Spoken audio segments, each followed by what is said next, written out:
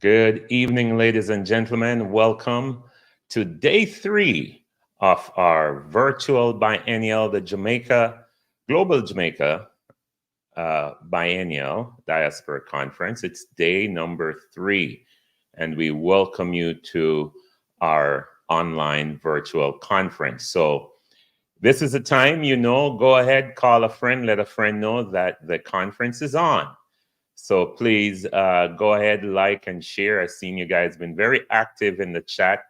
So I want to commend and thank you all for being so active in the chat. Let me say a wonderful good evening to Ransford Smith. How are you? Let me say good evening to you. Alissa Abu, how are you? Good evening. A special good evening to Yvonne Riley. Yvonne Riley, good evening to you and welcome. And of course, Beat and Teach, saying hello to DJ Easy Jerk. And good evening also to every one of you over here. Let me say a wonderful good evening to Violet Watson. How are you today, Violet? Thank you for being here. What I want you to do is just let me know if you can hear me. And if you can hear me clearly, then I would have accomplished my first initial task, which is to make sure you can hear me and we can communicate. So good evening. All right. So Faye Lyons, how are you today? Good evening to you. It's so good to see you coming out to our conference this evening. Pleasure having you. Loud and clear from Ranston. Appreciate it. Sir, I thank you. All right. I like that. All right. Good evening. Good evening. Good evening. Merlin, how are you today? Hope you're having a wonderful evening. On day number 3, Big J, 64. Very interesting name. Good evening to you. And thank you, thank you, thank you. You guys can hear me loud and clear. Welcome, welcome, welcome. Somebody said manners and respect. Wonderful evening to you. Such a pleasure having you. Welcome, welcome, and welcome. I thank you all for being here and for participating in our conference this evening. Today promises to be a wonderful evening. As most of you know, I am a former police officer and I've always been interested in law enforcement, always have been interested in national security. Well, today will be the day you get to hear from some amazing speakers who will be talking on the subject of national security. So it's day number 3 of our conference. So again, I'm asking you to go ahead and call everyone you know to participate and share this light. So I want to thank you all. Also want to thank the Mequi Talk community, Mr. Jeffrey Tavares, and everyone streaming over there on the Mequi Talk platform. Welcome to the Diaspora Conference, and thank you for being part of this great conversation. Today, ladies and gentlemen, we're pleased to have our first speaker who will be coming up to start the presentation of our conference. And I'm super excited and I'm thrilled to be able to do the introduction of our first speaker.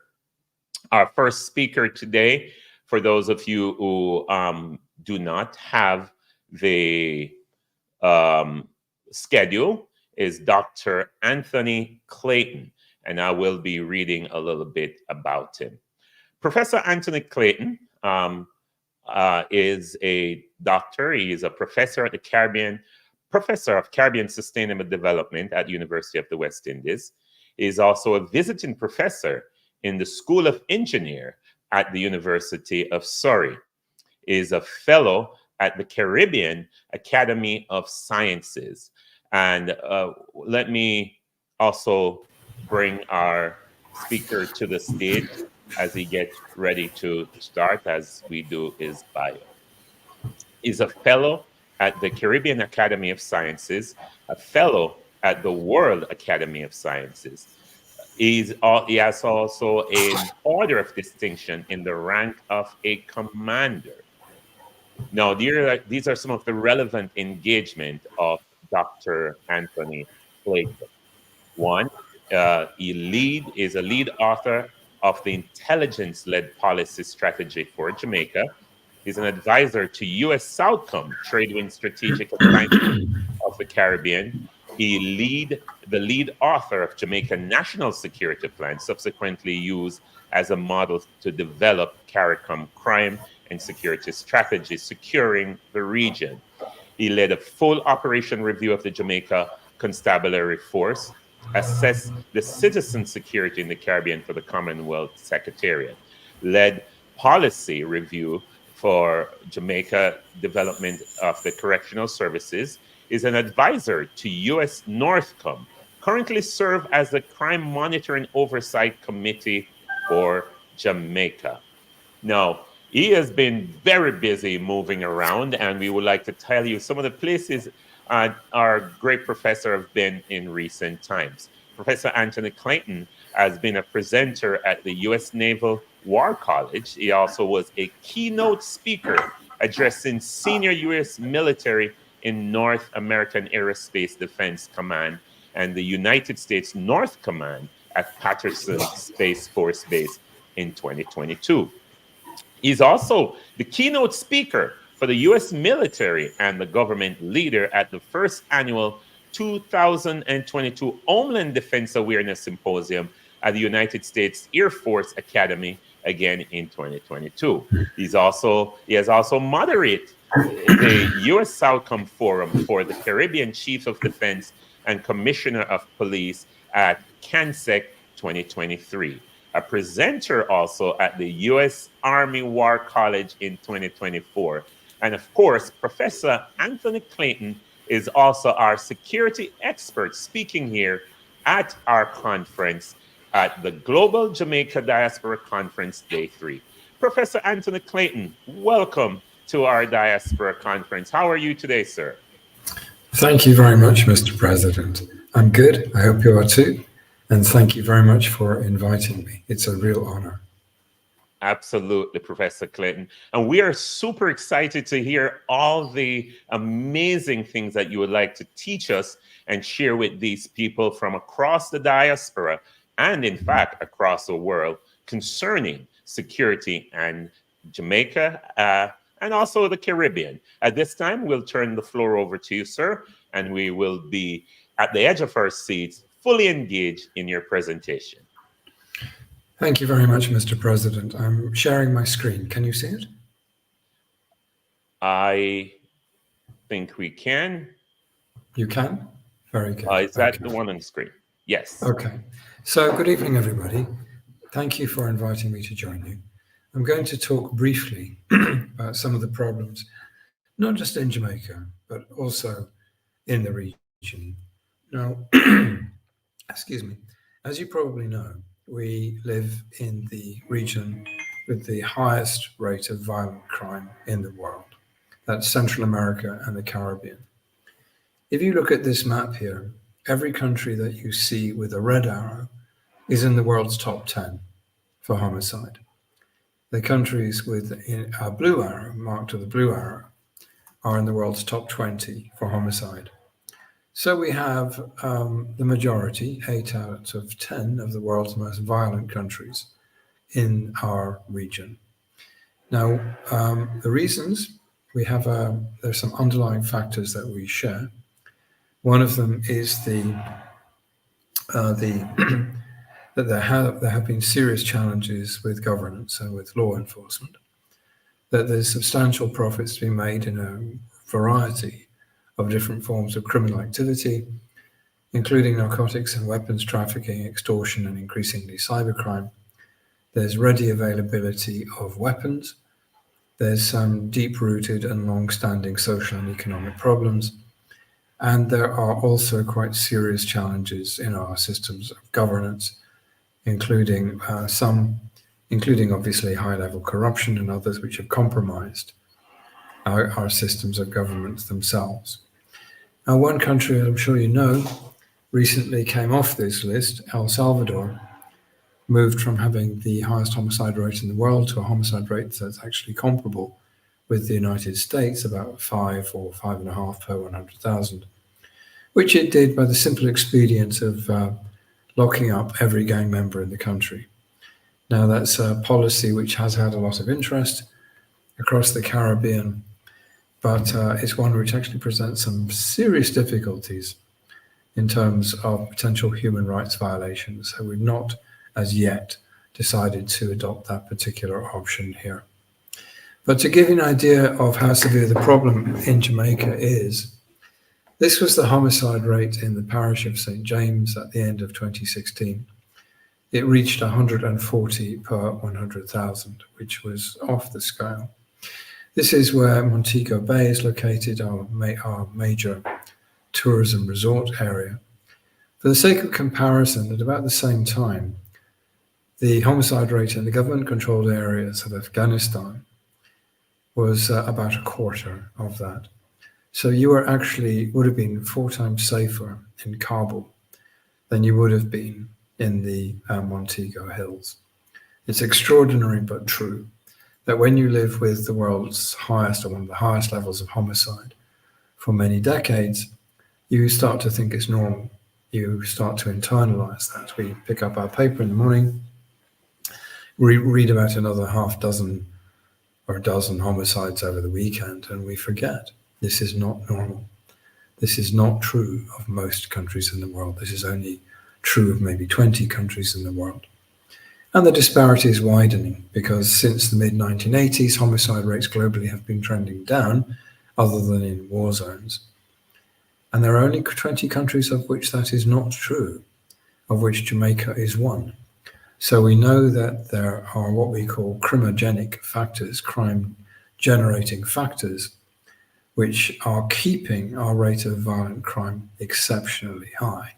So this evening, I'd like to think a little bit about what some of those factors might be.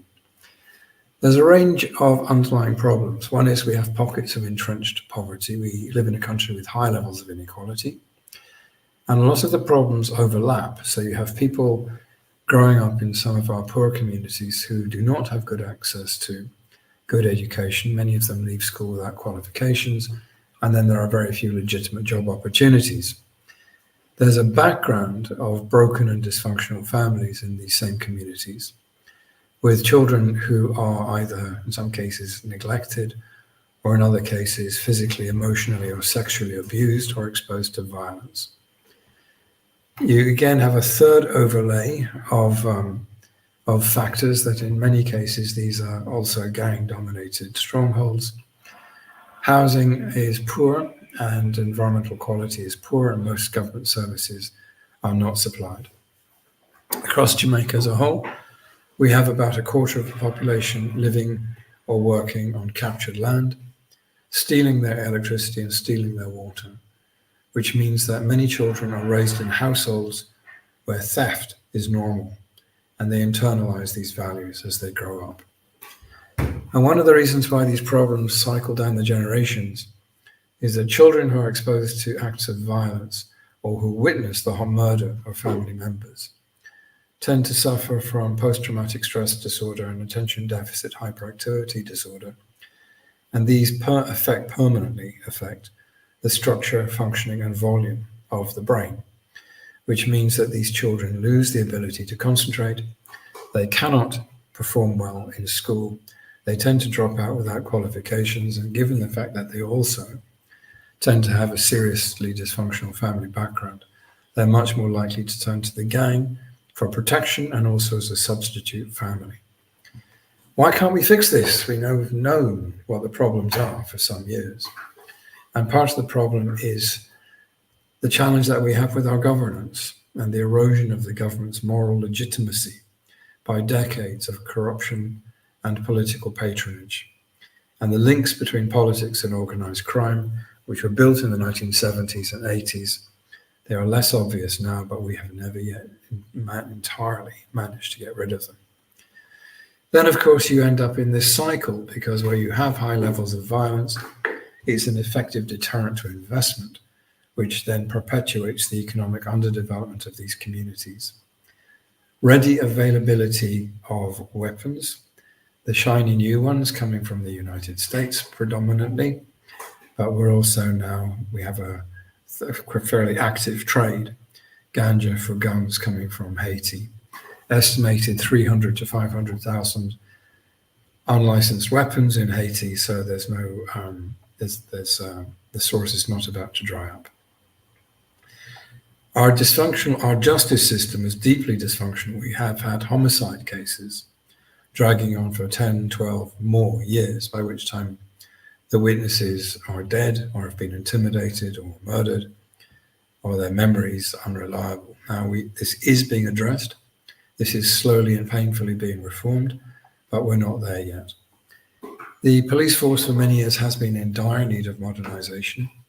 This, for the first time, was addressed very energetically by our last Commissioner of Police, Tony Anderson.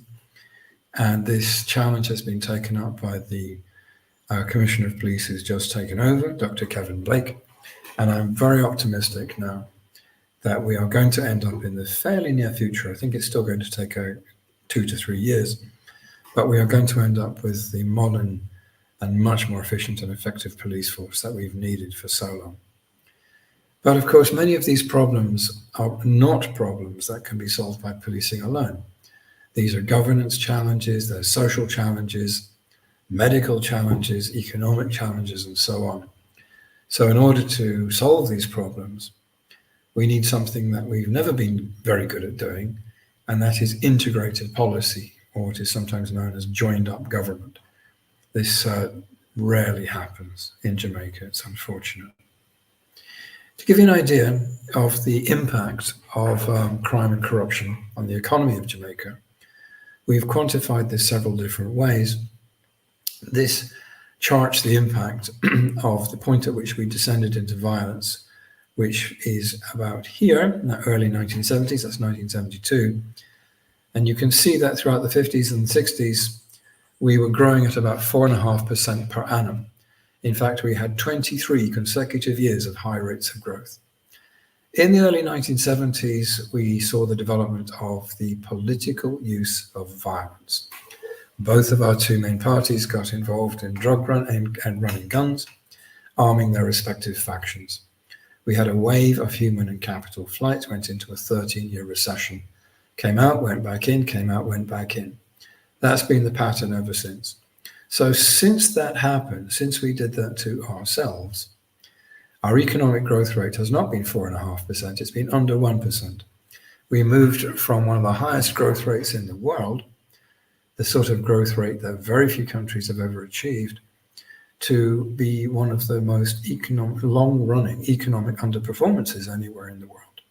That is the effect of domestic violence and civil war. It's a fairly characteristic impact. And that is pretty much exactly what happened to Jamaica. Now, we tried to estimate the cost to the economy of Jamaica. We calculated this several different ways as well. One was to say, well, if we had simply maintained the same growth rate as the other economies in the Caribbean, where would we be today?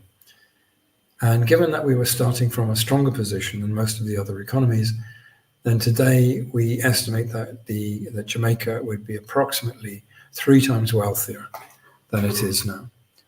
But in fact, we were on a very similar growth trajectory to Singapore until the early 1970s. And the only difference is that Singapore did not descend into internal politically directed violence, and they continued to grow at the same rate. If we had done that, if we had continued on the similar growth path to Singapore, then today the economy of Jamaica would be from 10 to 11 times bigger than it is now. And we would actually be one of the richest per capita, richest countries in the world. So when we talk about the extraordinary impact of crime and corruption on Jamaica, this is really what we're looking at. It's the transformation of Jamaica's growth rate from being one of the highest in the world to being one of the lowest in the world. And this can be pretty directly attributed to the political use of violence, the wave of human skill, human capital flight, and financial, and the flight of a lot of the people assets, and the loss of the skills and the associated skills and capital. And since then, we have had what we have to characterize as a low trust society, and low trust also has a range of social consequences. So today, if you look at the pattern of crime in Jamaica, it can be broadly organized into two groups. There's violence, which has a very distinct logic of its own and does not follow the characteristic pattern of any other form of crime because it has its own internal dynamic. It's not fundamentally about economic gain. A lot of it is about blood feuds and retaliatory violence, as well as fights to control areas of criminal activity in geographical areas. And then we have the economic crimes, and these are the ones predominantly for profit, but they may, of course, involve intimidation and violence. And this is really the primary beneficiaries are not the street guys. That's not true anywhere in the world. The primary beneficiaries are typically powerful, well-connected criminals, and they are involved in high-level corruption, misappropriation of funds. If they are in a public sector, you tend to find them in procurement, contracting, and construction. There's a thriving sector now built up around the cybercrime scamming industry. And there are people who, including lawyers and apparently respectable business people, who have made substantial sums of money in assisting the criminals to launder the proceeds of crime. Our politicians, sorry, let me just jump back 1 second. When our politicians talk about we need to do something about crime, they are typically talking only about this side. They don't focus primarily on this side because, of course, some of them are also involved on that side. And that matters for reasons which I'll come on to in a few minutes. And when you look for the predictors of crime, well, surprisingly, there's actually very little predictive value in poverty. People think poverty causes crime. Well, actually, no. There's very little evidence that it does. We have poor communities with very low levels of violence and poor communities with high levels of violence. And it's pretty clearly not the poverty that causes the violence. But where we do find a stronger correlation between violent crime is with high levels of inequality in society in conjunction with a high level of perceived unfairness. Now, this is where you have a situation where the elite are perceived as being above the law. And this is a problem in a country where we have, I think, only once sent a politician to jail since independence. And this is in spite of the fact that we have some absolutely egregious, open and shut cases of politicians being implicated in major scandals and financial frauds. And these cases, by and large, have never come to court. So in a situation where you have a group of people who are perceived as being above the law, people lose respect for the law. They really do not see why they should comply with the law when they see very wealthy and very powerful people who do not have to do so. And this too is a very important part of our problem. So let's go a little bit deeper into the corruption side. We have a wealth of studies on the subject, and these are some of the main conclusions. That where you have high levels of corruption in a society, people do not trust government. They don't trust state institutions.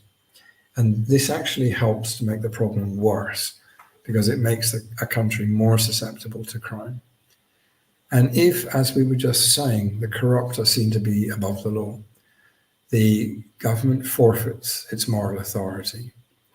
So it's not no longer a matter of what is right and wrong. It's simply a matter of what you can get away with. And you can certainly find that attitude. We're just completing a large study on electricity theft in Jamaica. And there are many people, maybe 20-25% of JPS's customers, who are not paying for their power. And they actually feel this is morally justified. They think this is what you have to do in a deeply corrupt society. So when you have people perceiving and believing that they live in a corrupt society, when they have very low levels of trust of institutions, then they start to feel that theft is morally okay, and then you get high levels of theft. So the existence of corruption is what really fundamentally destroys social cohesion. And then you get this strange political outcome where politicians on both sides of the House profess to care deeply about corruption. But in some cases, not all, we do have some very honest, brave, and incorruptible politicians in Jamaica. But there are still corrupt people on both sides of the House.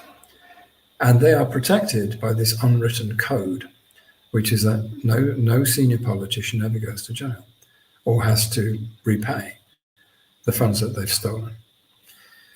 Now, one of the interesting insights into the economy of Jamaica comes from the International Monetary Fund, who pointed out that you get systematic distortion of public spending in countries that have a problem with corruption. And the reason is as follows. Corrupt politicians like large public spending programs where they can skim a percentage. So corrupt politicians like spending money on things like big construction projects because they can get a percentage back on that. And they spend less on teachers and healthcare workers. So what that means, and this is systematic across a wide number of many countries, that you see that spending on education and health is a lot lower in countries at otherwise equal levels of development where corruption is high. The effect is that educational standards, health status, and these are the fundamental underpinnings of economic productivity, are low and remain low in corrupt countries. Now, let's put this on a graph. It's easier to see this way. Over here we have rich countries, advanced economies. Over here we have the emerging market economies. And here we have the low-income countries. And the light blue ones are the countries with low levels of corruption.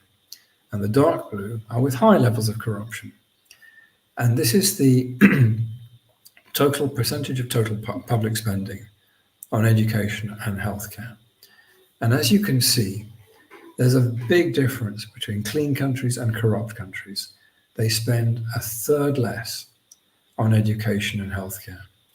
But spending money on education is the only way that you move out of the low income or middle income bracket. If you don't invest in your human capital, the country does not become rich, or it does not become rich. The people don't become rich. An elite can become rich, but not the mass of the people, because they are poorly educated and cannot participate effectively in the modern economy. So the fact that politicians like spending government money on highways and not on school teachers actually is lucrative for them in the short term, but it fundamentally erodes a country's long-term development potential.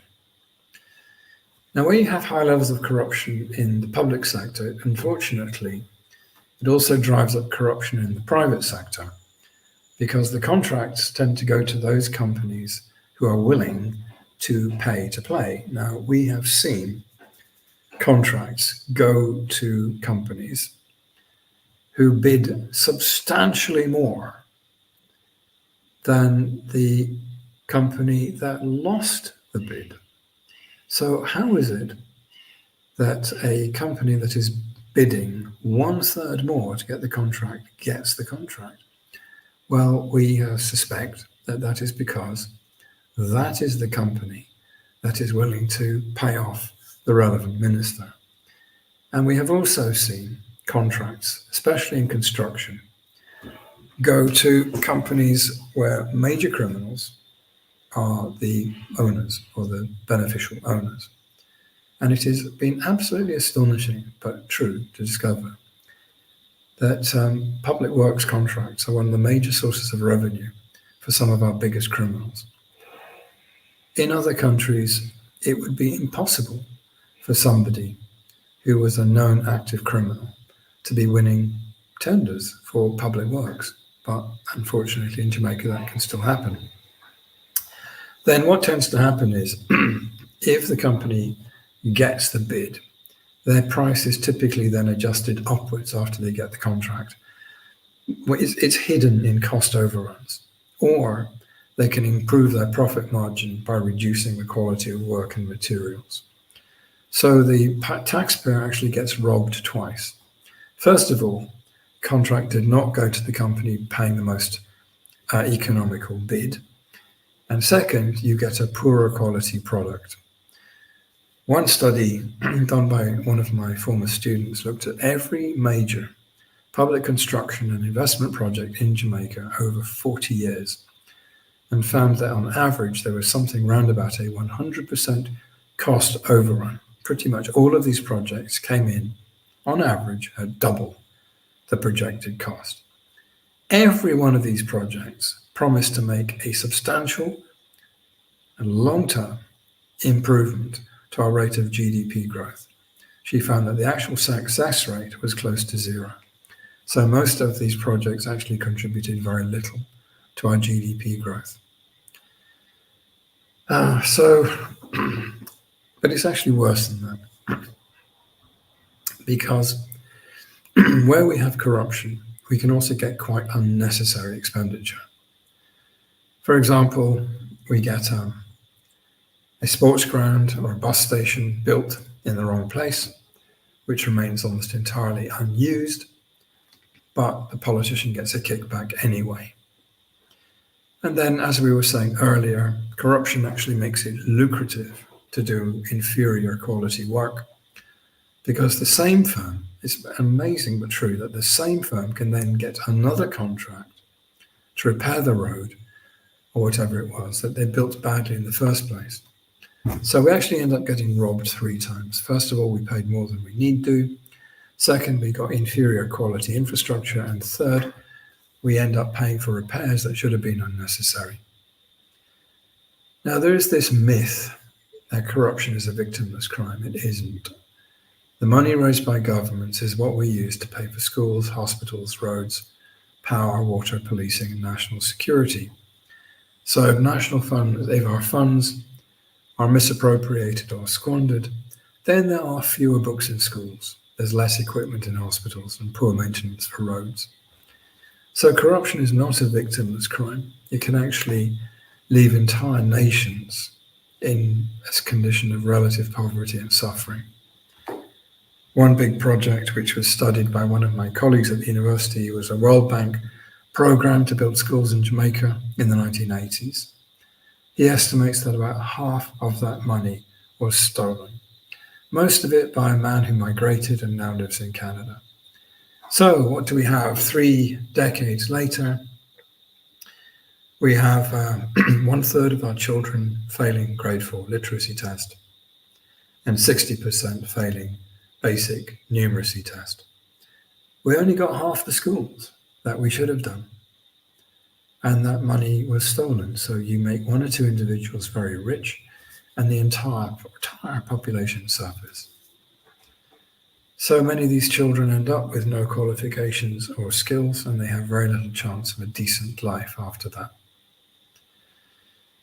Now, recent surveys have found that about 3/4 of the entire population of Jamaica believe that half or more of our politicians are corrupt. But that public confidence in our democratic institutions is declining. We only have now approximately 30% of the electorate who bother to turn out to vote because they are so disaffected and so cynical. We estimate we lose around about 100 billion Jamaican dollars a year from the national economy due to crime and corruption. And corruption is identified by external reports as one of the most problematic factors for doing business in Jamaica. So this really is a major impediment to our development. So a lot of our most serious problems, including poor educational outcomes, obstinately low productivity and high rates of crime, all of them are linked to an entrenched culture of corruption. And I've already shared with you the estimates that we believe that the economy is now somewhere between 1/3 and 1/10 of the size that it should have been had we not endured about 5 decades of high levels of crime and corruption. We know what we need to do to fix this. First and foremost, we have to end the culture of impunity. The law has to be it has to be above everybody. Even the most powerful in the land cannot be above the law, which at the moment they effectively are. How do we get there? We have to look at ways to improve our governance and financial transparency. Why don't we publish detailed government accounts, contracts, salaries? These people are receiving taxpayer dollars, and yet a lot of things like salaries are not necessarily disclosed. As you probably know, we have half a dozen members of parliament who haven't filed their statutory declarations. Why is it not an offence to fail to file your statutory declarations? And we do not have a proper enforcement. We do not have the corrective mechanisms to get corrupt people out of the system. And so, of course, they are still there. We know we need to build out our existing proceeds of crime legislation. And the one we're really pushing for now is the introduction of unexplained wealth orders to Jamaica, and to ensure that attorneys cannot be paid from the proceeds of crime. Again, astonishing but true, that if you're in the UK or the US and you get into trouble with the law, you cannot pay your attorney from the proceeds of your bank robbery. But until very recently, there was no restriction on paying your attorney from the proceeds of your crime in Jamaica. And some lawyers fought very hard to retain that privilege. We also need to do more to ensure that the beneficial owners of companies and assets are known and cross-match this information with tax records. All of this has been done in many other countries. We know how to do it, but there is significant resistance to introducing these reforms in Jamaica. And another key part of our overall strategy has to be to focus not just on the criminals, but on the facilitators of organized crime. There's a very useful US government document, came out in 2011, called the Strategy to Combat Transnational Organized Crime. And it said, this is the key to dismantling criminal networks. It means going after the lawyers, the accountants, the bankers, the real estate brokers, and the public officials who operate in both the legal and illegal side of the line. If you take down these people, and Italy in particular is crippling the mafia by going after their accountants, bankers, and lawyers. If you take down these people, you make it very difficult for the criminals to launder their money. And that makes it much harder for them to operate. So we have to be able to go after this group as well. They are the key to the ability of a criminal network to function. And if we take them out, it degrades the entire criminal network. So a couple of years ago, I was involved in a team that wrote the National Crime Consensus Plan. And these are some of the points that we put in it. And this is something that both of our two main parties signed. And the Governor General put in his speech, throne speech for Jamaica. Everybody signed up to this.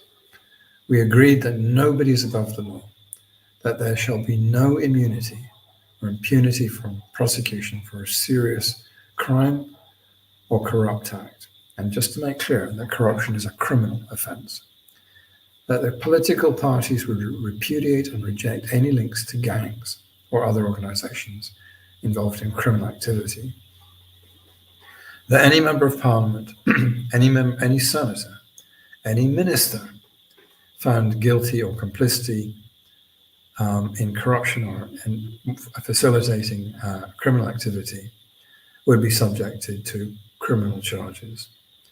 that all members of public boards who actually control something like a third of all government spending shall be appointed not on the basis of their being friends of the minister, but on the basis of merit, relevant experience and qualifications.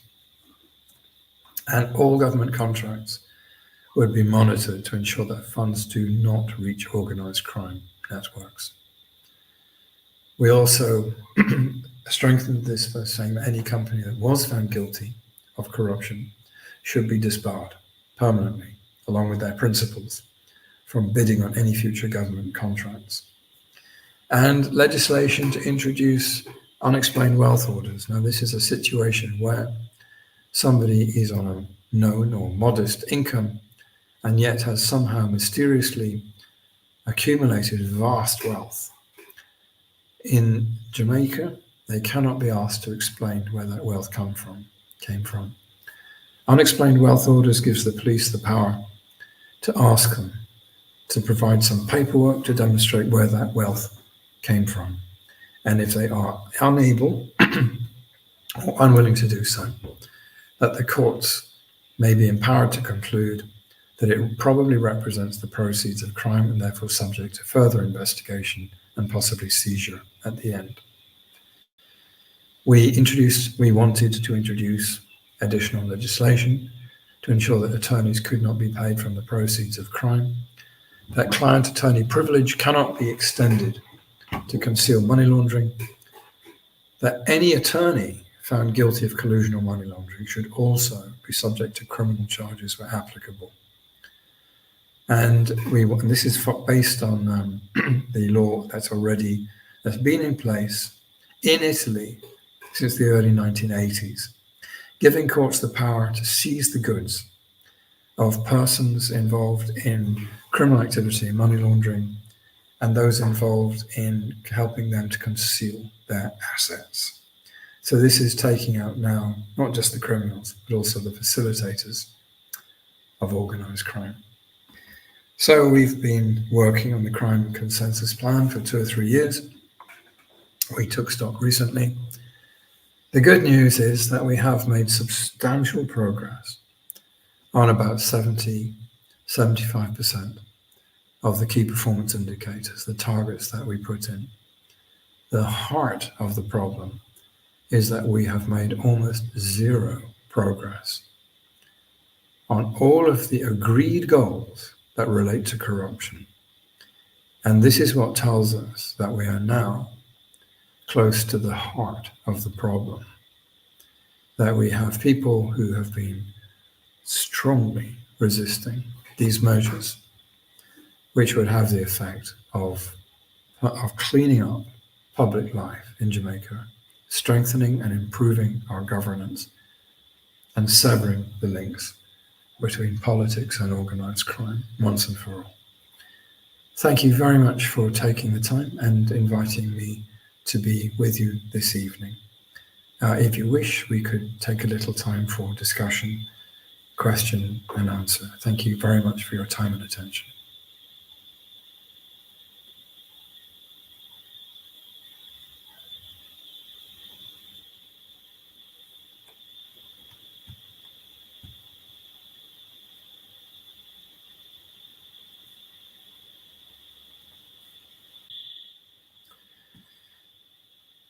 I'm so sorry, Mr. President. I'm not hearing you. My apologies. Is this any better? Much. Yes. I just want to commend you for a wonderful presentation. I was saying to you that the audience was putting in some amazing comments, and I'm going to open it up to the panelists. We do have the panelists coming in, and I would like to bring them to the stage now. We're going to bring in Dr. Rupert Francis. We're also going to bring in Herb Nelson, and I see 2 other participants. I'm waiting for their cameras to be turned on before I bring them to the stage. But before our panelists join us, here is Will.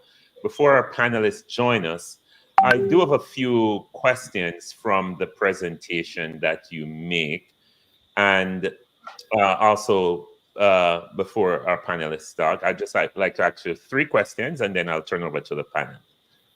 Number 1, what are your thoughts on politicians handling senior police officers? And the reason for my question, when I serve in the constabulary force, I have seen situations where politicians make a phone call and a superintendent will, or a high-level officer will call and say, hey, don't do anything on that, leave it alone, or here are some directives, follow this directive, and then you hear nothing else from the case. What is your experience dealing with that? That's question 1. I have a few more, and then I'll bring in the panel. Okay. Yeah, I've heard about it, and I've heard some first-hand reports as well. But I don't think it's nearly as prevalent now as it used to be. I know one police officer told me that he was he was involved in a financial investigation, and the trail led directly to a senior politician. And his boss said, you cannot go any further with this.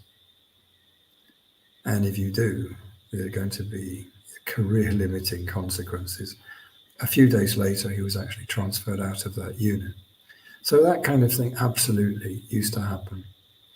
However, I think that the police force has toughened up significantly. It's much more professional. And we've had people like, big change happened when Tony Anderson came across. He is not the sort of guy who would tolerate that for a moment. And he would take any steps necessary to make sure that any politician who attempted to influence an investigation would probably face justice themselves.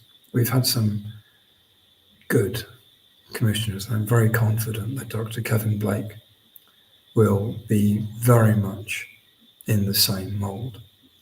You need to have good people in your institutions. You need to build that corruption, that incorruptibility into the police force. We're not there yet. I know we've still got, within recent years, we've still had some corrupt cops, but they are now gradually being grandfathered out of the force. And I have a lot more confidence in the future than I've ever had before. Thank you. Also, you mentioned the 0% progress in those KPI related indicators and something to the effect of the unexplained wealth orders.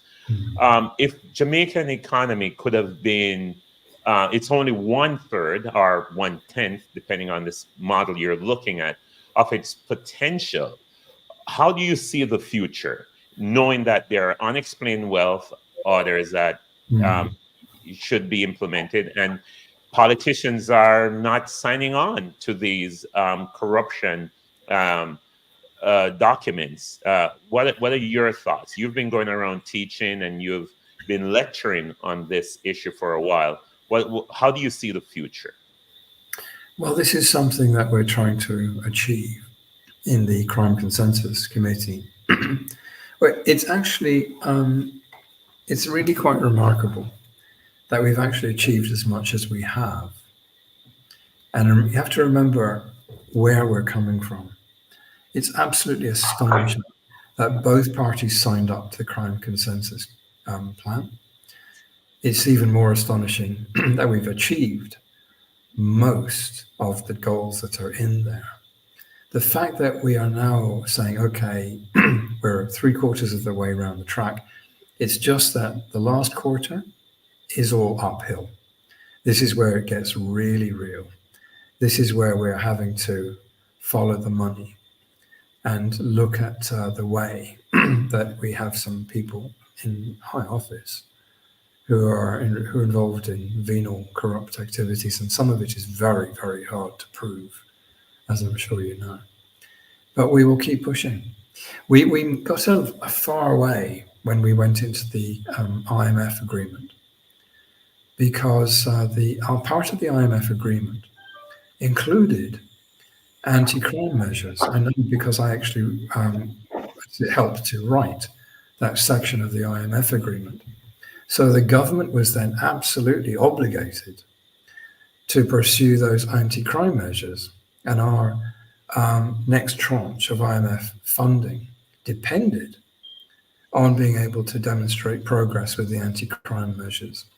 So sometimes you get opportunities like that, where you can link in external obligations or sometimes internal commitments and make the government sign up to agreements which, however painfully and reluctantly, they're obliged to do something. Of course, once these things are in place, they just become part of the furniture. The hard part is getting them built into our institutions, which is the stage that we're struggling with now. Thank you, Professor. All right, I'm going to hold off my next question. Actually, it was on the IMF, and it's a simple one. Maybe you can get it or you can attack it later on.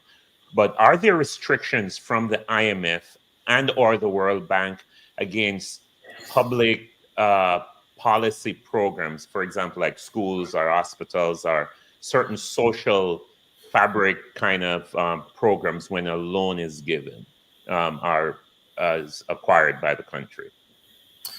Well, there are some, there's quite a lot of conditions about, for example, the bidding process.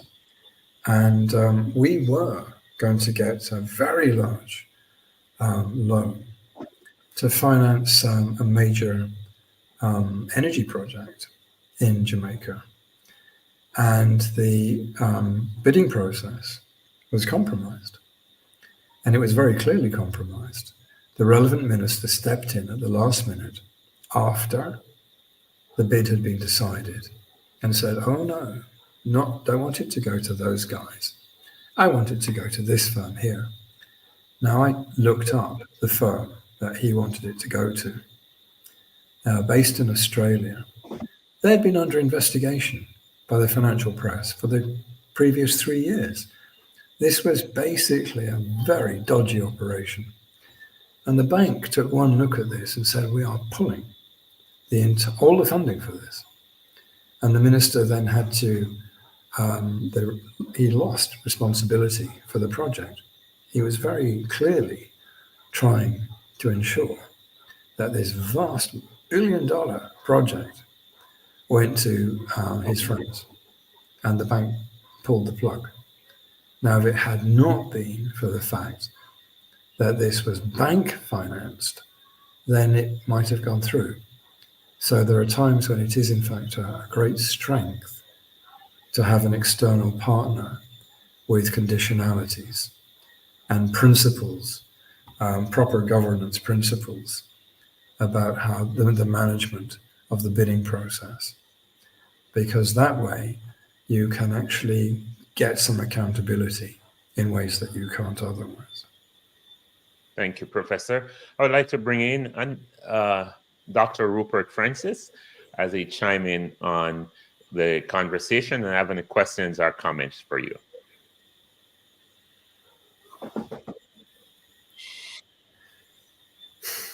Go ahead, Doc, you're on mute. Okay, yeah.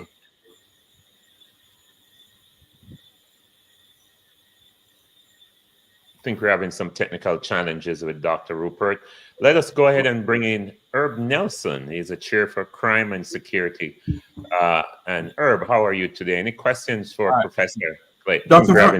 Before you go, I'm sorry to butt in. Let us go ahead and bring in but we're having Herb a Nelson. feedback. He's a chair for we're crime hearing you security. 2 times, and I think that's why Dr. Francis is waiting Herb, on you. how are you today? Any We're hearing you 2 questions for times. Professor Clayton? Before you go, I'm sorry to butt in. Let us go ahead and bring in but we're having Herb a Nelson. feedback. He's a chair for We're crime hearing you and 2 security. times, and I think that's why Dr. Francis.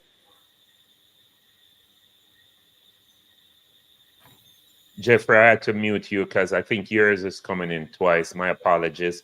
But Herb, please proceed. Can you hear me? Okay, thank you very much.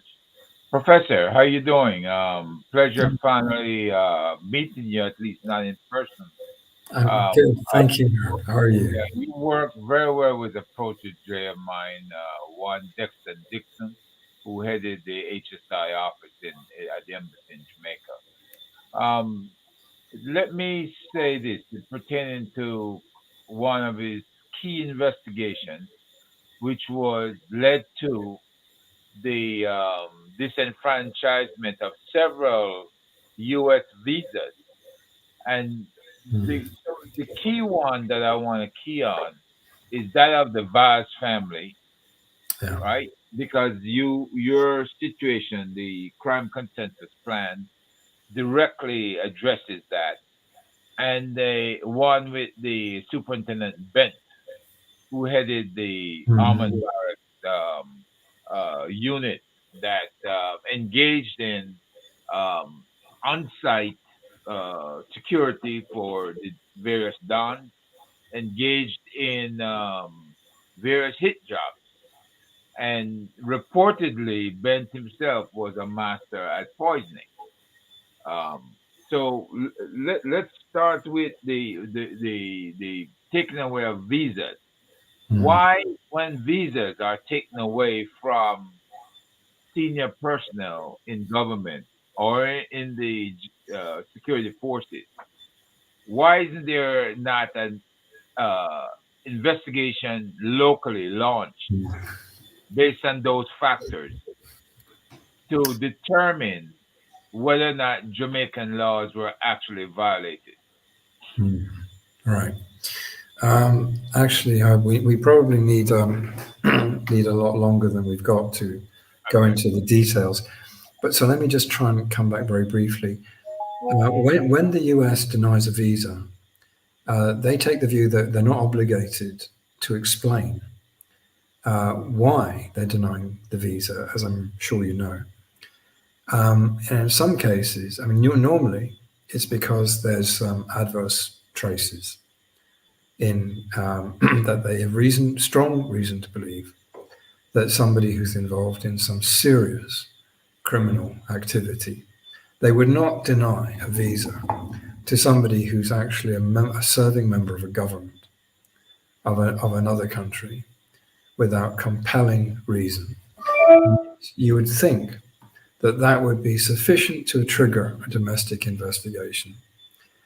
But we have had very strong cases. We had a case of a firm, UK firm, which was put on trial in the UK and admitted to paying bribes in a number of countries.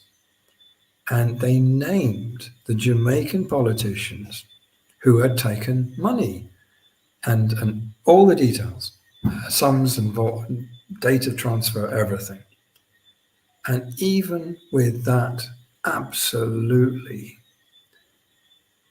clear cut evidence in a transcript from a criminal trial, the decision was taken not to prosecute the people in Jamaica. You can never underestimate the capacity of the system that we've built here to defend senior politicians.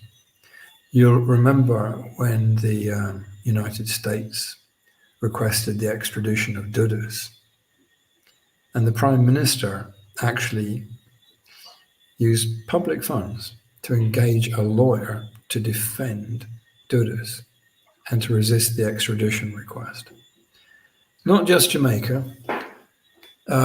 We have Jack Warner in Trinidad, the ex-FIFA guy, former Minister of National Security there, made the mistake, allegedly, of transiting one of his bribes, allegedly, through a US-based bank, possibly not realizing that this gives the US jurisdiction. They requested his extradition. He's still in Trinidad. These people are well defended, and the local, and it's really tragic, this hurts, but it is clearly still the case that it is effectively impossible to bring these people to justice here in Jamaica. What they are terrified of is extradition to the United States, because there they have no control, none. You have a guy like Dudas. Now, if we had put him on trial here in Jamaica, all the witnesses would have been murdered. He would have walked out of court, if it had ever come to trial, and probably sued for damages to his reputation. He ends up instead in the Southern District of New York, and he's as meek as a lamb because he has no control. He cannot threaten, bribe, intimidate, have people murdered. So the painful truth is that our systems of justice are not strong enough to take these people down. And that is why they take signs of displeasure from the US in particular very, very seriously. Dr. Francis?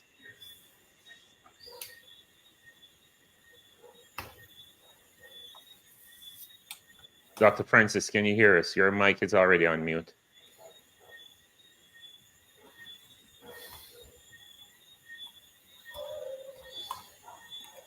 Can you press the unmute button, Dr. Rupert? It says you locked it. There you go. Go ahead. We can hear you now. Yes. Yes, I can hear you. I can hear you. Yes, we can hear you too. Please go ahead with your question. Yeah, Dr. Clayton, thank you for this. Really,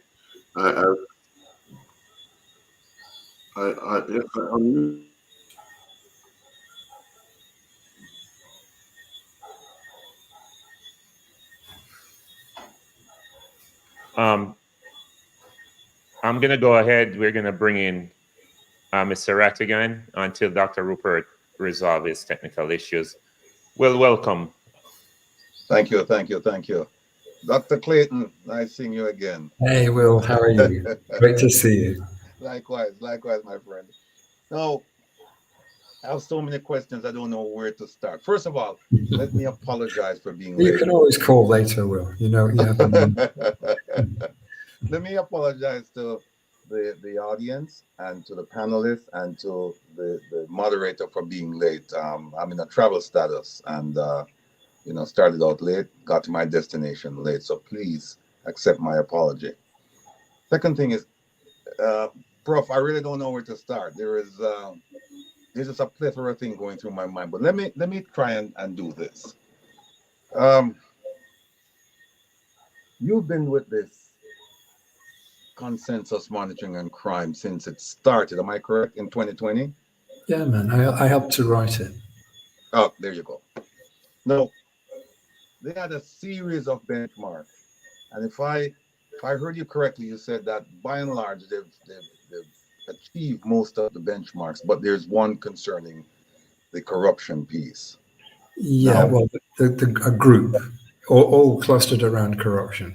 All clustered around corruption. All right. Now, given the fact that Jamaica is in such a state as far as corruption is concerned, and you can look at the corruption index to begin with, and then you can talk about the various polls. First question I have for you is this. Are you frustrated at the slow pace at which Jamaica is trying to overcome that hurdle? I have had to learn patience, Will. I came to Jamaica 25 years ago, and I realized that crime and corruption were the single most effective impediments to Jamaica's development.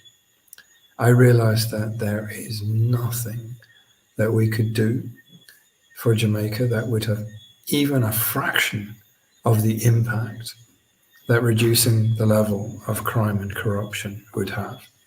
And when I realized that the economy was just a small fraction, a third, a tenth of the size it should have been, I realized that this is really what I had to try and fix.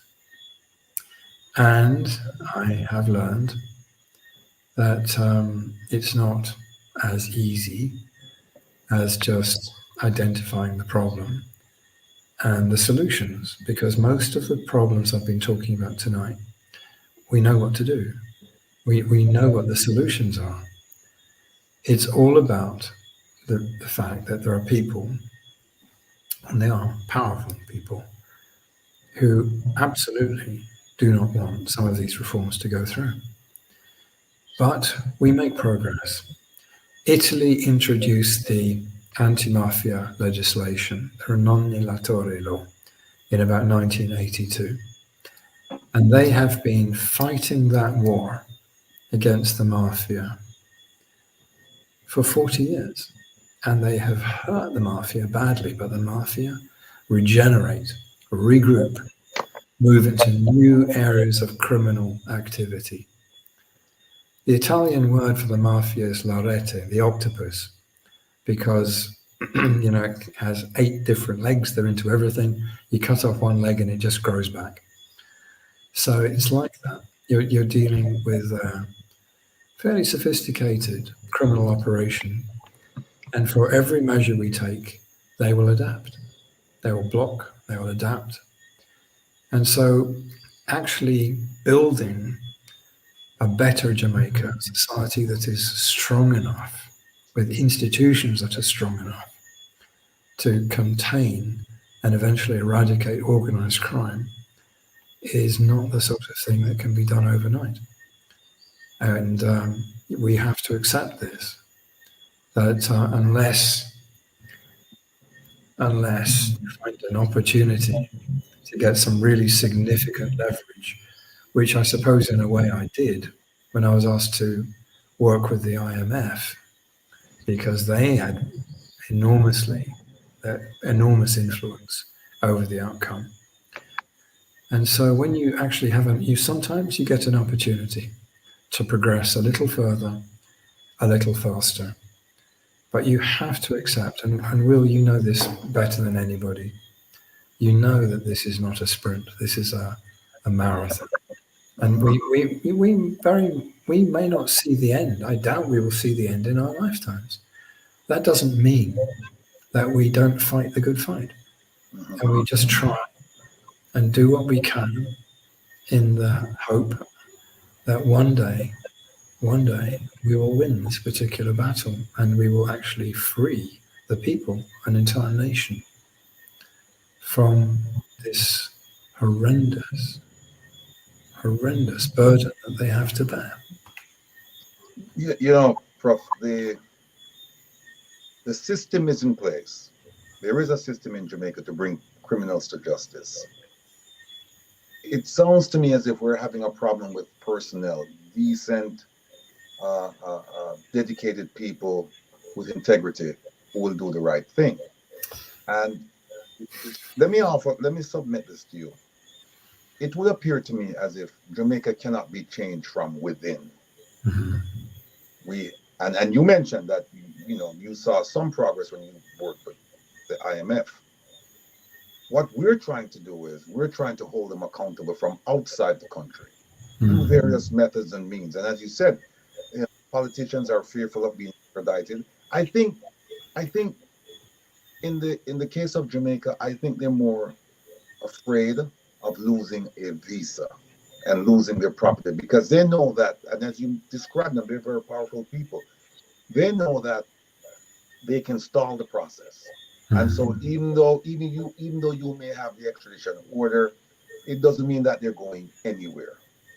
So let me submit this to you.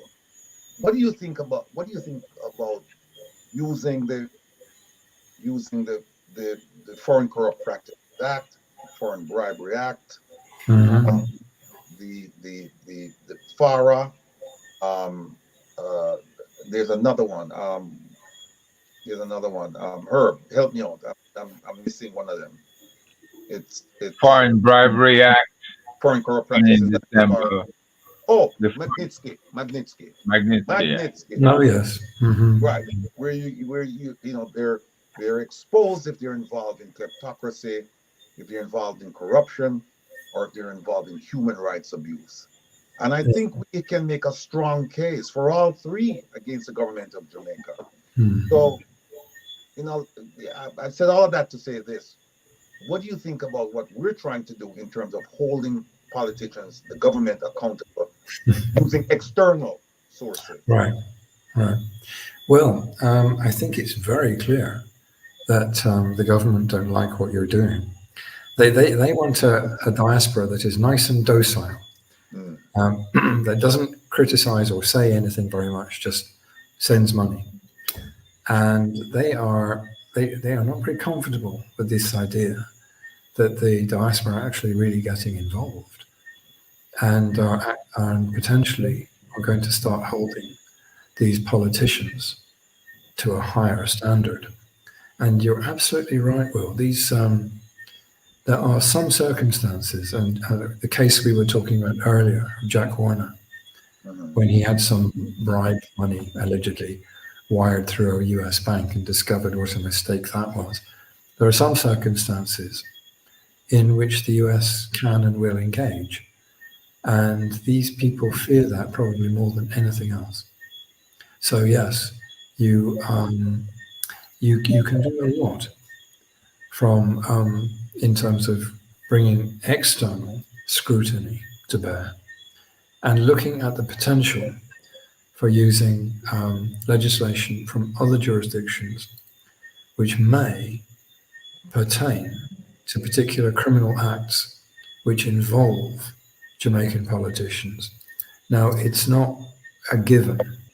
These cases have to be fought on their merits. And in many cases, the final decision whether or not to extradite, for example, is going to be made in Jamaica by a system which itself may be compromised. But nonetheless, it's a very important avenue, and it's one that has to be explored. Thank you. Thank you, Doc. I will bring in Mr. Jeffrey Tavares. Jeffrey, question for Professor Clayton. Good evening, my fellow panelists, Mr. Moderator. Professor, how are you doing? I'm good, thank you. How are you? I am doing good, sir. I sit here and I listen to your presentation, and I'm saying to myself, is this country, I wouldn't say becoming the next El Salvador, because apparently El Salvador is trying to solve their own crime problem. Where is Jamaica going? My question for you, maybe you can answer this question, maybe you can't. Is there some external forces operating in Jamaica right now? If you have any idea, when it comes on to the high level of crime in the country, and I speak of maybe the Colombians, drug lords, or the Mexicans. Well, I don't think it's quite like that. Because of our geographical location, we are always going to be a transshipment point for narcotics. Now, the cocaine coming out of the Andean nations either goes up the Pacific coast or the Atlantic coast, or else it goes across the Mexican border, primarily. And at the moment, probably most of it goes across the Mexican border. So there's not as much coming through Jamaica. And at the moment, most of the criminals, the serious crime money now is from scamming, which is a relatively low risk and very lucrative form of criminal activity. Now, you hear about the scammers that get caught. A lot of them are the kind of low and mid-tier guys. I know of one guy who's a very sophisticated, I know several actually, very sophisticated scammers, low profile, but they have got really astonishing levels of wealth. And there's one young guy I know of who owns apparently about 1.5 city blocks in New York. Is this kind of level of revenue that's being generated, but he's smart enough to keep the money in the US. Transferring it into Jamaica is actually quite a significant problem. Another guy I know of who does, I think, have the money transferred Salami slices it up into very small packets of money. Each coming in under the reporting requirements for Western Union or whoever, and and then re-aggregated at this end. But that is a riskier way to do it. If you're transferring money regularly, even if it's under the reporting requirements, eventually somebody can pick up the pattern. So there are guys who've been doing this for a while who are now pretty sophisticated and smart in terms of how they're doing it. We don't know the scale.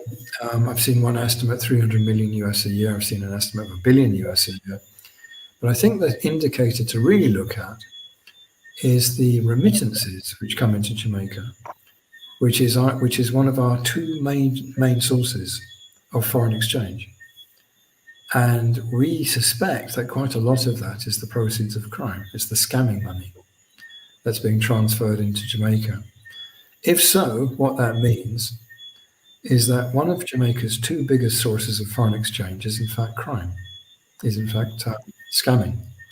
That gives you an idea of this is now operating on an industrial scale.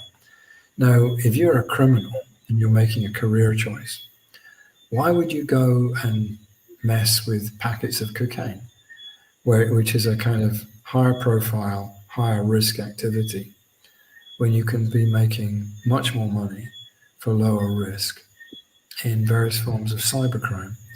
So that's where I think the activity will be in future. But this is this is homegrown. A lot of this is homegrown criminal activity. We're not really dependent on foreign players anymore.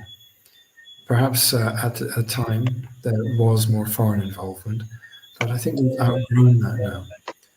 We've built sophisticated criminal structures, and they're independent, and in fact they are branching out. It's just the normal logic of how criminal networks grow and develop. The successful ones don't need to be operated by external forces anymore. Yes. Let me ask you one more question, Professor. Is it that these people are getting the numbers, like the social security numbers, from maybe the call centers and so forth? You have any ideas? Any idea? I don't. Yeah, I know some of how it works, but if you really want the kind of operational details, I would have to talk to the people I know who actually investigate these crimes. I have, however, seen. I had a demonstration from a guy who is definitely on the good side, but he advises governments on various forms of defensive and offensive cyber operations.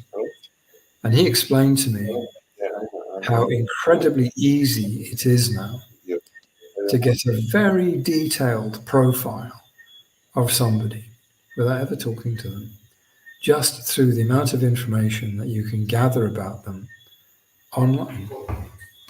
You can look at, if you know how to do these things, you can access websites, you can look at their past pattern of purchases.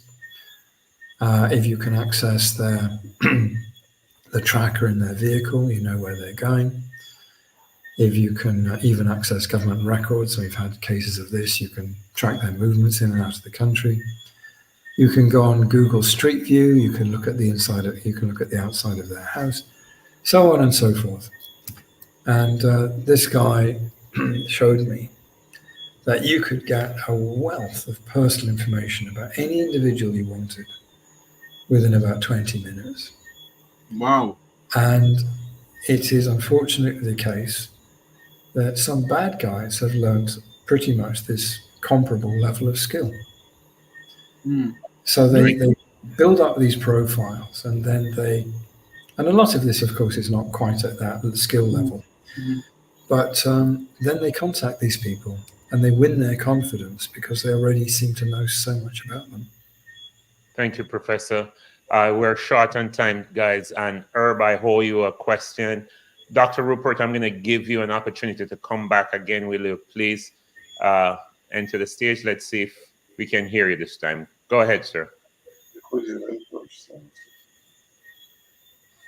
We can hear you, Doc.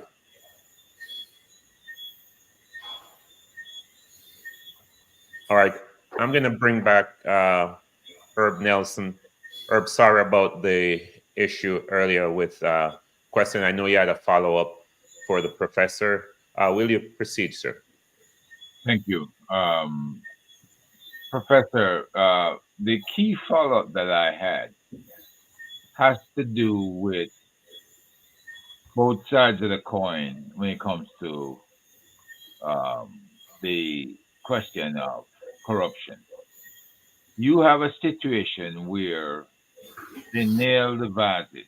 I remember when that investigation was done. I remember when the one with the almond barracks leader was done. But you nail the vases, and then you have a U.S. ambassador come in, put a stop to the monies that NIA was receiving to investigate the prime minister, proceeds to, upon demitting office, get the visa back for Vaz. And the State Department was so upset, they put on that visa that Vaz was, he got his visa back, but he is money launderer / drug dealer. That's the coding they put on that visa, right? And of course, with the almond barrack situation, the U.S. gave money for training. They had to withdraw that money, and they had to get rid of the unit because they were compromised. Yeah. Right now, in that situation, the Assistant Commissioner of Police should have conducted an investigation and given explanation to the people of Jamaica as to why they had to get rid of the unit. But the U.S. said nothing further because the unit was gone. Just like when the police commissioner had to leave right after the Tivoli Gardens incident, and the U.S. had actually forced their hand in getting that done also. So can you speak to the U.S. encroachment on Jamaica's sovereignty and the fact that they're also supporting, the people who have a bad record? Because Karl Rove and the ambassador from the U.S. under Trump got all this stuff worked out with State Department to get him his visa back. Can you just speak to the impact that it has on a system that is supposed to be healthy? Yeah. You see, I think it's a mistake to think of any of these agencies, or especially the ones which actually represent entire countries, as being uniform. It's the same situation as we have here, in that there are good guys and bad guys in the system. It was the US that actually took Vaz's visa away in the first place. And it was one ambassador, was it Tapia? Tapia, yes. Yeah, who gave it back to him. Now, Tapia, in my personal opinion, was really problematic. He wasn't a career diplomat. He was a Trump appointee, and he was a businessman, no background in diplomacy. I met him a couple of times. He was not a man who thought he had to listen to anybody. He came in with a lot of arrogance and a lot of attitude, and he became close personal friends with two of our most problematic politicians. And I think he probably saw it just as doing a favor for a friend. I don't know. I wasn't privy to those discussions. So we can't always rely on anybody or any agency always being able to do the right thing. Now, Donald Trump himself is now a convicted felon, and he might very well be the next president of the United States. in which case it is possible that other law enforcement efforts will be undermined. But the fact is, there are still good people working in law enforcement agencies. And the fact that these things can and do happen does not mean that we can give up the fight. We have to continue to do what we can and support the guys who are we support the good guys. Thank you, Professor. I'm going to give Dr. Rupert one additional opportunity. Dr. Rupert, will you please come to the stage? Dr. Clayton, and Professor Clayton, thank you very much for your Dr. Yes, I'm on the stage, Mr. President. Mr. Professor. We can hear you. We can hear you, Doc. Thank you very much for the presentation. I just wanted to find out if you listened to the presentation yesterday in Jamaica, in Montego Bay. There were 4 persons on that stage, and none of them were saying or could say what were the real problems we're having in Jamaica.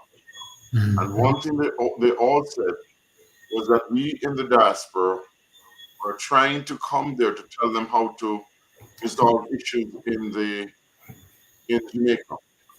Do you think that's a fair comment, or do you think it's just an excuse? Because none of them were experts on that stage yesterday. Yeah. I think it's mainly an excuse. Of course, it is also true that when you come from outside, you have to be sensitive to the fact that the local people are living with these problems, and they're still going to be living with them after you've gone home. And it is, I think, genuinely, it can, if you're not careful. We do get people coming from outside and basically telling us, not listening, just telling us what we should and should not do. We get that a lot from the international development partners. We get that a lot from international consultants. And if you actually challenge them on some of their assumptions, it turns out that they don't really have that much detailed knowledge of what's going on.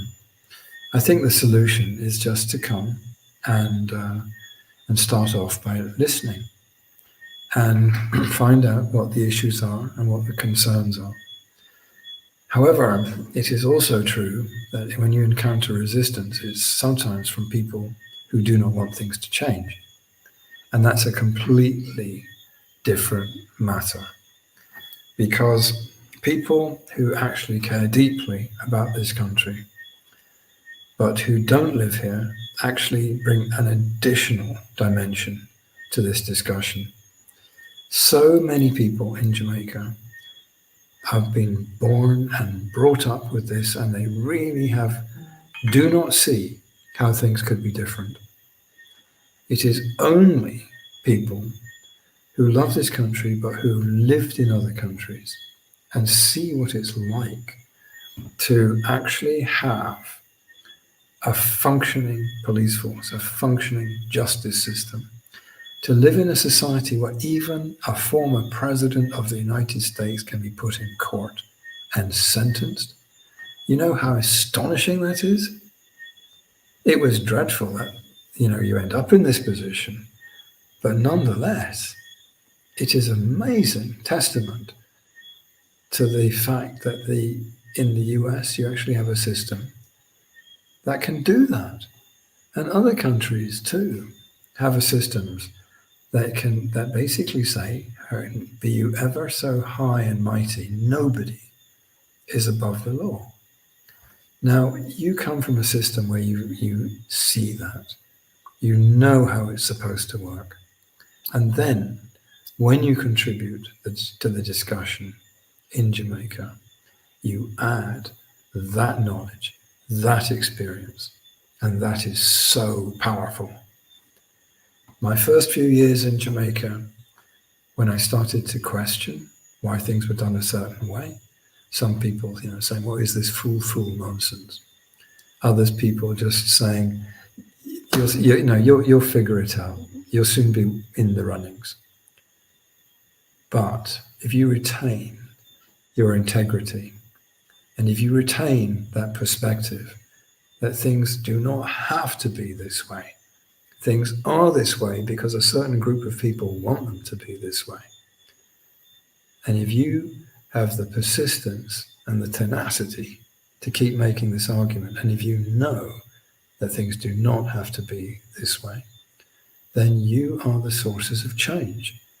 You are the people who are going to help to awaken the whole population to the fact that they are living with a level of crime and corruption which they can stop. Most of them do not know, they do not understand how they could possibly stop it. They've lived with this all their lives. But people like you do know. And you are respected. They will listen to you. At least the people will listen. Thank you, Professor. Dr. Francis, do you have a follow-up question before we move over back to Will? I just want to thank the professor for his direct responses. I'd love to ask him another occasion, but I think it's unfair at this time. So thank you very much for coming in and sharing. Thank you so much for inviting me. A real privilege. And Professor, before you take off, Will would like to have a follow-up question, and then I have one final question. Thank you. Okay. This one is going to be easy. It's going to be real easy. You sure about that, Will? Absolutely. Okay. Now, I did a little bit of research, and I've looked at some of the publications. Will, no question that starts, "I've done some research," is an easy question.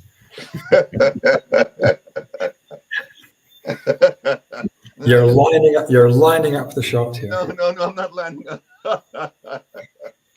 No, it's going to be very, very easy. Actually, it's more like an explanation. Oh, okay. Yeah, because I've looked at your publications and I've looked at other publications, and what I realize is that there have been at least 4 to 5 crime plans that I've read, and they all seem to say the same thing, with maybe a slight variation on the theme. But essentially, when you look at it comprehensively, they're all saying the same thing. Now, people have been clamoring, crying, beseeching the government for a crime plan, and I've been preaching to them that there's something called Plan Secure Jamaica, that the government has changed its focus. It's saying that incorporated in Plan Secure Jamaica is a crime plan. A crime plan is a national security plan. Can you please share some light on the crime plans and Plan Secure Jamaica so that we can all understand and walk away from this discussion knowing whether or not we should continue to ask the government for a crime plan? All right, let me just cut to the chase, Will, because a proper answer is going to take about half an hour. We don't really need another crime plan. Okay, we've got plenty crime plans, and the fundamentals are pretty much the same. That there's a few things that you have to do, and we have to. Part of the problem you solve with proper impartial enforcement. We need more resources on that side. Part of it you address with early interventions to rescue children from very bad, dysfunctional environments where they are being permanently damaged. And part of it involves dealing with the legacy of our political garrisons and our informal settlements, and either clearing them or regularizing them. Preferably, in most cases, we could actually normalize them. And making sure you can do quite a lot just through urban redesign. We've got places in Kingston like Tivoli, which was designed to be a defensible space. There's only 3 access points.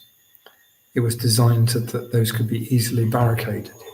You have a design like that built into your capital city, you're designing in decades of future problems, which we saw in 2010. So there's issues which are about urban planning and design, issues about childcare and intervention in rescue children from going down that road, and proper enforcement and strong anti-corruption measures. Now, we can go into detail on all of these, but those are the kind of most fundamental ones. There's a lot of other things we have to do too, but it's not about rewriting this yet again. You know, I've contributed to enough crime plans. I think what we really need to do is actually focus an awful lot more on driving it through. And one of the things that we have always had in the past is a huge problem with political tribalism.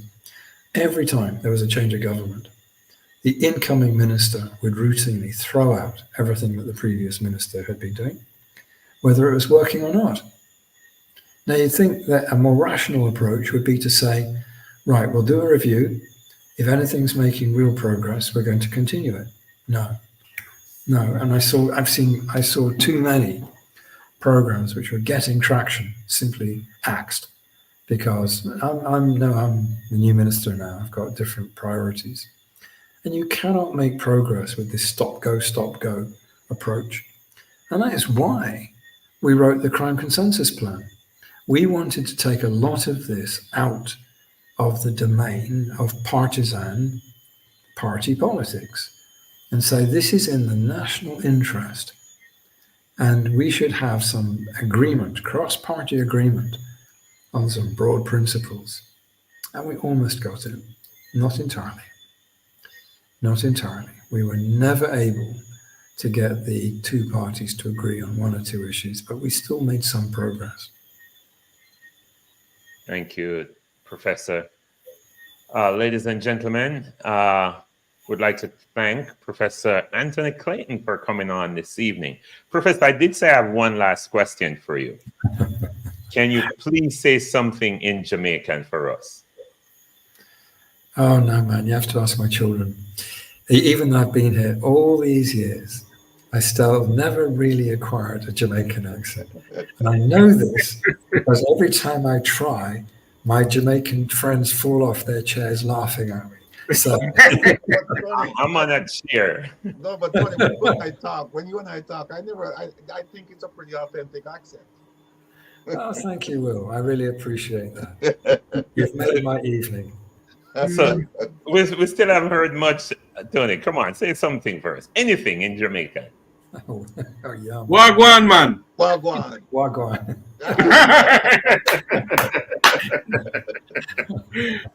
Ladies and gentlemen, thank you so much. We want to thank Professor Anthony Clayton for his wonderful presentation. And this presentation will be archived here on The Reason with Rattigan and also on the Make We Talk and other social media platforms.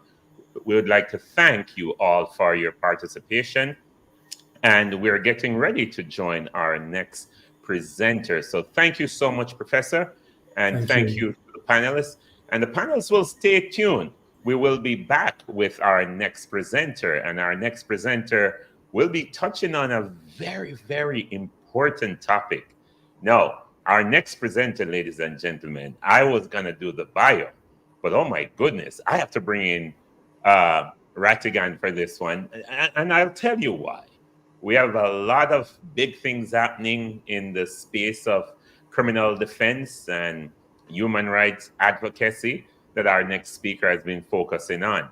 And let me tell you this is interesting, a very engaging speaker who is not afraid to keep things in context. Without any further ado, let me bring in the one and only Mr. Will Rattigan to come back to the stage and introduce our next panelist. Will, the floor is yours. And thank you, Prezi. All I have to say to introduce this young man is context matters. That's all I have to say. I won't even mention about his eating habits or anything like that. The thing is, this gentleman ladies and y'all know him. He doesn't need any he doesn't need any Florida language to introduce him. This is a man who made something of himself. This is a man who God gave a second chance in life, and he seized it and he ran with it. And today, I am proud and privileged to say that he's a friend, he's a brother, he's a confidant, he's a colleague. He's my lawyer, Mr. Isat Buchanan. Welcome to the program, sir. You're muted. You're muted.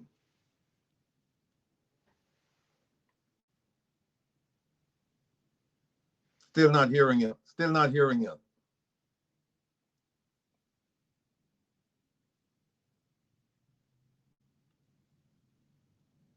Check your mixer. Yeah, hearing me now. Yes, Yes. yes. All right, great. I was saying good night, everybody, and I'm actually honored to be at the real Diaspora conference. So, I feel so important that I'm participating in a conference that's for the people, that's not filled with local persons who some of them probably never go far in them life and then get ticket for get free food. But anyway, I don't want to be a gadfly, but to say I'm happy for that.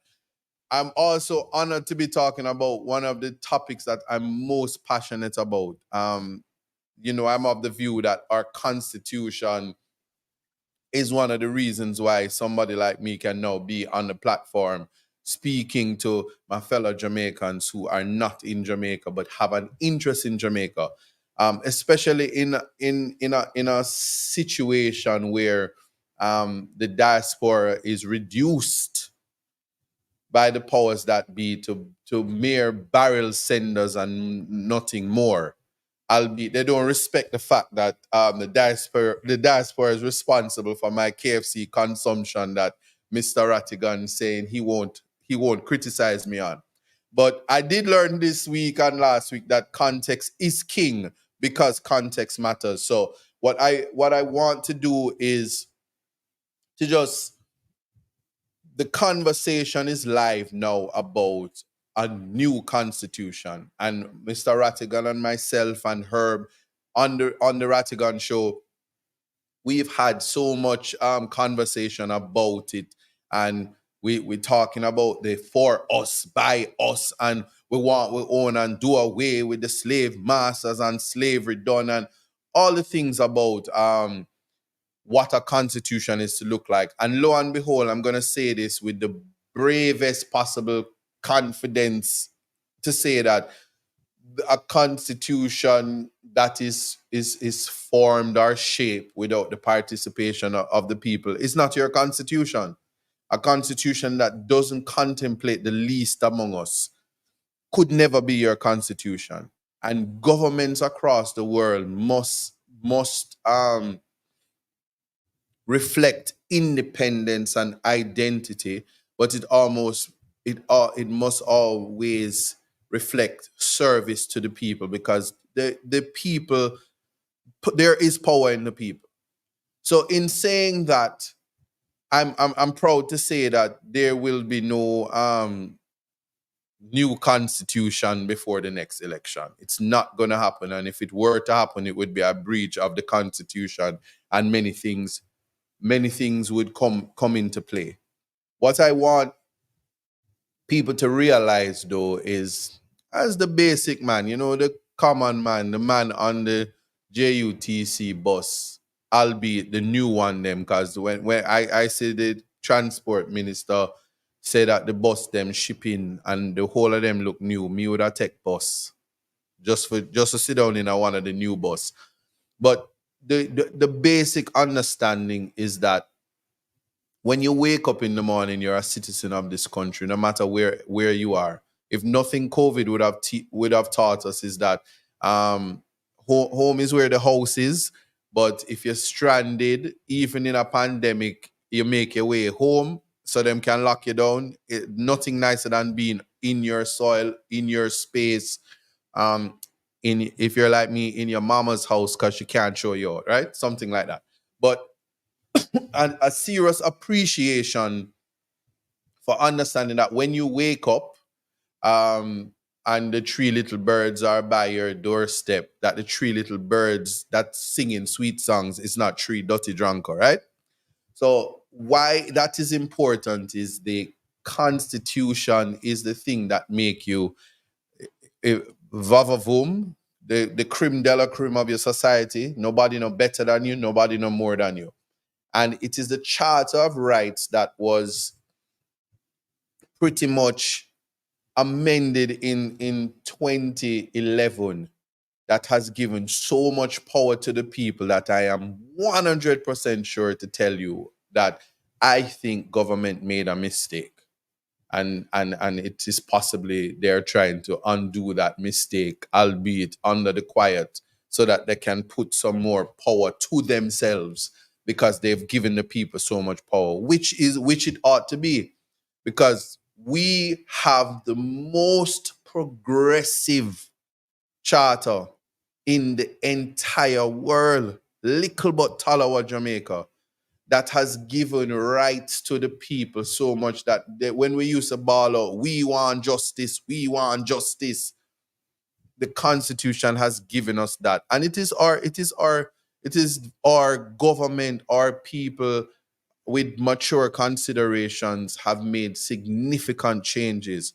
And in the last week, in doing a famous case that involves famous people, excuse me, what we discovered is that the Constitution and human rights the charter has changed the dynamics of even the criminal law, which ironically rights breaches features a lot in that realm.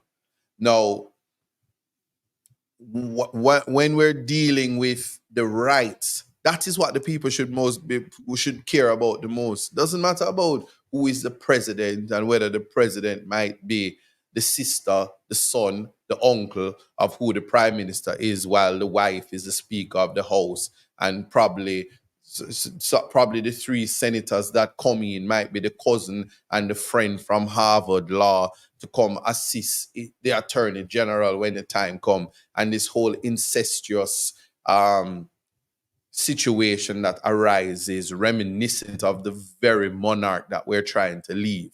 A sense of local royalty that mimics Animal Farm, and then it makes it worse. We don't want to envision that. What is of importance is, if there's any talk about constitutional reform, will they touch the charter?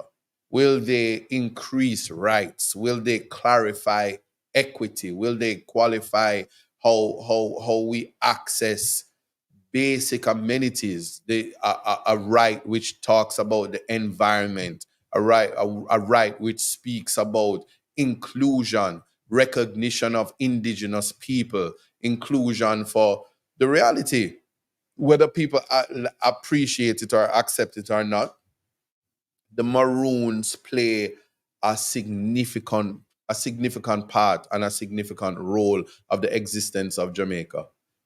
So suffice it to say, they are landowners. And one thing I can tell you, the diaspora people can tell you, because I recently have a plethora of cases coming from the diaspora, because the government is either trying to acquire your land, while all at the same time, while your neighbor is trying to thief your land, while at the same time somebody decide that they are foreign, and while you're sending the barrel, so they're going to adverse possess your land and your interests.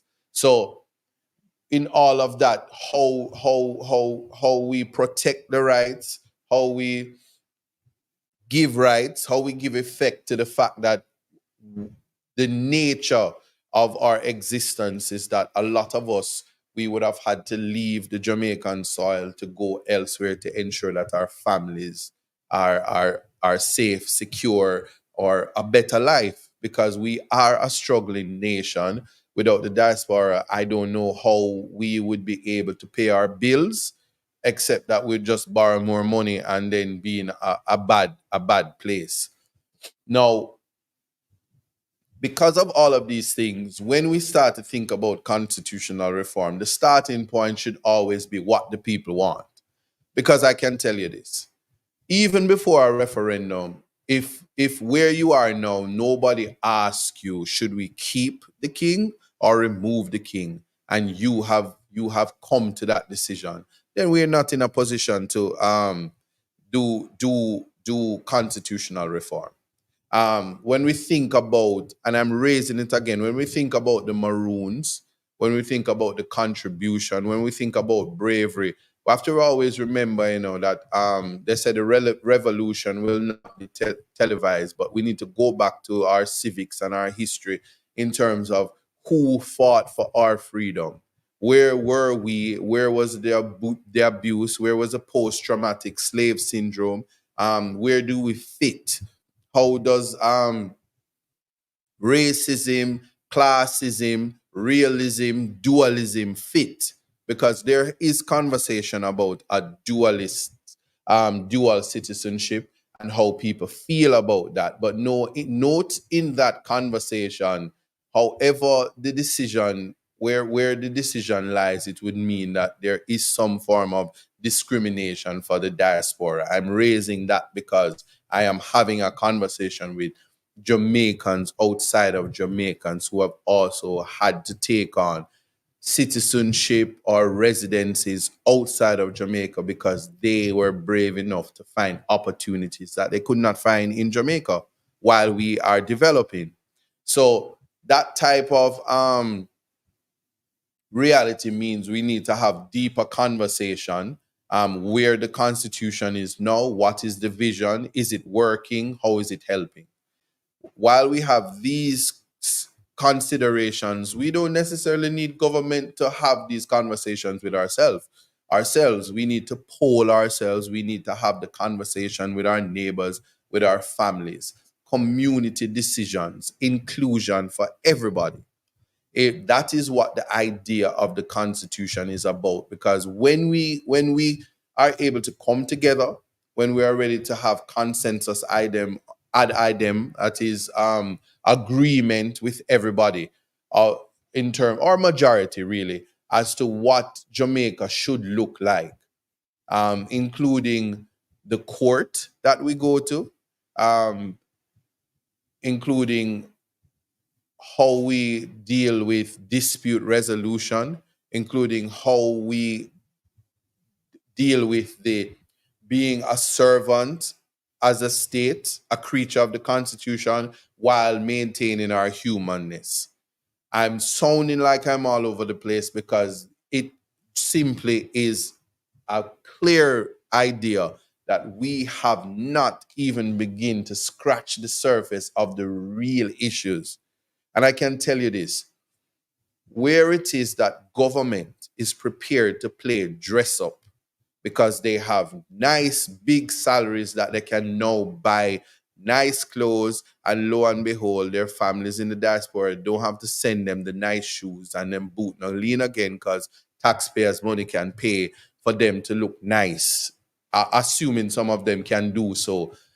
It doesn't change the fact that if it is that we agree with the Prime Minister that you get what you pay for, now that we are paying for it, there are requirements or things we expect of our representatives, which the most thing, or the most important thing that we should expect, is that they listen to us and they do all that is necessary to represent us. It's not a high threshold, so that the bickering about who is black, who is white. If Michael Jackson didn't know if he was black or white, yeah, we shouldn't be stuck on that, especially if we're moving away from discrimination, whether it be reverse discrimination and pretty much ad hominem conversations. So them say thief never love to see thief with long bag.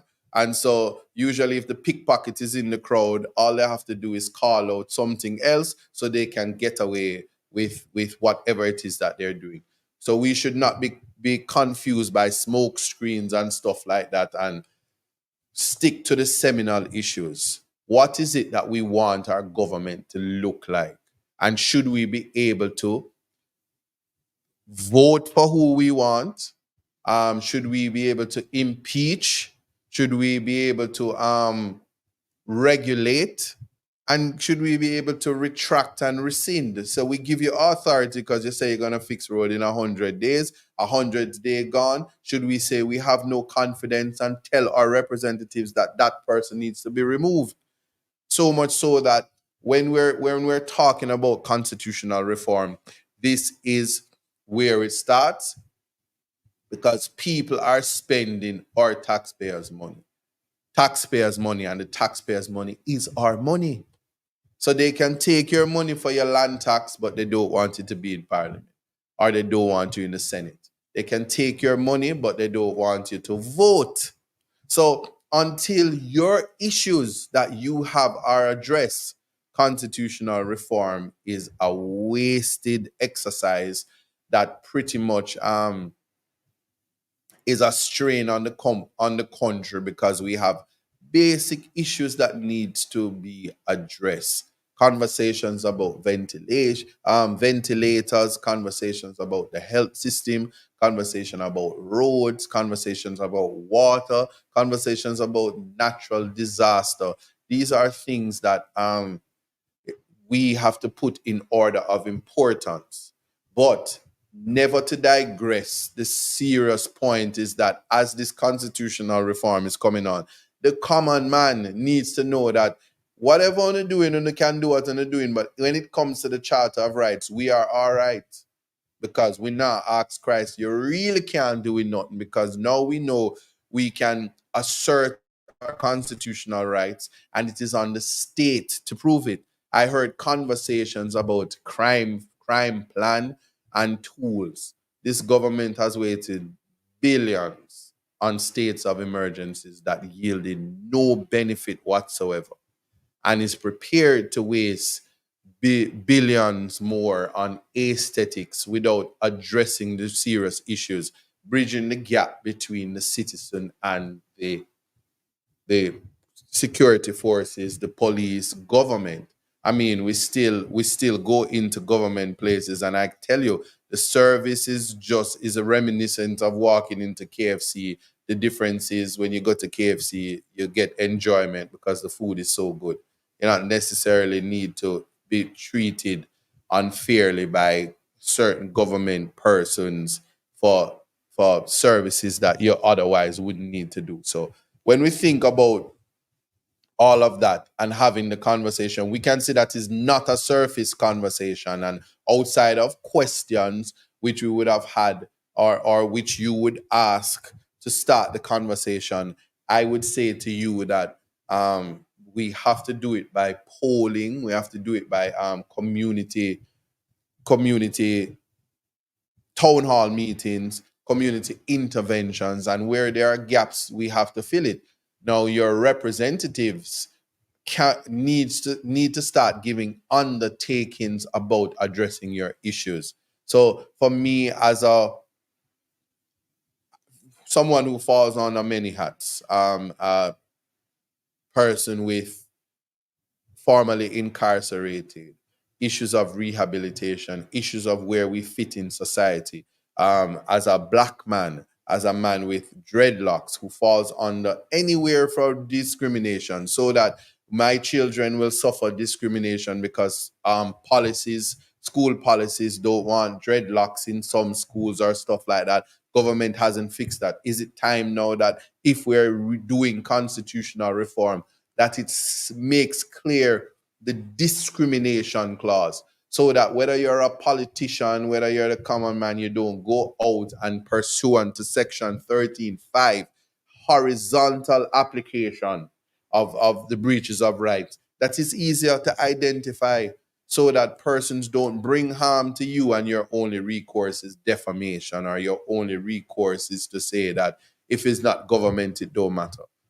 And it works both ways. There is a video floating around where a young lady is draping up a female officer. Many things can come from it, but how the citizen interacts with the police, who is also a citizen, is something that we have to revisit. And the answers may very well be in how we start the conversation about constitutional reform. Because you see, where power is given, or where you give somebody power, much is expected. The duty, the benefit, and the duty to carry out, or the obligations, is much greater. So we have to find that place. We have to find that place to have the conversations. And any conversation about constitutional reform, it cannot happen if there is exclusion. Exclusion is a bad place to start. And this rubber stamping, Mr. Rattigan previously, and I invite you to go use YouTube to catch up. Context matters, so you have to use the YouTube to get some of the information, so you're not just thrown into the deep end for mature conversations, and especially where it reach, where persons who are constant listeners have grasped some of the terms. Now, what is important is to be able to make that assessment, because if you are excluding people and you are more concerned about what government looks like, even if at the end of it becomes powerless, and you have little anecdotes and little ways that you can become an authoritarian society under the guise of democracy, I can tell you this: no matter how history fades, there's no authoritarian society that really has the interests of the people, especially minority groups. And our biggest crime is poverty. And the Constitution must reflect how it is that we're going to escape poverty for all, how it is that the right to education is going to be increased or protected in such a way that a failure to educate is a constitutional breach. Because sometimes it's almost like there are parents who, you said, Mom, I want to be an artist. I want to draw and spray paint on walls. But your mother said, take your book, pressure your book, and then you can go paint on wall. And it's not until you are older you realize it's a good thing my mother did make me get the education. So how it is the government is going to go back into parenting, being the ultimate parent. What is the model of governance that reflects that, when it, like the current model? Let me use this as an example. Justice Sykes sits, by virtue of the doctrine of separations of power, as the Chief Justice. He sits although he is a male, he sits in a maternal seat. Sits in the mother seat, where the court is the mother.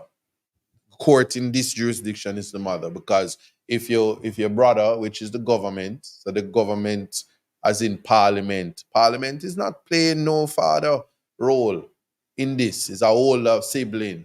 If they hurt you, you have to go and tell on them at the court. So the court is the mother.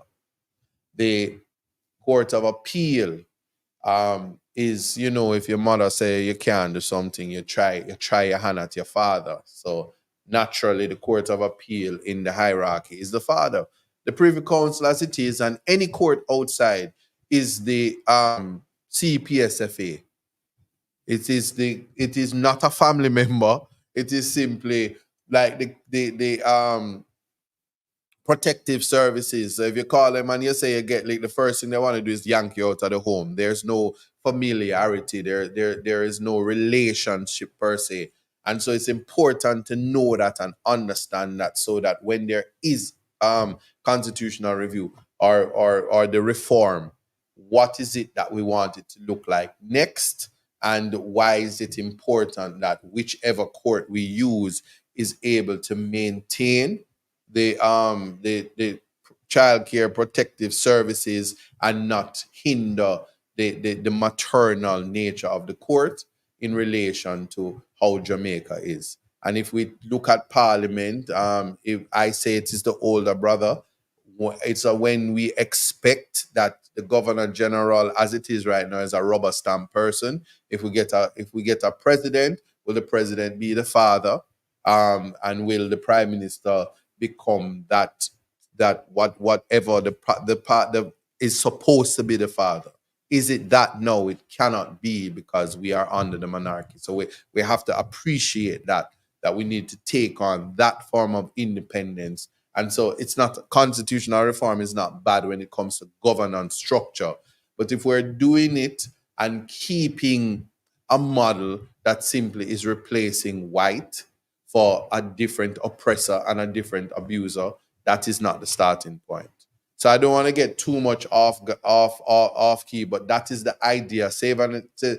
Except to say, I walk with my charter, and as once you're doing your constitutional reform and you don't touch my charter, and I'm saying my charter because it's for you, it's your charter as well. Once your rights are protected, it don't matter what them do, because when they do foolishness, you simply go to the court and play, and some of them will just disappear as if they're no more. And life is so different when the people who abuse you disappear, and then they get up one morning and have no power.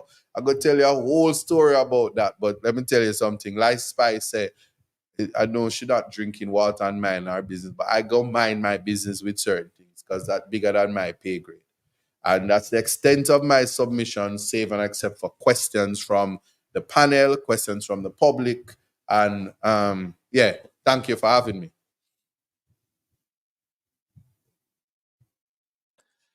Thank you, Isat. We're going to bring back the panel and asking all the panel to get ready as we bring everyone back in. Let me just take this opportunity to introduce the team. We have Mr. Mystic Sensation waiting for the Empress to join. How are you, my brother? Good evening. I'm going to have you greet us shortly. We have Herb Nelson back again. We have Jeffrey Tavares.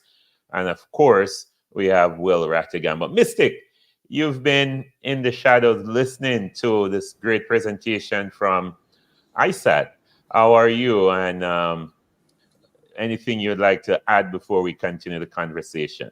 Thank you. I wanted was to ask the professor some questions, but apparently I did not catch up because I was in the back room, right? And I was so Prezi, let me in because I wanted to ask the president, the professor, some questions. But anyway, I managed to have Isaac here. Isaac, blessings to you, my brother.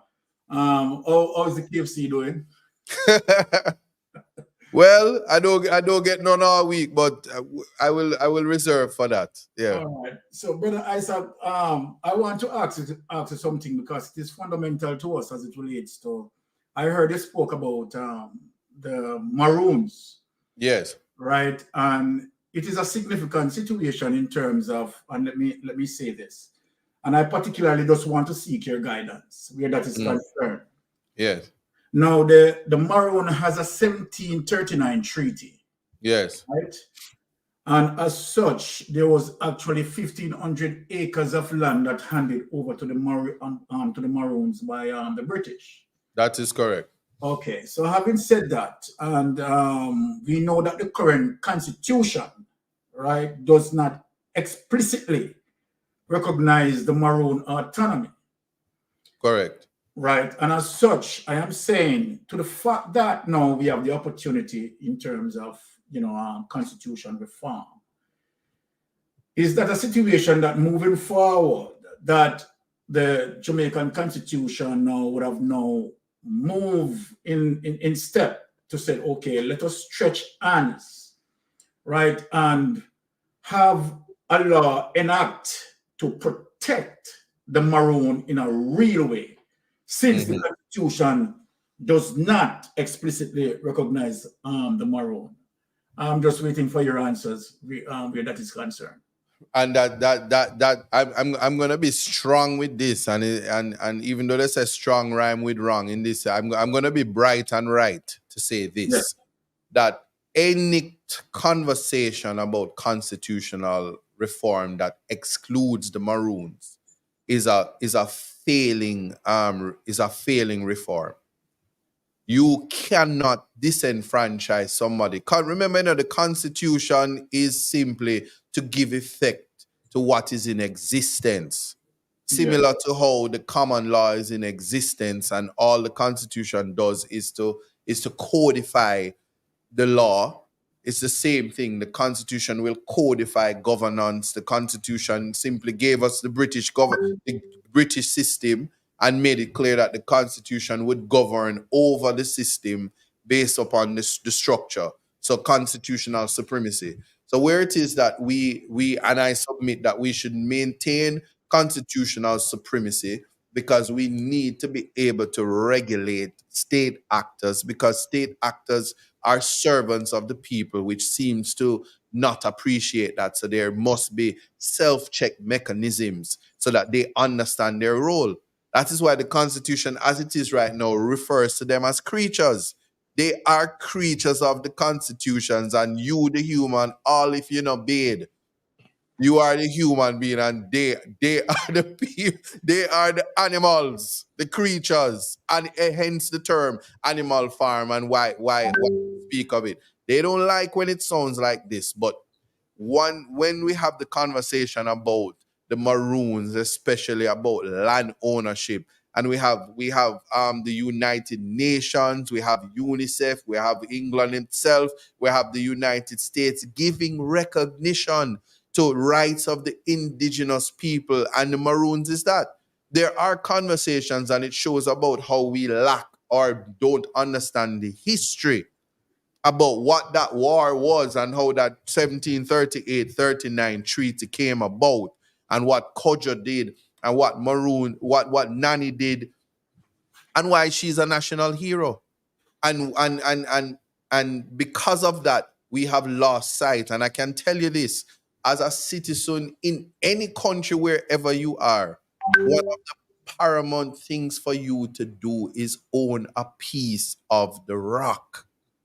So that if indigenous people already, like in America, the Indians had the entire United States, and Thanksgiving says, let me take your land and we give you turkey. And I guess they were hungry and they didn't understand, and that's what happened. But there are Indian reservations all across America, and the lands and the rights and their culture is respected. Well, same it is that for the Maroons, whether you like it or not, the land is of importance. Why is that important? As you see right now, there's this thing called establish. Something. Esther was broke, Esther Simone establish. Well, when it comes to land ownership, when it comes to look at Guyana. When Guyana used to be broke, Guyana find oil, Guyana establish. Well, Jamaica has something called with land, the bauxite, carbon. I don't even want to say it wrong, but carbon credit. That is the untapped land and the untapped resources. The 1738 treaty certainly speaks about the 1,500 acres and where it is located and where the demarcations is. Even regardless of what how we give effect to that, and the consideration is that we mustn't disenfranchise people. Even as simple, think of a man who has his little house that he loves, and the government decides that they need to build a highway so it's convenient, and they take it. When they take it, the compensation is what will be important, because land is unique.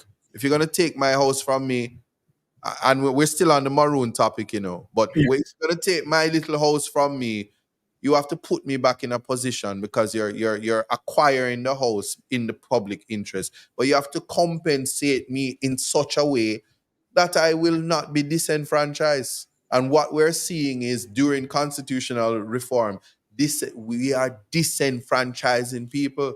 The raising the Maroon is just one aspect that the history is so rich, and the lack of conversation and bringing to the table and consideration is what in my mind disqualifies this government from even attempting, especially as serial constitutional breaches. It's offensive.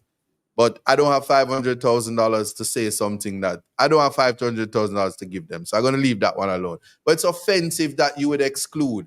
And so wherever you are, if you're listening to me and you fall into a minority group and you are being excluded because of lack of consideration of your existence, it means that the government has failed in terms of the idea of constitutional reform. I don't care who is the president. I don't care who is the prime minister. I don't care what if you're gonna have garden house. It's almost like how Jesus felt about the church. The church is the people, not the building. So if you want to build these grand ideas and people have accolades and like there's somebody working hard for an award. I see 4 of them was cross the street when it was in Washington trying to get award. If you're working for rewards and trying to disenfranchise people just because you want to get accolades that mean nothing, you cannot disenfranchise people in it. And that's just the thing about it. So maroons, blackness, eradicating poverty, if the Constitution is not reflecting that, because that is our crime, The crime problem is poverty. So anything that nurtures poverty is criminal. Exactly. And that's my position on that. Prezi, I want to say big thanks to Isat for that. I totally agree with him 110%. Could you allow me to ask him just a final question? Absolutely. All right. So the other issue that is, vital to us as it relates to, our Jamaicans is beach access. Yes. Now, the Beach Act of 1956, as it relates to the Constitution, right, does not, give access to Jamaicans and particularly benefit those like the hoteliers who engage in terms of maybe lease or whatever they do in terms of occupying that area and hence denied persons from accessing the beach. Now, again, we are here in the interim of the Constitution reform, right? If this government, this particular government, cares for people, why not have this beach access in the first draft, right? To say that, okay, Jamaica, as opposed to other Caribbean countries, citizens of other Caribbean countries have access to their beaches, right? And, in terms of this government, right? Because what I'm seeing from this government is what we call crony capitalism. Seems like they are giving the best of the lands to elite and so forth and beach access. So I am saying, here we are, because I know that Jablem, right, has four cases going on, which that is going to be the politics playing out in the court. Obviously, I believe that, at the end result, it might be negative where Jablem proceeding. So I'm saying, why we don't have that push within, you understand, the Constitution to have that in stage 1 of the Constitution. I'm glad. Listen, I mind somebody says somebody pay you to ask these questions. We don't have thinkers right now in government. They can curse me all they want. And I'm fine with that. The question you asked a while ago, like I said, when it comes to the charter, which is the Charter of Rights, which I think already is so prospective and revolution. The starting point is to add some of the letters, like it stops at HIJK, LMNOP. We need the QRST. I think it must say UVWXYZ is out. But the environment, in terms of a constitutional right for environment, that includes the beach access. I think when we think of that, this because they're not having conversations. Because let me tell you about the hotelier. if the diaspora can do all they have, when you're in government, the first thing you should be able to do is take up and call the diaspora and say, people, let our powers combine like Captain Planet, and say, we don't have money that we can get a hotel so that we can put to the table so the hoteliers know that they're really not giving us a benefit, It's just the money that they have. It's just the money that they have, and because we want the money, we give them the tax breaks that they don't deserve. They'll hate this, but when you look at how we get revenue and how we deal with tourism, we are supposed to be maximizing now, like a sunshine tax when tourists come to use the hotel, exemptions for the people, beach access, similar to access to education. We have to clarify. So currently, access to education goes up to as primary school. We need to increase it to probably tertiary education. We need to know that the quality of education, so they don't just send you, especially where Campion is the standard. Why am I using this? Because when they say access to beach, they somehow feel like Hellshire is enough. So they take the beach all across the coastline. And if you're in Montego Bay and they take a little beach where you used to go and you say, let's say, go on up a Hellshire. We have highways now. Go take the highway and go sell where you sell over Hellshire. But it's a little bit more than that. And so because of that, we haven't been able to speak about easements. We haven't been able to speak about usage. And because road access is also critical to the access to everything else, we have to have more conversations about that. And there's something in the space about the Spark program, which is just a breeding ground to take taxpayers' money and not account for it. It's the same thing in terms of we need to enjoy and need to maximize the usage of certainly a commodity that easement is the answer to it. So I don't care what you're doing in the hotel. You are the person who need to find mechanisms how to secure your hotel. But as far as the coastline and the beach is concerned, they certainly shouldn't be able to close it off, shouldn't be able to charge the people for it, because it is a part of the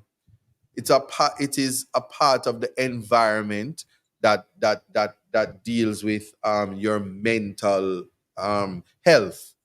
And so I'm seeing the cases in the court, but I can say this and I don't want to get into trouble, is that integrity is so important. And when these matters come up, you just can't sell out. You have to just hold your ground and put things in place to make sure that you're prepared to go all the way, because these are high stake business economic areas where a man can just get a money and everything. Just, money can keep litigation going, but it is a constitutional matter. And we should give effect to the Constitution where it's concerned, because your rights are being violated. As I said, even a man who don't live nowhere, the beach is your property. Yeah, you should have it available for you to go in there and drown. And put it that way. All right. We're going to open up to the rest of the panel. And ladies and gentlemen, we're going to be opening up the phone lines shortly. And I'm going to invite all the panelists, if you guys can come off mute, and we're just going to pass the round. But I will give first dibs to Will Ratty to come in traveling. And everybody was asking, where is a shed? We're looking for that shed, but Ratty is not at the shed today. What's going on? Listen. So the constitutional reform, Ratty. Okay. And the presentation from our panelists, our presenter, Mr. Buchanan. How do you want to start this conversation? So I'm going to yield to you. I'm going to go off camera so I can start taking some phone calls, but I'll be right here in the shadows. All right. Let me just start by asking a question and then open it up to, I say Man in the Wilderness has joined us. Mystic is here with us. Herb, Doc, Jeffrey, and I don't know if I'm missing anybody, but that's who I'm seeing right now. No, they have this body called the Constitutional Reform Committee that was created by the government, and the whole purpose was to reform the Constitution, starting with some deep entrenched provisions. And when I say deep entrenched, they're talking about, things that are just so firm in the Constitution that you need 2/3. 2/3 majority. Right. Mm-hmm. And also and you need referendum where it follows. Well, yes. No. Here's a problem I'm having with it, and I just want to use a little statement to segue to the question. Mm-hmm. It is my considered opinion that most Jamaicans, the 7 million, 9 million, whatever the number is, inside and outside of Jamaica, we have never read the Constitution. The majority of us, I submit that to all of us, that we have never read the Constitution. And some of us who have read the Constitution, we don't understand it. Now, how can you reform something that is supposed to be for the benefit of everyone and people don't understand it? People have never read it. The idea of informing people about what's in the Constitution and what you're reforming was made clear to us in the proposals submitted by our recommendations submitted by the CRF, Constitutional Reform, the CRC, Constitutional Reform Committee. In that, they said they've had five town hall meetings in a country with 14 parishes. They said they've had 5 town hall meetings in 5 different parishes. I think the parishes were St. James, Westmoreland, Portland, St. Elizabeth, and I think Hanover. No, Manchester. Manchester. So walk to St. Anne, walk to Clarendon, walk to Kingston and St. Andrew. Yeah, but you see, they made it clear that they were going to this thing. I think it's county. Them said Cornwall, Middlesex. So sorry. If you sorry. Yeah. I'm just telling you. So when you say warm to send, and if it is in Cornwall, Middlesex, I'm sorry, they've covered it. And that what that does is, you are correct. It doesn't solve the problem. In fact, it is evidence that they had no plan or no intention to hear what the common man had to say. So, having said that, I have the question is this: since most of us have never read the document, and some of us who have read the document, we don't understand it, what is the best way, Isat, in your opinion, for us to get the understanding to our people in the absence of civics? We don't have civics in school. What is the best way of getting it across the people so they understand what's going on? I'm going to say this. You have to speak in the language of the people. Everybody on this panel know if you're speaking to Isat and he's not listening, just say KFC and I'm ready. Yeah, so see Wayne Lonesome come. Wayne Lonesome and say Isat. So you see, I was telling people this. I said, but you want to explain rich and you want to explain poor. This is how you say. You go to KFC and you buy a meal deal. 2 pieces of chicken don't give you the choices that's on the menu at KFC, because you have barbecue, you have spicy, and you have original. So if somebody only used the 2 pieces of chicken, they're not going to get the choice to have all 3 at the same time to make the comparisons.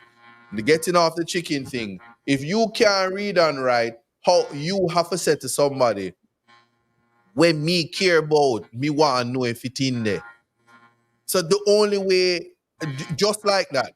So you're all the beautiful speaking that you come with, the issues that I care about, me want to know if it in there. So when Mystic say, hold on, you do all of this revolution, indispensation, compensation package, won't I try put together for we? Because I don't know what the CRC did. I'm respectfully saying that. Because the first thing I want to know is where in there for me. So if Mystic say, won't I put in there for me so me can go swim, because me's a fisherman. Me need for haul my boat and put it out, and me need access for do that. If me can do my fish and festival, what you tell me about constitutional reform for it in there? So when you see the CRC in all their greatness and where you need is not in there, they're not having a conversation with you. Argument done. So you don't need to know how to read and write. If you're like me, you don't need to know how to cook. If you're like me, you don't need to know how to fix a car. You don't need a university education. You simply need to know if all the things that reflects my life, if it's not in there, you're not fulfilling your duty to me as a servant. And they have not done that. And when I can tell you, I heard all the conversations, and for me, I can tell you this. When I saw that they made recommendations and they were so strong and wrong. Trump can from a prison cell still become the president. When he becomes the president, he can pardon himself and walk out of that prison cell. I'm just letting you know this. And Jamaica thought it more fit to say we're not going to consider impeachment, but we're making it clear that for the love of me, somebody like Isat will never sit in my parliament and will never sit in the Senate. Because if you have a conviction, you cannot represent the people. That's to disenfranchise people like me. Where everywhere else in the world, that is not how it is done. So if you have to look at what it is that you need protection from, you need to know where it is that you need to increase so we can have the conversations, and it does not require a college education, because the minute a constitution gets there and starting to speak the language other than what the people understand, we've lost our way. That's my response. Let me just make one quick comment, Mr. President. Sure. And that, you mentioned Cornwall, Middlesex, and so on. I need to add this. They did 2 parishes in Cornwall. Mm-hmm. They did 2 in Middlesex. And they did 1 in Surrey. Now, it just so happens that Surrey is the most populous county. Because Kingston and St. Andrews is still in. Rattigan, civics not in school anymore. I'm a 45-year-old man. I don't know where Surrey is. I don't know where Cornwall. I just know say Middlesex probably in the middle of the part, in the middle of Jamaica. I don't know where in Jamaica is the middle of Jamaica. Because when I drive in, I don't know if Montego Bay is to the left or to the right. So when you said you went to Cornwall, Middlesex, I said, sorry, what did you say? Because we don't know where it is. And that is precisely the point I'm driving at. That people don't even know where the county lines are, right? And then you come with them in the constitution and say, this is your constitution, and we want you to support it. And the question is, you didn't even tell me about it. I mean, I don't even know what's in there. What am I supposed to support? Mr. President, you're Can I say something, Mr. President? I Go ahead, want to say something quickly. What astounds me is that you have some erstwhile people on that panel. Professor Lloyd Barnett, I think, is on it, and many notable persons who are supposed to be able to interpret and explain the Constitution. And it behoves me that I read an article this morning by Peter Espute. I could not believe what I was reading, and I would encourage every Jamaican who really, he wasn't joking. He used funny language in a sense, but he wasn't joking. It was a serious matter. We're dealing with the issues that we're focused on now, some of them being dual citizenship, etc., non-enfranchisement and what have you. It is really affecting everyone in this panel and everyone in the world. And I mean, for people in Jamaica to say, why are they saying that we are ogres? Why are they saying that we are no longer Jamaicans? Why? Because it suits somebody. And you have to do the deduction in that case. And then I'm not a mathematician myself, but when you do who does it benefit? Where does it benefit? And why? And so if you keep a nation dumb and stupid, context matters. You understand me? Context matters. So therefore, you're contextually telling us that we are so darn foolish that we are not going to even pay any attention, and just give us a couple of beers and all, and we'll forget what's going on. And we forget our history, and we'll forget our future. And I am telling you, we are down in the dumps. Okay? That is my concern. That when you do that, you don't follow. Let me make it also clear. I understand that the land at Blue Lagoon around it is owned by a lot of people. Well, some people. But some we know, I found that out today. Some we know who own some of the land. How is that possible? When did they buy it? When did they acquire it? Ladies and gentlemen, I see some kuno money business going on in Jamaica, and I am tired of it. I hope you are too. I am tired of people taking us for fool. Tom drunk, but Tom not fool. Thank you for the opportunity. All right, panelists, we're going to open it up. Wayne, you just come in, and I know you were in the shadows for a while and we haven't heard from you yet. Then, we want to bring you in just to bless us and greet the audience. All right, so I think we need to have you on mute. My brothers, blessed upon my brothers. Ratty, me eat because early, so me have a nigga right, and I try, I'm a kuno, keep my eyes them open, so we just turn off the mic and the thing and draw to bungi, You have a bungi, right? Yes, man. Yeah, All man. right, Ratty, me just send you something. You see it?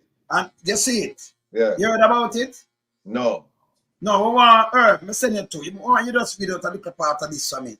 I missed it. Me send you to. Local floating bar making waves in Ocho-Rios. The first way hear about this, $1 million local in the sea. That's enough for the locals, them, No. And then them tell it, say it will benefit every Jamaican. Just read through it, Ratty. Read through it and make we dissect this. All right. Because the first way hear about it, yes. Yeah, it says Tourism Minister Ed Bartlett has welcomed the US $1 million investment by operators of Poco Loco Floating Bar, the latest attraction added to the tourism resort of Ocho-Rios Center. The facility was officially opened on Saturday. Poco Loco offers a new experience in Ocho-Rios and destination Jamaica. For us, this is what tourism is about. It's about people wanting new experiences. They want to find another way of expressing themselves, and they want to meet new people. We are excited about enabling more of these kinds of activities to happen because it drives more visitors to Jamaica, Bartlett said. The tourism minister noted that the floating bar can now cater to the industry's record number of visitors expected this year. We're at a crucial point in the development of our industry, where for the first time in our history, we are anticipating some 3 million stopover visitors in 2024. This means a new dimension for generating wealth for the people of Jamaica. That's 3 million new opportunities provided for income generation. The mayor says that it opens up 80, Mayor Michael Belnavy said it opens up 80 employment opportunities.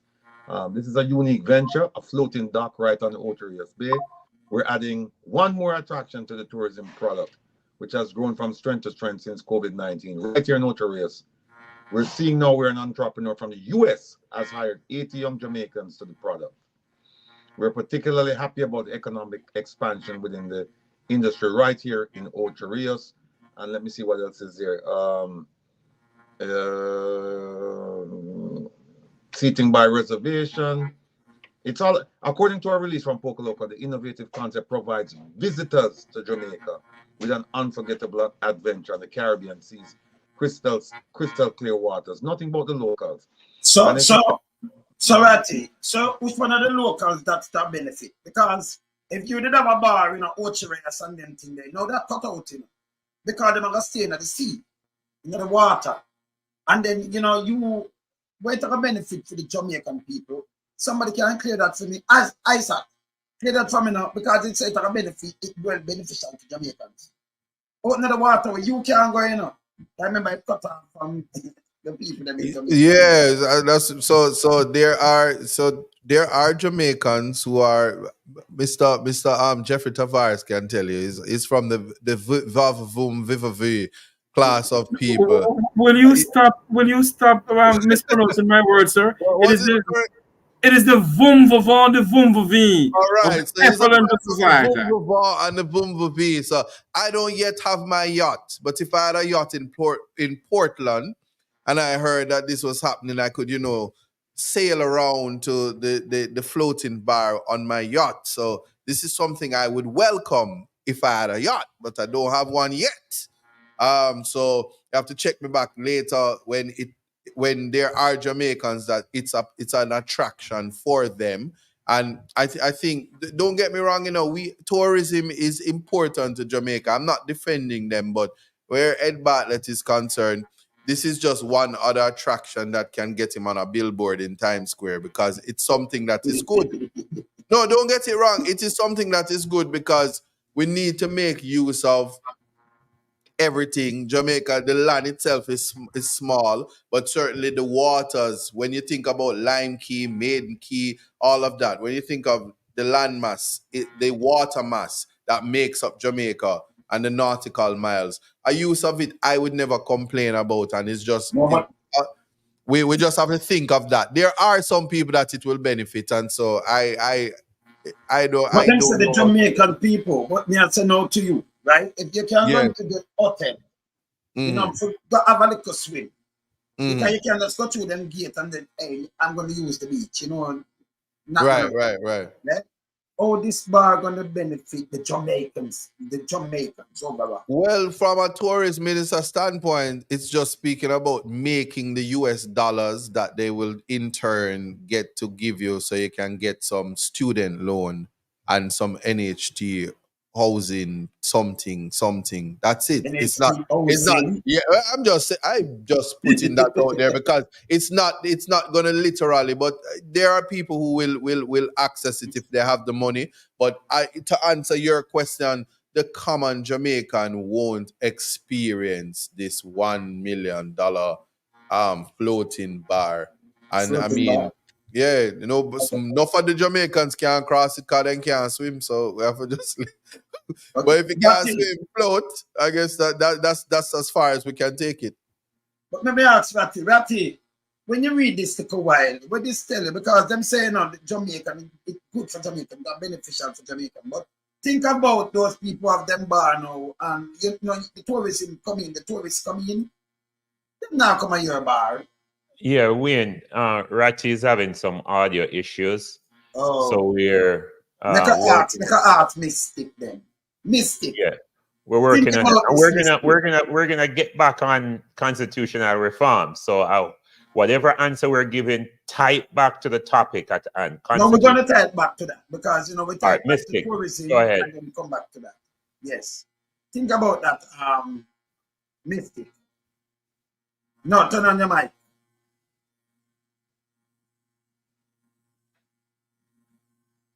Just unmute it. Sorry about that. For me, it is not about accessibility. It's about the profitability of that entity. And since we are talking about profitability, right? How much of that revenue that is going to be made, how is that going to sustain Jamaica economy, right? Because this man is American citizen. He's American citizen. So I'm saying that if you're using Jamaica shores, right, to generate revenue, that again is going to go against the competition. That mean within the competition of competing with other local bars. And so then if you have that sort of floating thing, right, a lot of businesses who would like to be a part of that is going to be excluded. And so then, okay, for this now to be generating X amount of dollars or whatever amount of capital injection it generates, how does that going to benefit Jamaican people? I don't understand, right? Because you can't You can't say it's going to benefit Jamaican people. How many Jamaican people are going to be employed if they are talking about the process of employment? I don't understand. They said 80. Them say 80. 80. So tell me something now, Isat, let me ask you now. So all that time of the constitution reform, because I think you'd have put Jamaica people first, right?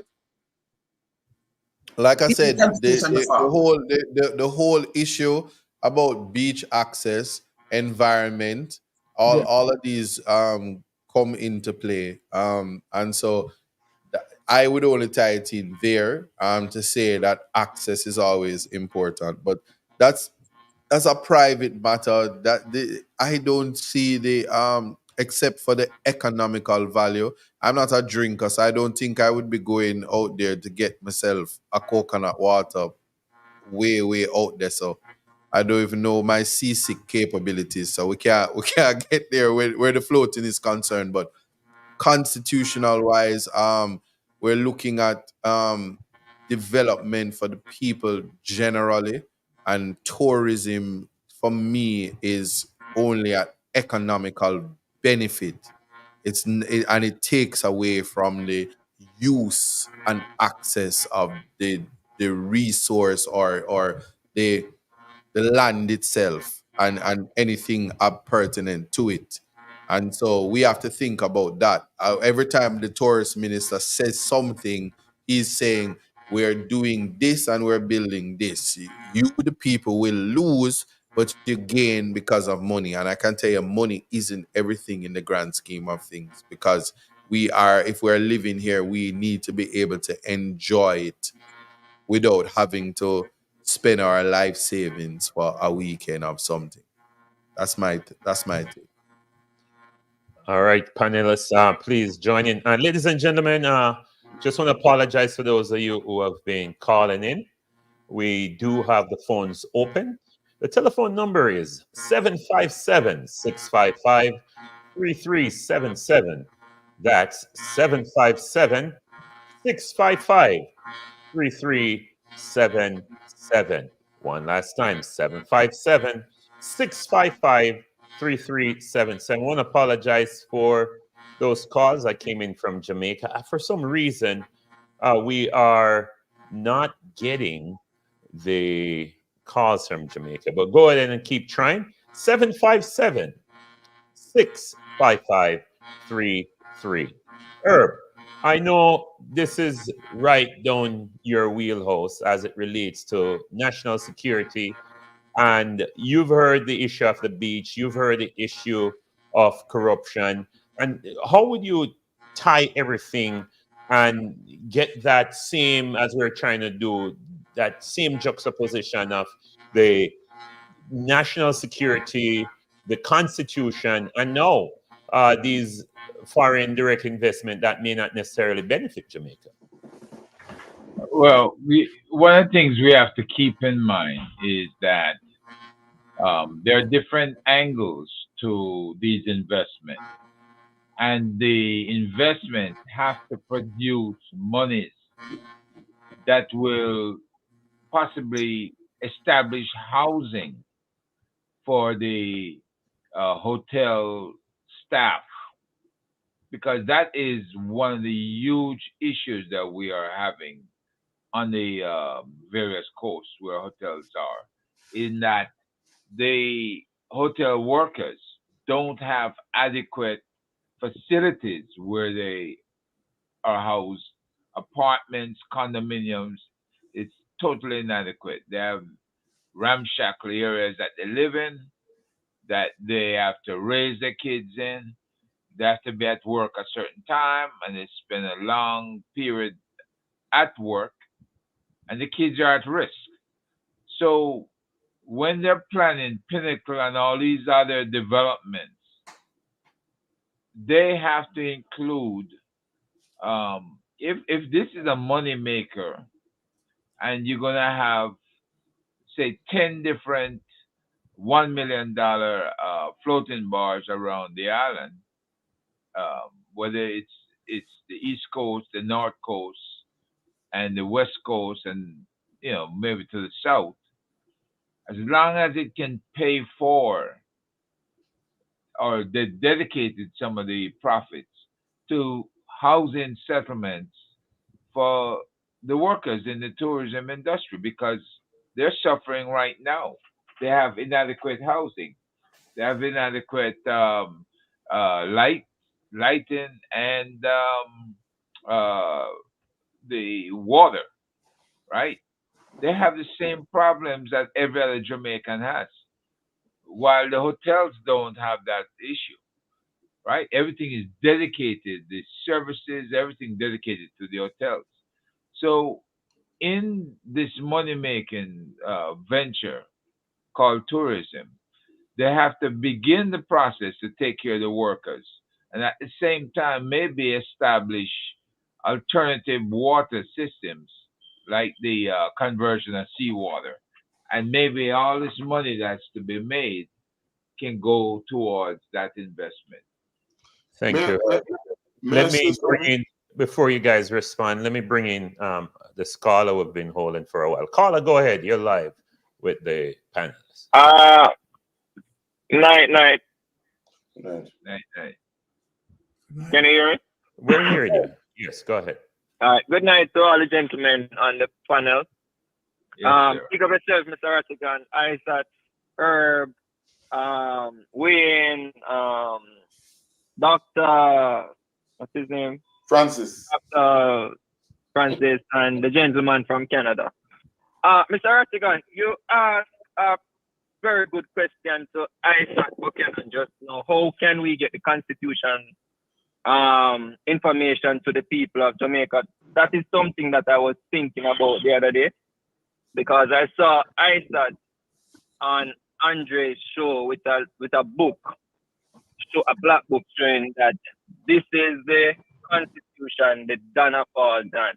One of the things that I was thinking about is can the diaspora like build different schools in the different parishes and call it the School of Constitution and try to educate the people of Jamaica as best as possible where the Constitution is concerned. Because if the people of Jamaica knows the Constitution, then it is hard for the government to take them for fools.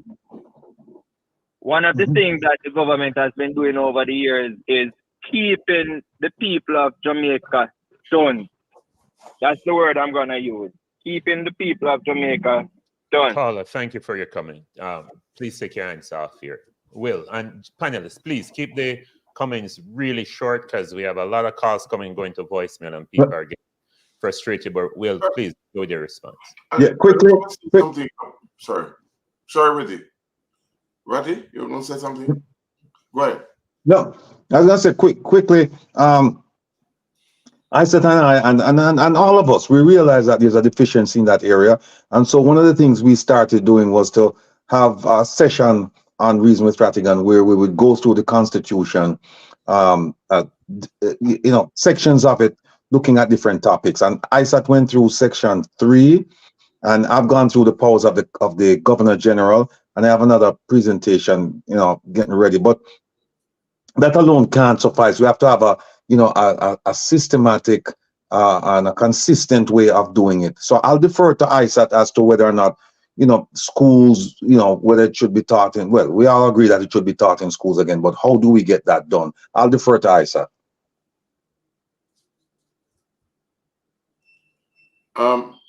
Isat is out there right now, but can I also say, in addition to that, it seems to me that, just to go back to Wayne's point, and while somebody else is thinking about the school thing, which is a great thing, civics again, but is that what happens with this guy having this restaurant on the water? Where does the things, you have effluents already going in the water from the hotels.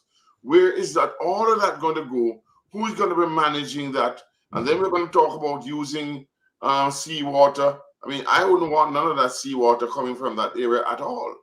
I mean, so, and this is Ocherias. I mean, I don't know where they're putting it, because remember, Ocherias was kind of just a curve in the middle there. So, and I think I know where it is, nearby the big hotel there, over that side. And they're already doing all what they can over there, and the reefs are dying, right? The reefs are dying. So we have to take into consideration. Sometimes we give something, but maybe they should take it back, because, and I don't have a problem with expanding tourism, but if it is not benefiting the local population, why are we getting it? Because are they taking our fruits? Are they taking our produce? Are they buying it? The water that I understand is being bought from the Dominican Republic.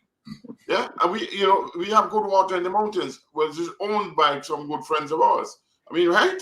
The fact of the matter is that I don't know totally if this thing is really benefiting Jamaica. Tourism is fantastic, but there is so much to be seen on the land of Jamaica. And we're destroying the mangroves, as we were told yesterday. We're destroying every area and the water. I'm going to stop there. But the fact of the matter is that we have to be careful that when we are finished, we have a lot of buildings and no Jamaica. Thank you, Dr. Rupert. Panelists, please keep your comments short. Carla, go ahead. You're live. Okay. Good evening, everyone on the panel.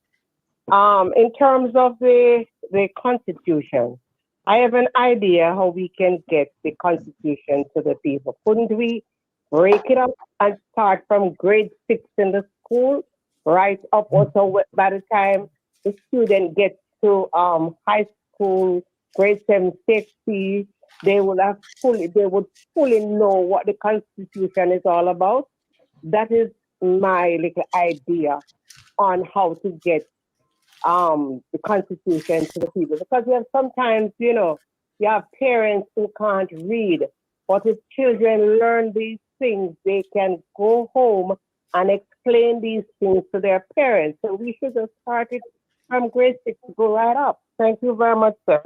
You're welcome. Appreciate it. Daniel? If I'm able, I know that the caller before had asked the questions. I wouldn't take it as far as the diaspora be needing to build schools in order to it as a means to educate, because again, the same thing like we said, the Constitution is for the people, so it's getting into the people's hands and communicating in a language that everybody can understand. So that just like the caller, I know that voice, I know the voice, but let me leave that alone. I don't know why she's not on the panel. That's the caller. But anyway, what is important is to appreciate that everybody has to do their part to educate people.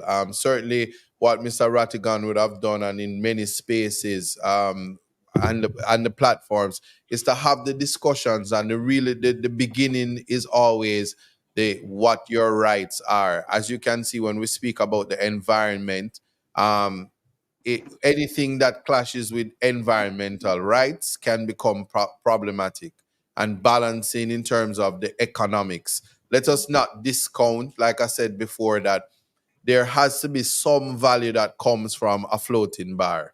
If it's even to say that it is a new attraction that benefits tourism, it has to be beneficial to the people somewhere or another. What it does in the long run, in terms of when I take up the newspaper 10 weeks straight and hear somebody drown and they were drunk and drowned, and it happens to be in the St. Ann area, whether persons are going to realize that this is now going to be a part of more hardship for families because of an attraction.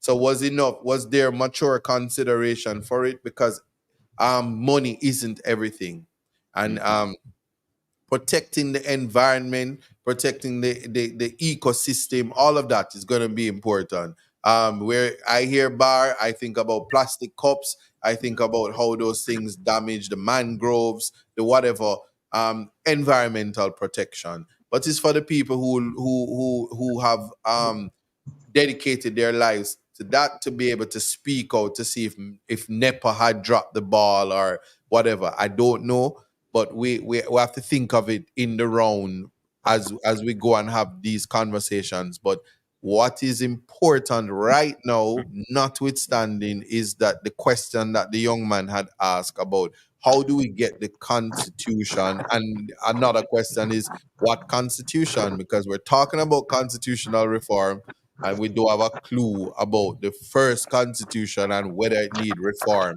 at this particular time. and we've wasted millions to the Vavavooms. and they came and they gave the recommendations, and it says, I'm an erudite person, I'm bright, and I showed up at the meetings. I have people who I don't even think they know what's on them birth certificate, much less what's in the Constitution, but them come on the panel and them put them signature to it, and they say, I represent the youth population. And yeah, you might did go school, but you never go law school. And even when you go law school, you probably don't know what's in the Constitution. And so one wonders when it comes about representation, if it's a true representation, and I can respectfully say, I don't think anybody that was on that panel is a representation for for my interests and my thoughts and my ideas, because nobody had a discussion with me or anybody I'm affiliated with as to what should be in that report. And I know there are many Jamaicans who feel that way. Thank you. Caller, go ahead. You're live. Yeah, good night, gentlemen. Great work that you're doing. I just wanted to ask Isat, if I heard correctly, there was some recommendation that the Constitution be implemented on a phased basis. Mm-hmm. Just wanted to get your take on that suggestion. Caller, thank you for your call, and take your answer off here. Isat, go ahead. That's a very good question, but I've said this. The Constitution is not Portmore. You cannot, this thing about phase 1 and phase 2 and phase 3, you're not building houses. You're not building gated communities for your Vavavoom friends. You're not doing that. So I reject it. And in any event, even though we have to take things in doses, because the Constitution is like medicine, but rather not a phase, the starting point is the benefit to the people. So they have dropped the ball. So what I'm happy to say is that it was a wasted effort. People must speak to them, especially when it's time to vote, whether or not the taxpayers' money was wasted for a useless document, especially in light of the fact that this kind of reform was not going to take place. There was no education about the referendum. People weren't educated about the fact that it is only the people who are registered to vote who could participate in a referendum, and whether or not enough public education would have been there for people to understand the importance of what is to come. Because you see, the people who are being responsible for this, even we here who are talking, we're going to be dead in a few years, And when I say few, a day is like 1,000 years, but when we are gone, our children is going to say, who were those idiots? Who were those idiots that did this nonsense? And furthermore, who are the big jackasses, for lack of a better word, that sat by and just allowed this to happen? Mm-hmm. That is what we don't want as a legacy for the next generation to come, or 2 generations after, for them to say we had to do it over because clearly what was going on was nonsense. And that should always be the starting point, because we have to include everybody. Thank you. Carla, go ahead. You're live with the panel. Hi, good night all. Quick question and more of a clarification. Since this floating bar is really on water, what amount of this revenue will be reportable to Jamaica since it's on water? I don't know if there's a boundary line. And of course, who are the people behind this? Is this it sounds like a private entity, so it's a revenue Jamaican based, or since it's on water, how is that treated? Very good. All right, good question, Carla. Take your answer off here. Wayne, you want to take a swipe at it? He's muted. Wayne muted. Yes, man. So it's a private entity. So if you're the private entity, the CEO, the owner for that, for them revenue. Jamaica will get the taxes. Same like the hotels, right? You get the taxes every year, you get the little taxes and things. But in a private entity, them benefit. Them benefit. But one thing I want to ask them, I want to ask the government, where the efferents going to go? We want to know that how them store all these things and how them clear it. You understand? When them use them bathroom and them think, how them are clear it and all these kind of things. You know, these things, you know, worrying. Yes, Jeff. All right, thank you. Jeffrey, you want to go ahead and take a swipe before I bring in the next caller? Go ahead, buddy. On Isaac, this question I want to ask: Is it a deliberately on the government? Is it deliberately the government decide not to bring the people who live below a crossroad in this constitutional reform? Because I hear people talking that they need to elect a president. It cannot be that after 62 years, we became independent in 62, and we're going to celebrate 60 years of independence. It cannot be that the Jamaican people are reforming a constitution and the people don't have a say in who their president is. So the question to you, is it that they decide not to have an elected president, they want to have a ceremonial president? Is that the case? Like I said, there was no conversation with the public, even as you're saying that what really is a question was put to the Minister of Constitutional Affairs, but what the president are gonna do.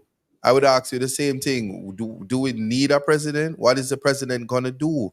Are we gonna pay somebody to behave like he's King Charles? Because I can tell you this, unless it's me, I wouldn't be voting for nobody to just be collecting money like the Governor General who collect money for elevator. Exactly. I don't even know why he needs an elevator. I don't know if him foot now work. No disrespect to him. I don't know. I'm just saying, do we need that? And maybe we do structure of government. These things are conversations that they never told us and they didn't say it in a language so people can understand.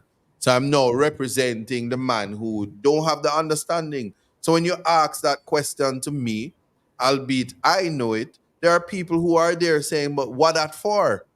Because we are replacing something. And should we elect a president? What am I saying? I think we should elect our judges. I think we should elect who the commissioner of police is. I think we should elect every servant. We should elect them. Whether and all things must be for a time. So save and accept for the judges who have security of tenure, and we know why that is. But even the election process simply says that at some point we are going to have to live with the choices that we make. Because then it puts us in the back end to know that persons who talk about, I know about a vote, it don't make no difference. Is them making the most noise right now, you know?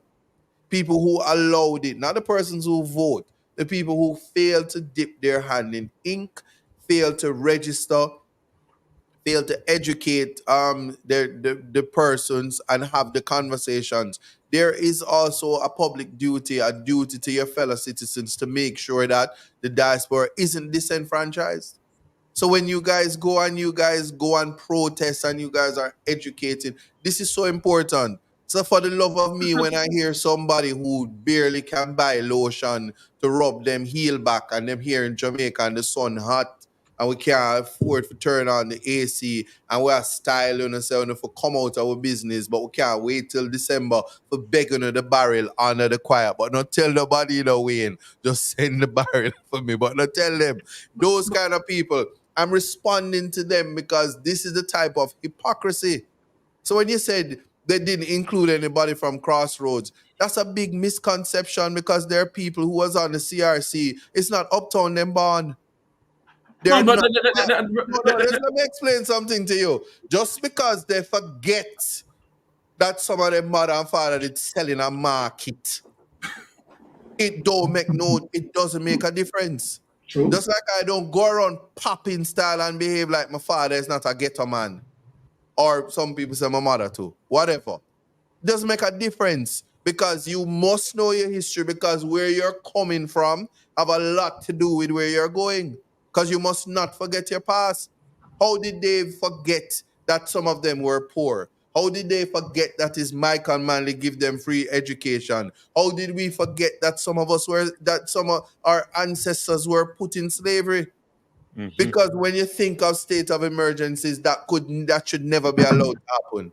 So when you say, I promise you, the CRC, break it down. Some of them, yeah, proper market people. Notwithstanding. Rector, before you speak, yeah. Carla, just hold the line. I know you've been waiting for a while. Rector, go ahead. No, what I wanted to do was to kind of mention to you that the last segment we want to take on what happened yesterday at the business conference, because I think Herb and Herb, one second, oh, Herb, yeah, Herb and Rupert, they reached out to me and said that if they would like the last segment to be about that, because there were some disturbing things said yesterday, and they would like to make some comments about it because they didn't want it to go unnoticed or unchecked. So that's it. You can take. Yes, Carla, go ahead. You're live. Yes, thanks for allowing me on the program again. Good evening, everyone. I just want to, first of all, I agree with Isat that everybody should be elected and we should have one president. There's no need for two presidents. That's a way of our president and a prime minister. That's a waste of money, right? Just like you're spending money on the governor general just to do ceremonial duties, wave hand and kiss babies and things like that. That's a waste of money. We need one president, and the president should be elected.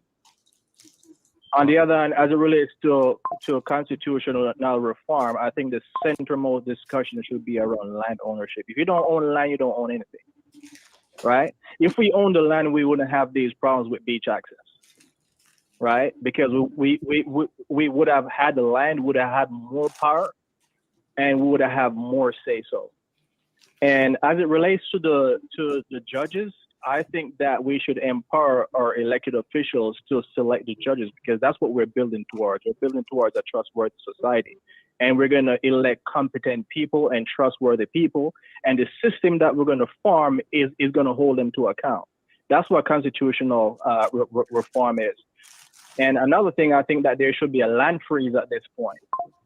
We shouldn't have foreigners coming and still buying up our land, especially when we're going through constitutional reform. So right, that's my submission for today. All right, appreciate it. Let me squeeze one in real quick. Carla, go ahead. You're live. Hi, good night, everyone. Okay, Yeah. anybody on the panel can answer this question. Okay, this is in regards to the Prime Minister's statutory deduction. I am looking right now on Section 41 of the Integrity Act. Carla, hold a second. Jamaica, I know you've been calling the whole time. I want you to hold the line. I get you this time. Just hold the line. All right, ma'am. Go ahead. You were looking at the section of this Constitution for the statutory declaration. Go ahead. Right, Act of 2017, and I am under this section, parliamentarians and public officials. And at the latter, it says the final statutory declaration. And it says within 12 months after the meeting office or loss of election or resignation, retirement, then that's the last of the Prime Minister to hand in his statutory deduction. Now, time has passed, more than time. And of course, we don't see where he needs the meeting office.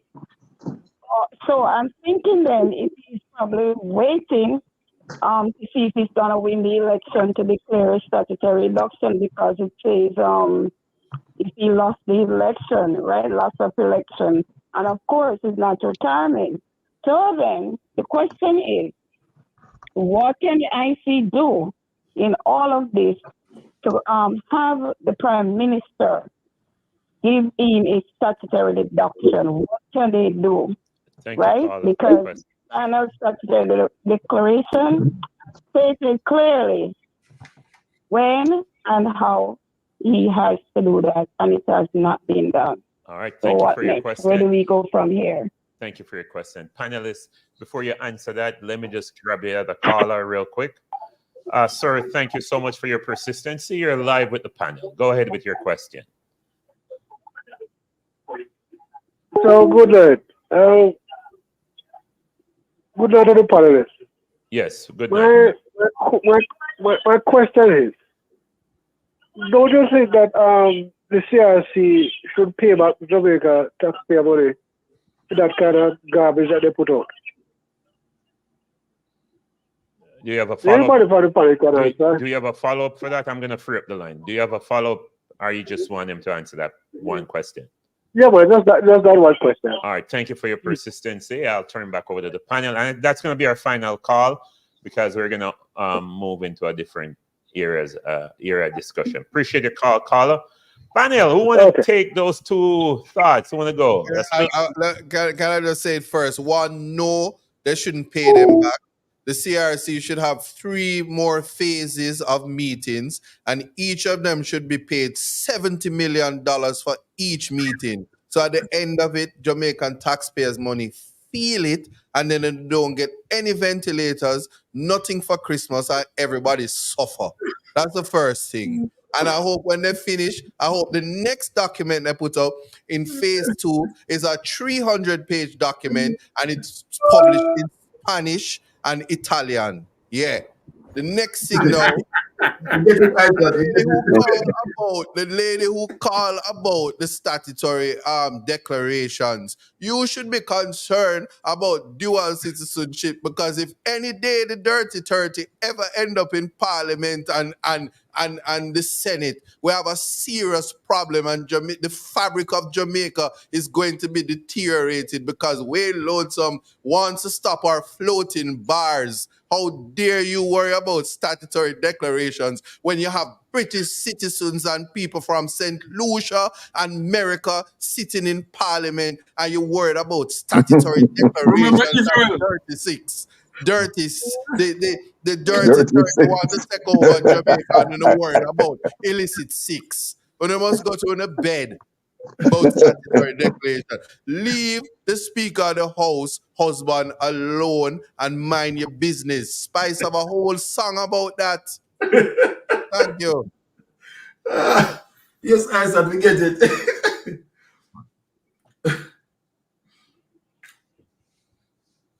Come on, guys, jump on it. Who want to go on it? Listen, there was a question earlier about the presidency. It's this thing that have to put in the. You got another call? Unfortunately, nobody brought up the fact that you can't have the Prime Minister in Parliament influencing and bullying the rest of Parliament, bullying members of the cabinet. You need, if you're going to have a cabinet, you need to separate them from the legislature. The Constitution does call for legislature, executive, and judiciary. So you have to separate them out, right? Put your president with his cabinet. Let them all be voted on. And then you can, if you desire, leave a prime minister inside of parliament so that they can come up with the planning and direction for whichever party is in power. All that means is you have a head guy in there running the legislature. We should not have a problem if you separate them out. If the cabinet is doing something and you have the members of the cabinet being confirmed by the House and Senate, then I think the Senate also, they should be voted on. And then they can stay in there for extended period.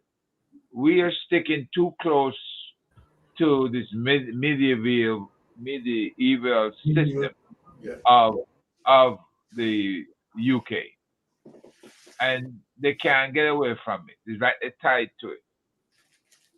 But what I'm saying though, it cannot be that we're reforming our constitution and the people of the country do not elect a prime minister. The prime minister is appointed. It cannot be. And that's all I'm saying. The presidency you're talking about. The presidency, yes. Yeah. It cannot be. Yeah. It cannot be. And we, the people, must demand that we have a say in the reform of this constitution. It cannot be that Marlene Mala, who fought or whatever she want to name, dictate to us that we must have a ceremonial president. That's what they believe is good for the country. No. No. We must stand up in this country and demand what we want.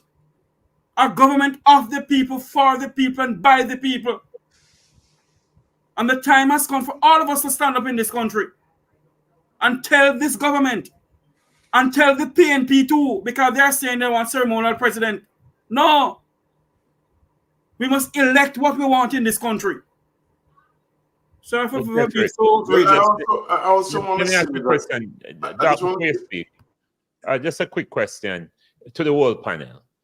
I want to know, the people in Jamaica will say, "Una left Jamaica and go foreign and run off on a mount." Because that question came up earlier, you know.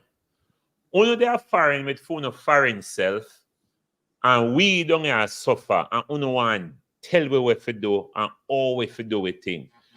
What about we? Our right to choose where we want. What if we want it so? What if we want to stick with JLP and labor right?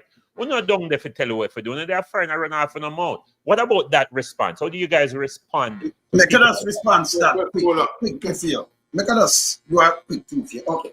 You see, like how them say that, only thing we are going to do in Rati, hear this. Hear the solution to this. All we do with us, keep our money as and keep our barrel there. Yeah? And make us see the country run. And make us see if the big boys them up at top can rest. Wait, hold on. I have to interrupt this, sir. Because here what now. I challenge the argument already. Because guess what? When Mama Arthritis take her and she want her pill, hold on. Hold on there. When Mama sick, or me know say me left my youth in my yard and them a grow, and want to send on her shoes, send on her barrel. Even though me may have grievances with the government, me still have an obligation to my family. How do you square the circle there? But hold on, say for your family, I say the same thing. Them have got suffer the good, suffer for the bad. Because your family feel know better than that. Because you cannot work hard in a snow, in a sun, hotter than the sun but down there. When them sun you sting like to them, you drive and me look around 37. Me have to 37, you know, Celsius 37. You know that around something like I go out in the 100 or something, right? Yes. Right? You drive this and you turn up your AC and you still feel hot in your car. Yeah? And you go through all of this and you still send nearly $4 billion a year. We in the diaspora. And then you look down upon me like we are nothing. It will stop. Stop it. Plus you have to add in the barrels them too, you know. Remember tourism go give you 1.7 last year. 1.7 billion. In the pandemic, if I never win at the diaspora, Jamaica sink like Titanic. Them get nearly 4 billion in the pandemic, like year after year. And them say, that's with you know, Mr. Wayne. Yes, bro. And that's with you know. Where I bring up the $4 billion for? Where I bring up the barrel for? And that, just love bring up the money. And then not there down with it. Wow, we not have freedom of expression. Listen, we can't. I want to say this, that this matter of, I think it must be a joke with the people are making, because in terms of the remittances, they want us to say, to enrage the people by saying we're going to affect the poor people's money. That is a ruse that has been used by politicians all this time. We have to stop that. We love our country and we want to, but they must understand that they have to love themselves first. They have to understand that they have to become responsible. They have to learn to read and write. You can't have my name on a bullet. My God, it's about time everybody gets an education so that we can know what we're doing and we can have a future. The man just came on, Mr. Professor, and told us what is causing the problems in Jamaica. Okay, he came here as a naturalized Jamaican, and he's telling us, are we not even listening? How are we gonna? We're losing heads every day. We're losing people. What more do we want? How can you blame the diaspora for that? We came here to work, to send back money to Jamaica. It's about time Jamaicans understand that they must get up and stand up for their rights and stop trying to blame other people. Okay, and that's the issue.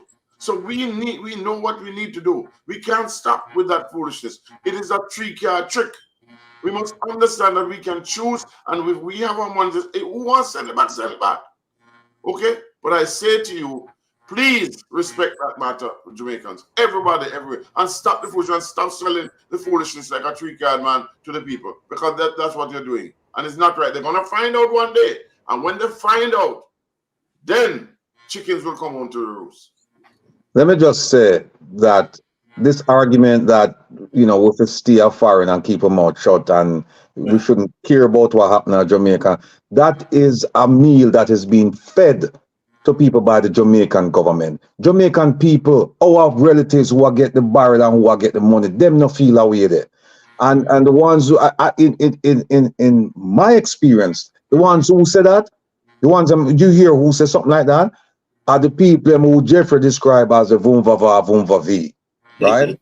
Them people are complaining about it because they want the status quo. Them don't want we come in and make change because they've been living high after hog. So that's why them say that. But the idea that the impression that Jamaican people as a whole feel that way about the diaspora is absolutely false. I don't buy into that narrative. But you know what, Ratty, right? I will not waste time in terms of a monkey who's trying to be a baboon.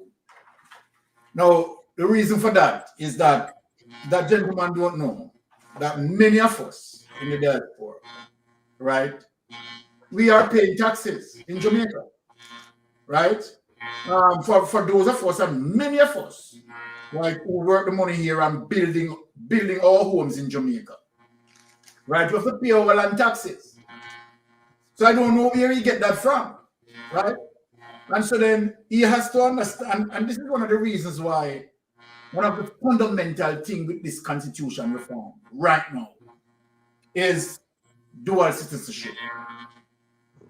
Because the thing is, this government, right, is not pursuing, as we talk about the politics of inclusion. The politics of exclusion is what the Jamaica Labour Party is executing. And so then, when I talk about dual citizenship and our full participation in terms of the electoral process and the possibility that, we can make representation from Parliament, right? That should be, considered as it relates to, the politics of inclusion, right? Now, yes, it's okay when we talk about the constitution that provide as it relates to Commonwealth citizens, right, who can make representation in Parliament. But you have to remember, and in extension, it is not only Commonwealth citizens, right, is in the diaspora. You have several people from out of the United States of America, right? So what to do? No, and these are persons who are participating as it relates to the remittance. So how could you just say, okay, all right, even if the Constitution, right, allows Commonwealth citizenship, if you are going to talk about the politics of inclusion, why not just consider that now to say that, okay, based on certain factors, let us extend this to also include, right, persons who have dual citizenship, you understand, from the United States, right? So Commonwealth and non-Commonwealth, we are all Jamaicans, particularly, we are talking about Jamaicans by birth, right? We are only taking citizenship in the sense of naturalization, right? And so then for any Jamaican who in the diaspora, they are working with the vision of coming back home. So then why treat us in another way how you are treating us, right? As it relates to what we are doing, right? And the contribution that you are getting from us, right? Because if you are going to say then, I mean, you're going to exclude, right? And one of the reasons why Andrew Holness is doing that, because Andrew Holness is very petty. He's extremely petty. Now to the fact that the diaspora is going against him, right? This is one of the reasons why Andrew Holness is doing that. No other reason. Because he's not getting support from the organic diaspora, right? And so then that is the reason why Andrew Holness is doing this. You're going to do a constitution reform. Consider that all Jamaicans are Jamaicans, whether they want to be in the Commonwealth or non-Commonwealth. We are all Jamaicans, right? And we are contributing to our country in a very significant way. So I believe, and I am supporting, that persons with dual citizenship, right, should be allowed to serve. That is my subjective opinion, and I yield back.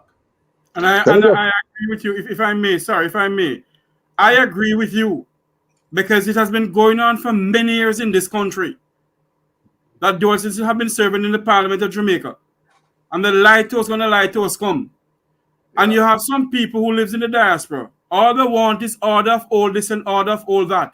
They are down there in Jamaica, and you think that they'll raise the topic to the Prime Minister? No, because all they want to take picture. I take picture with the Prime Minister. A time has come for all of us.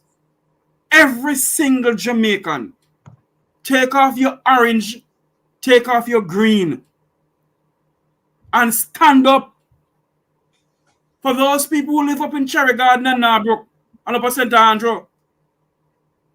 You people, what do you think you're doing? You all think you're making the country better? Mr. President? I just want to say one thing, just a minute. We cannot do this without funds. So far, a lot of us have been making a lot of sacrifices. Ratty can't beg not even a penny.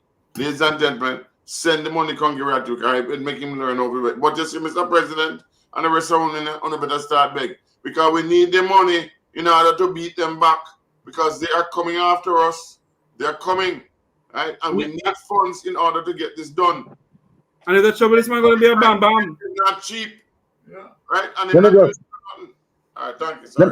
let me just say that I just opened my computer, right? Because I'm in a travel status. I mean, even if I ask for Virgin for help me, because the tablet I was using, all of a sudden it just conked out on me. So I'm actually using my telephone now, and I just opened my computer. And that's why I keep telling our people, and I mentioned it yesterday, that the Chinese have a proverb. It says that if you have a year, if you're planning for a year, sow rice. If you're planning for a decade, plant trees. And if you're planning for a lifetime, educate your people. Because I've been telling everyone, file your ATIs, file your ATIs, file your ATIs, file your ATIs. Because no matter how much the government might try not to give you information, at some point they will have to give you some information. And if they don't give you the information you need, then you need to appeal to the tribunal, or you appeal to the minister, and barring that, we go court. Now, I have a document here I just received, and I'll go into it on Saturday, but I just want to show you the importance of an ATI.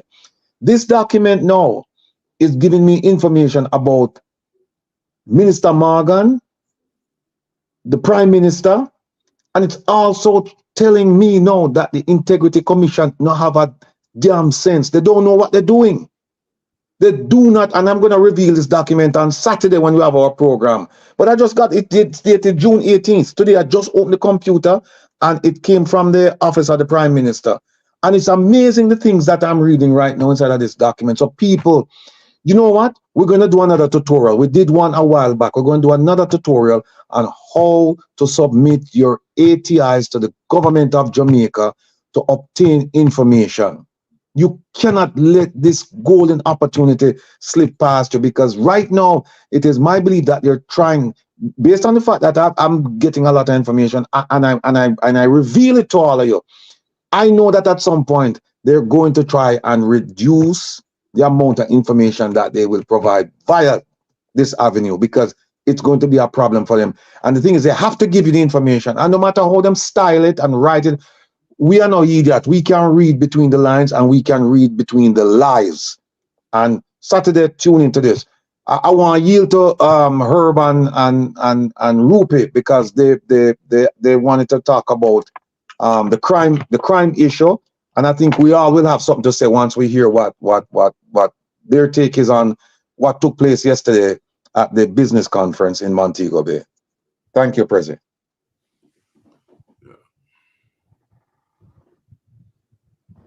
Your time, Herb. Your time, Herb. Unmute your mic, Sir Herb. Your mic. Tell everyone. Herb, go ahead. We can't hear you. All right, Doc, you want to go first? Yes, let me go ahead. Go ahead. Yesterday, I just decided to listen to the various parts of the presentation about crime. I can't hear, Doc. You can hear me? We can hear him. Yes. I don't know what is happening, but yes. And so I just wanted to go on. The Doc is supposed to speak in. I can't hear you. Herb, can you hear me, Herb? Can you hear me? I'm hearing you, Herb. But Herb, we can't hear you. I hear you now. Okay, good. Yeah, so I'm saying to you, I had the privilege, and so did Herb, to hear some of the presentations. And they had 4 presenters. One was the Commissioner of Police. One was a member of the Jamaica Diaspora Crime Intervention and Prevention Task Force.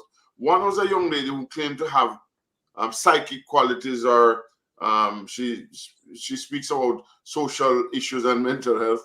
And the last person, I'm not sure what they did, but they were asking some degree of questions.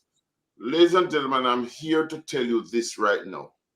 The current commissioner seems to be a nice guy. However, he had no clue. He made no clue as to how he would deal with approaching the idea of reducing crime and violence. No, as a matter of fact, it wasn't the commissioner. Sorry, it was your friend there, Mr. President. What's his name again?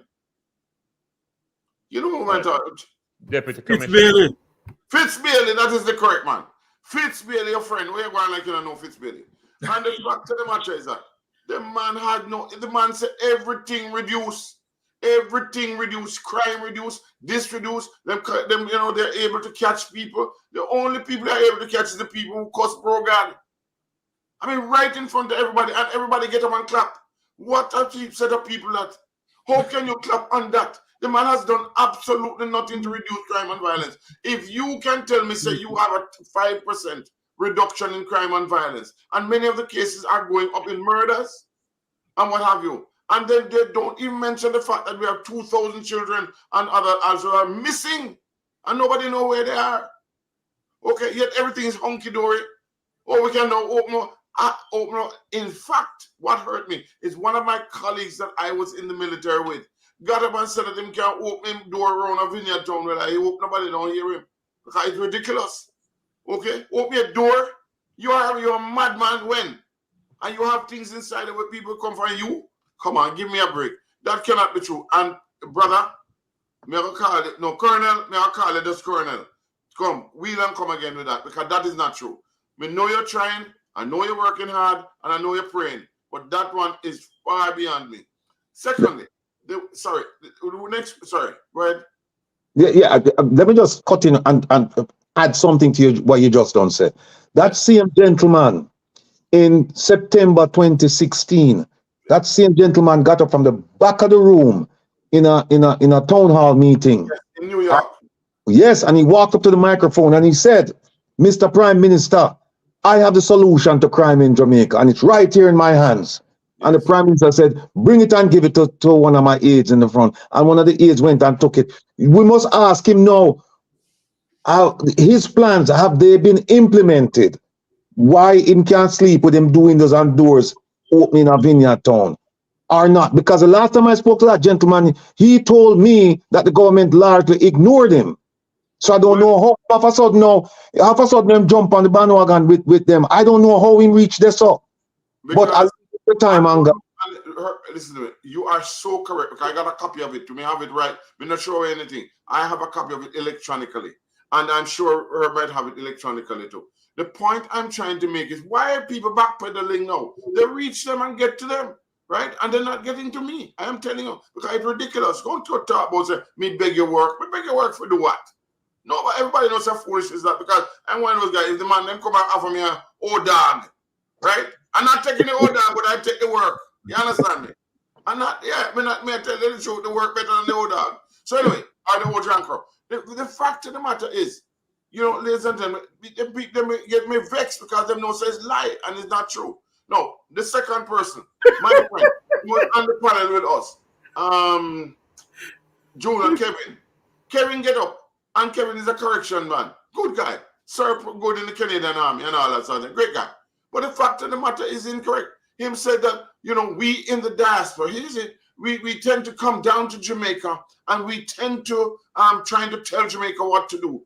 Kevin, how you can say that when you know that we went down to Jamaica, we sat with them, all of the brass down there, we started working with them, and the man them refused. One of them Steve talked about the 5 points that in what we had put down that we're going to approach. The Steel our Safer Cities Initiative, right? And all of that, and yet and I wrote to them and asked when Mr. Chan was appointed, do you want our help? Him say yes, and up to now, listen to me, him come and then him ignore it and him insult me. Now let me tell you, that is the second one. So, and he said no, he said something further. Let me tell you something, gentlemen. When I was in Iraq or wherever it was, you know, and I went to the general, and the general said, you know, why can't we? Let me tell you something. If you come, when people come to say they want to help, how can I help you? No. We just come down and you can ask us first, how can we assist you? Well, ladies and gentlemen, I have letters, I have information, so does Herb, that says we wish to assist you. So please, anybody who has passed through our little thing, according to them, or Dirty 30 or whatever, you will see it written in paper. And I am upset about it because people must not do that. We're going to fix that though. Next, go ahead. Let me add another piece to that. This gentleman that you mentioned, named Kevin Jr., he has been designated by the government of Jamaica, not by the diaspora. He has been designated by the government of Jamaica to serve in a sector called citizen security.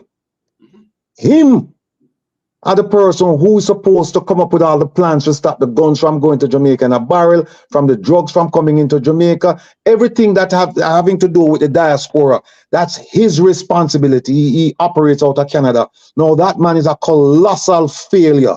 I haven't seen a single document from him targeting the diaspora to say, listen, how can we help our country? Let's get together, let's put together a plan to deal with the shippers so that we can work with the shippers to see where the barrels are coming from, who's sending the barrels. So let's see if we can somehow have imaging of the barrels. Let's work together with the DEA, ATF, FBI, HSI, and all the other entities. That's his job. Instead, him go down there and him a cut against way. Yes. Where? You know, hold on. Let me tell you something. I saw that coming. Now, when him never answer a call. Let me just make it quite clear. He's a good man. I mean, personally, that I know him. But the point is, and he's a godly man, supposed to be a godly man. And so if me a lie, you know how to go pray for me. The fact of the matter is that you cannot be a part of the task force team. Whereas you can talk to any of us at any time. It's a whole heap of way, you know. Them says a few, but it's not true. It's not the dirty 30, it's plenty 30. And let me make it quite clear. And we have lots of people. Since this is happening, they have called in Captain Peter Whittingham, writing, Senator, and so, you know, and all those people. We're talking about expert beyond expert, you know, gentlemen, who were in the Jamaican, and yet they're coming to talk foolishness. Listen to me. They don't plan secure Jamaica. They're not securing nothing. They don't know how to do it. And because you know why? Because they have the gangs. They know who they are and they can get them, and the gangs is running them instead of them running the gangs. That's why they're afraid of my name, the Adams, because they know the Adams will take them all out, regardless. No, let me tell you something. Let me tell you something. He may be good, he may be godly, but sadly, him no know where mado. Him no have no clue where mado. Believe me, and I've said it before, and I'll say it again. Okay. Take all of the people in a citizen security where you want to appoint. Take all of the previous commissioners, all of them who are alive, put them in our room, and you can put me on one side alone. We never go about to get the rest of them involved because the rest of them come inside it over from the shout. But just put me and make them look on it in terms of numbers. I'm going to beat them street and lane when it comes to crime and security and deal with problems in a Jamaica or anywhere else. Them not have, when me forget since me left, is more than what them ever experienced in them life. I mean, not forget much. And when me forget more than what them experienced throughout their entire life. These people, let me tell you something. These people were down there and I wrote them more about crime and security and all of this nonsense. And I heard Mr. Fitzbailey talk about crime gone down. Shame on you, Mr. Fitzbailey. You know better than that. Stop selling the people them a bag of lies. And the poor people them who don't know no better down there like lamb being led to the slaughter. A clap. Them don't ask him. Listen, one fact them have to ask Mr. Bailey. It's Mr. Bailey. When this government took over, the murder rate was 1,208, and the government complained and campaigned on it. And as a result of that, the people believed in them and said, all right, 1,208 too high. We have to have a change of government to deal with this crime problem here.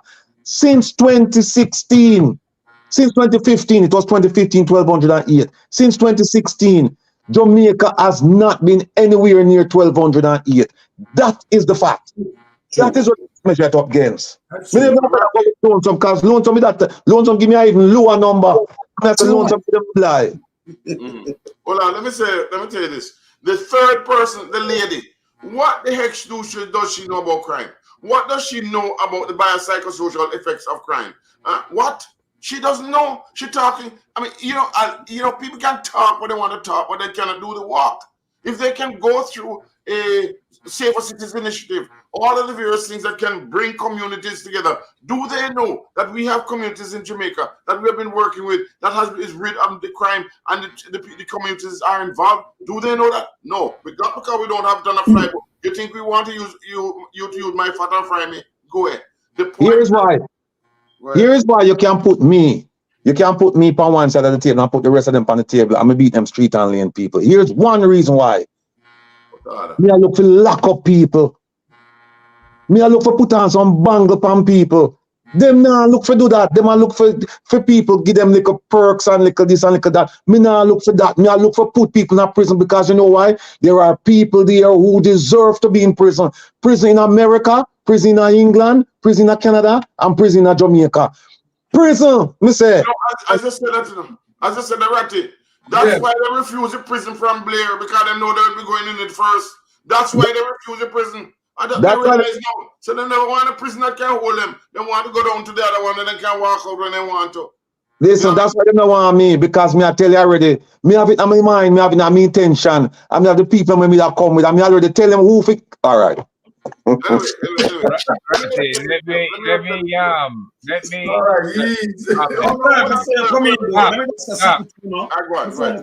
on. Let me just. We just want to say one thing before you come in. I may ask if you know. You know, say you have a visitor commit suicide today in Westmoreland. Yes, the police went to the hotel, pick her up because she want to commit suicide. You know what them do? Carry her, go lock her up. We think they might carry her to the doctor and restrain her, and she just want to use the bathroom and kill herself. Let me say we can't hear it. We can't believe it. You have to hear to believe it. You know the thing about the place. Now we're going to talk about it, but hear this. Investigators are finding the death of a British national at the Borough Police Station in Westland. The woman has been identified as 57-year-old Justine Zenda Templeman, who resides in San Francisco, California.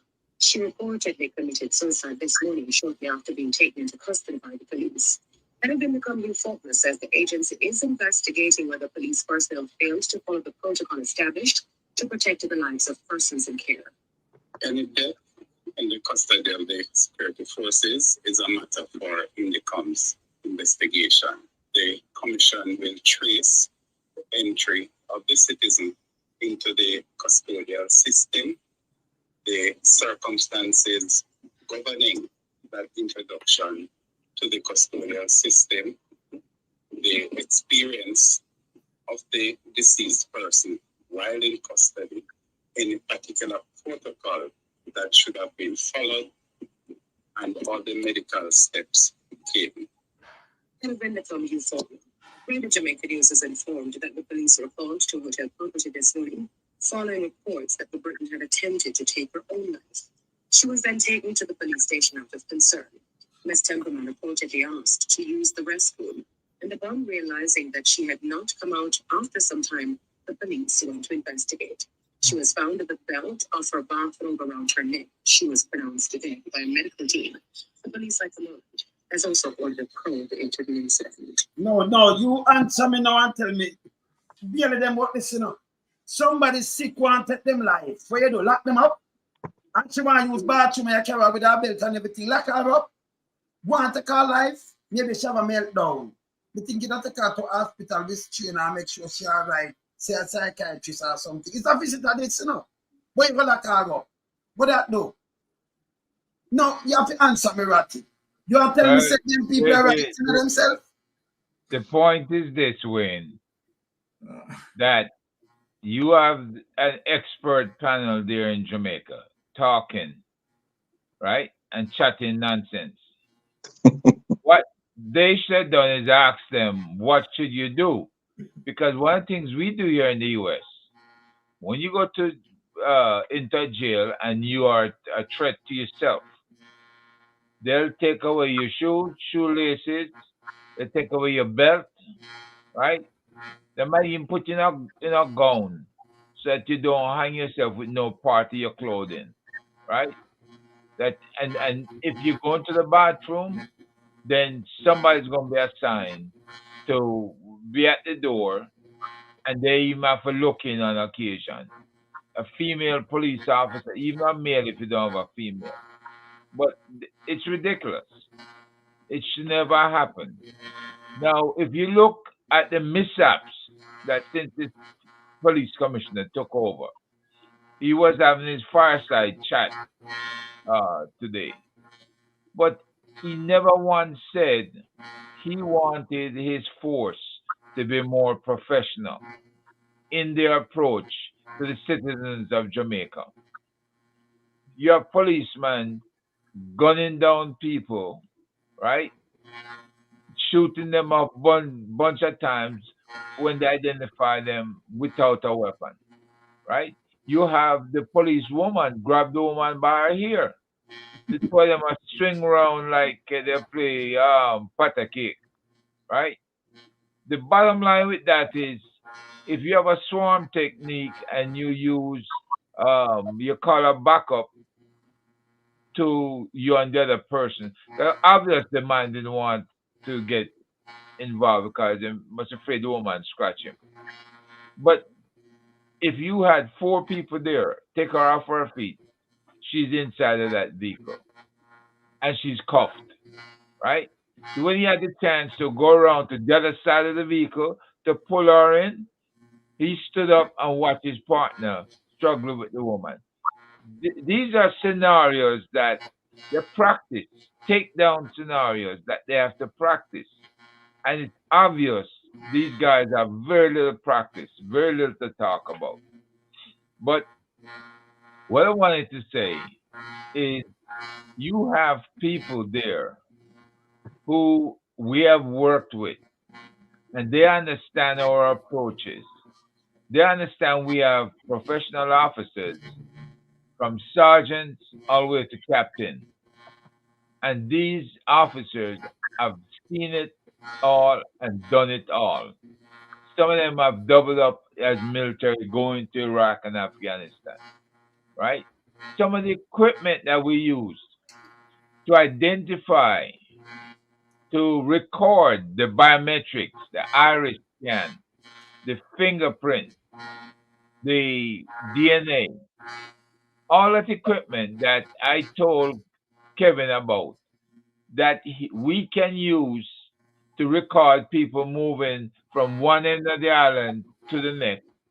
They have no job, they have no fixed address, they have no other source of assets that people supporting them, and they're moving around as if they have all the money in the world, and they have vehicles driving, they have to pay for gas and everything.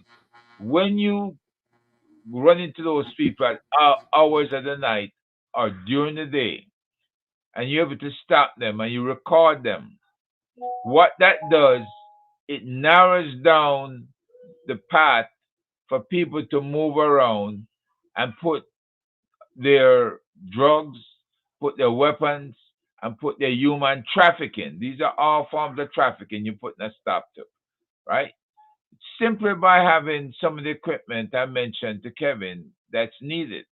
But instead of talking about that, which he probably didn't even read up on it, he had very little to say, and he went to the place and he played their game of blaming us, the diaspora, that we don't know no better, right? That we are demanding things that we never once demanded anything from these people. We made suggestions and we asked them, if you want us to come in and talk about it, we are available. We have teams available. They have never taken us up on it. So the bottom line is he needs to go back and regroup again. Because Ratty was saying, the things that he has to concentrate on now, he needs all of our input. And rather than, go in there and talk nonsense, he should have called on us to give him some ideas as to what to say. Because obviously he doesn't. The best thing I know he does down there is with the JCCF, the Combined Cadet Corps, and he teaches, I guess, occasional classes to them. Nothing else. So Let me add. Sorry. Go ahead, Doc. No, I just want to say that you're absolutely correct, ladies and gentlemen. We've been doing this a long time, and people had the audacity the other day to ask the question, "What do we know about crime?" We have a lot of information about crime. What Professor came in earlier and said is not anything that is foreign to any of us here who have been in the system. What we would like to do, however, is to make people understand that the lady that came on, the final lady who, apparently she would handle social issues, which obviously we need social issues. There are people who need it. There are people in Jamaica who need this assistance and what have you. And we need people. Look at what happened with the children in the schools and the breakout in schools and what have you. And ladies and gentlemen, let me make it understand. This is not about us. It's about our people.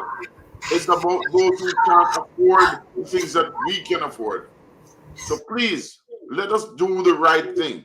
Let us work with the diaspora, this One Jamaica Legal Defense, our people, and the Jamaica Diaspora Crime Intervention and Prevention Task Force. And let us tell any government, listen, we are here to work with you for the benefit of Jamaica. We are not looking accolades. We are here to work with you for the betterment of Jamaica. And let me tell you, I know that people are listening. Everywhere you go, people are listening. Spread the word. Do not be afraid, because you know that is the right thing to do. Gerb, and everybody else, I thank you very much. I thank the people. But as I said before, we cannot do it alone, and you should not expect us to do it alone. You have to have our backs, and you have to support us, because if you do not support us, we cannot do anything for you anymore. That is how, and that's what they would like. Thank you very much for the opportunity. Hey guys, just have to put a plug on it. We're coming up to the end of the evening. It's almost 11 o'clock. Would like to invite our participants to please donate to our fund. The information is scrolling at the bottom of the screen. You can hop on over to the website, ojldf.net. This is absolutely critical for the advancing of what we're doing here. So as we come down to the end of the broadcast, I would like to have our panelists make their final thoughts and comments. I am going to start with the most handsome in the group, which would be me, but I'll say the closing prayer. So let me, Mystic, you haven't said much, man. What's up with that? Wife in the dinner with you, you just feel like, the element. Oh. Go ahead, Mystic. Your final thoughts, sir. Nah, you're it. Unmute. Sorry, my bad. Yeah. The final thoughts for me is that we all here seeking good governance. And obviously, we all observe that, we are in a crisis as it relates to good governance, right? We have seen where the Prime Minister, right, is in a prickle, obviously, because, if you check, all countries that deal with, the Westminster style of governance, there is none, as far as we concern in modern time, that you'd have a prime minister, as it relates to a Westminster governance, that going 3 years without statutory declaration being declared, being certified, right? It is totally nonsense. And what makes matters worse, you have a PSOJ that is dead silence, right? And when you look at these issues, right? It's so amazing and to see that you have a DPP, right, want to force herself into, right, get back into office to ensure that she wants to protect the status quo of the corruption. And so then it is evidently clear as it relates to what all of us are witnessing. So, we have to say that all of us, we need to put our voice together, right, in seeking, this good governance. And I am shocked as it relates to that these things can happen and we don't see any outcry in Jamaica. A government, right, not having a statutory declaration being certified, and there's no outcry. No outcry. Right? So apart from us in the diaspora saying what we are saying and try to hold the government accountable, right? In some other countries, I believe that people would have marched out, right? People would have congregated to say, look here, enough is enough, right? And this is what gives me a shock, that I can't believe that the Prime Minister, right, is looking forward in going into a general election. It's madness. The corruption is so apparent. You have the Integrity Commission Oversight Committee. Let me speak this and make people understand it. The Integrity Commission Oversight Committee, right, that Andrew Holness's wife sits on the Integrity Commission Oversight Committee, and now that they are pushing that the investigator, the Integrity Commission investigators report must now bypass Parliament and go to the Integrity Commission Oversight Committee. No, this is crazy, because guess what? Juliet Holness, and I'm not going to hesitate it. Juliet Holness, you are one of the 6. You are one of the 6. And then you sit on the Oversight Committee. How does that make sense? That you, right, under investigation, want a case to come to you, to the Oversight Committee, for you to investigate, for you to look over your own case? This is madness, and people don't see that. Well, if people don't see that, I am telling the people, this is what the Integrity Commission Oversight Committee is doing right now in Parliament, right? Trying to put in laws so that, right, the Integrity Commission investigators report, right, should no more take the route to go to Parliament first, but go to the Integrity Commission Oversight Committee, where the criminals sits on to look over their own investigation.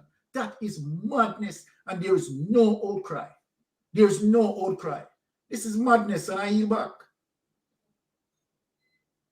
Dr. Francis, go ahead, sir. I want to thank you for the opportunity again.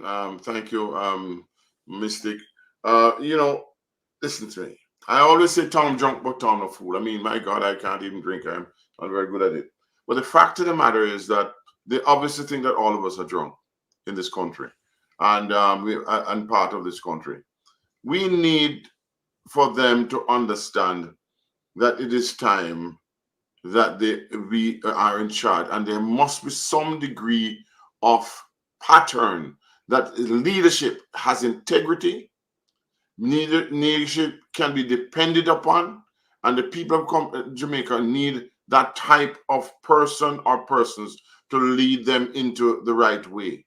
Okay? Otherwise, Jamaica cannot foster, because cannot prevail. Look at the other countries that have prevailed. All I'm asking you for, if you love Jamaica, please do the right thing. We know that some people love money more than they love Jamaica. Okay? There are 30 pieces of silver and more. But the fact of the matter is that we need a country that we can depend on at the top. We are God's gift to the world. Let us prove that by loving our people first and putting ourselves last. That's all I ask of our leaders. That's why you were elected. That is why you're elected. And please stop lying to the people. Thank you very much. And the people must support. The people outside, stop listening to foolishness and deduce so yourself, because you know it's wrong. And you don't hear so even the pastors, them silent. Everybody's silent. Have you ever seen that before in Jamaica? Come on, give me a break. And Hussein Bill gone, him not coming back here. Done with you. Jeffrey. Dr. Francis, if you're trouble, this man going to be a bam bam. That's right. You know, we come on here and we have given everyone an earful and mouthful for everybody to sit down and take into consideration what we have said and the two persons we have brought on to speak to us. My fellow Jamaicans from all walks of life, we cannot continue be dubbing each other as PNP and JLP.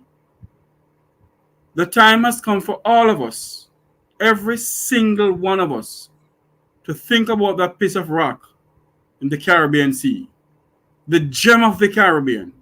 If others can see us as the gem of the Caribbean, why can't we see ourselves as the gem of the Caribbean? Why can't we? We must stand up for this piece of rock. We must continue speaking up for this piece of rock.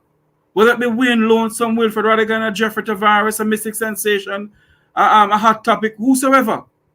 Continue speaking for this piece of rock. The people of Sri Lanka rise up. When they had a family running Sri Lanka for many years, the people stand up and say enough is enough. When are we going to say enough is enough in Jamaica? When are we going to stand up and fight for that piece of rock? Because when we were born, we never born to see a PNP or a JLP. We born to see Jamaica land we love. When are we going to stand up and say no more of these Chinese treating us as if we're second-class citizens in our country? When are we going to stand up and say no to the Chinese domination of Jamaica? That we will stand up for this piece of rock?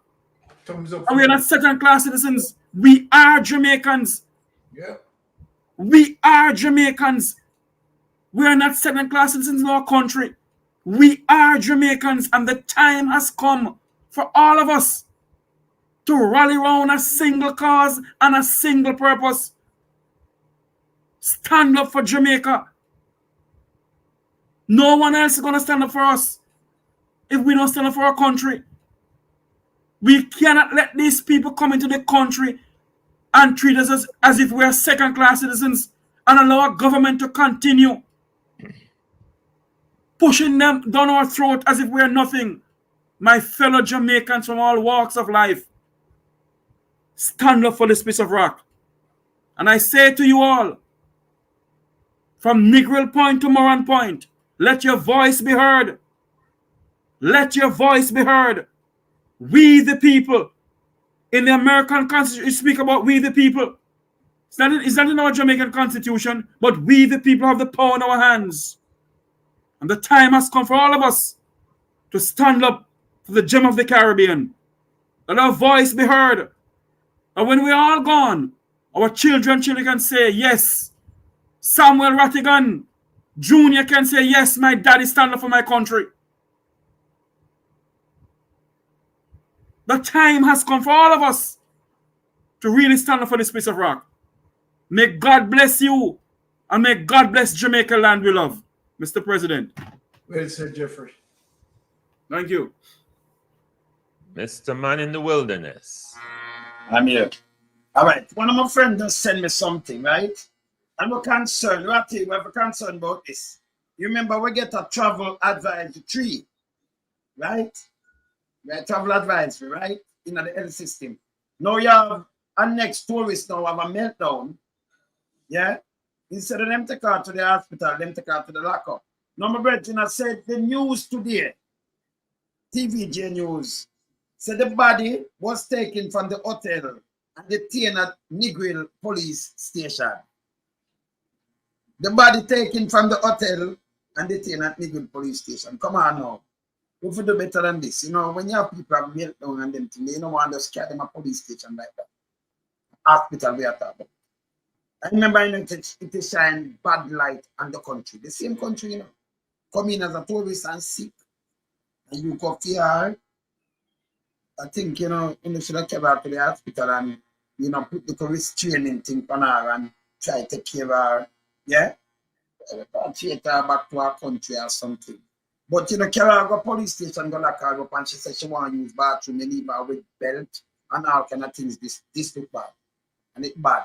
And we talk to the commissioner, talk to the commander, them on the ground. We don't know what is the matter. Yeah? Yeah, but it's bad for Jamaica. Remember, we have had level 3 advisory already, you know, from last year, you know. And that cut tourism in a half already, you know. And revenue gone down. So we want to do better than this. You hear me? All right. Do better than this. Yes, sir. Yes, President. Thank you so much, Wayne. Professor Nelson.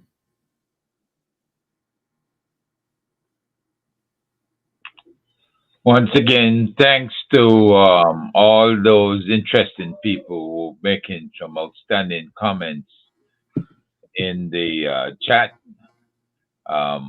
Thanks to our guest tonight, and thanks to the panel, my fellow panel members. Now, I'm sitting here and I'm looking back at some of the key things that we never got to follow up on that Professor Clayton had discussed. One of them was when he said, with all the research that they have done, they found no correlation between poverty and high crime. In other words, what he's saying is nobody is stealing, or nobody is killing, or nobody is raping because of poverty, right? So that shows that there's a certain amount of discipline in poor areas, and that the crime is not necessarily emanating from those areas. The elites perceive themselves as being above the law. I don't know if you all can recall that I was speaking on a Reason with Rattigan to Dog Paul, father-in-law, and the goodly gentleman objected when I said that construction, which is a big money maker for the JLP and at times for the PNP, used to be Dudos and it used to be Dana Williams. Now their construction is being run by the Prime Minister's wife. So she's making money on behalf of her family and I assume for the party. All the areas that he was talking about with his cost overrun, the one that hit me the most when he said that, cost overrun is typically because they have to pay out monies that is kickback, that people are unknown people, unidentified people have their hand in the cookie jar. And I thought about Cornwall Regional or Beryllium Regional, as the man in the wilderness would say, that the cost overrun went from 2 million, which might have been an honest assessment, to 22 million. If it's not an honest assessment, then there's your money for the elections next year. And they keep trying to tell us that, oh, without anybody auditing that is actually increase of raw material prices. So, folks, when you sit in that conference and you hear the man in charge and others, like the commissioner, speak, do they address these things? Are they talking about the facts as revealed by the government themselves, the facts as revealed in the media, the facts that are being researched by bloggers, researched by TVJ, CVM, and others, and being disclosed to you? Those facts are crucial to the survival of Jamaica. And if the numbers do not add up, you have to call them out. And right now, the Prime Minister's salary, his wife's salary, and the fact that there has been no loans taken out for building, how can you start a $22 million project and it becomes $800 million?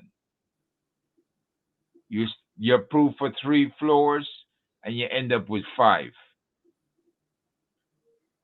Well, I guess I'm going to leave that up to the KCMC to figure that one out and do something about it.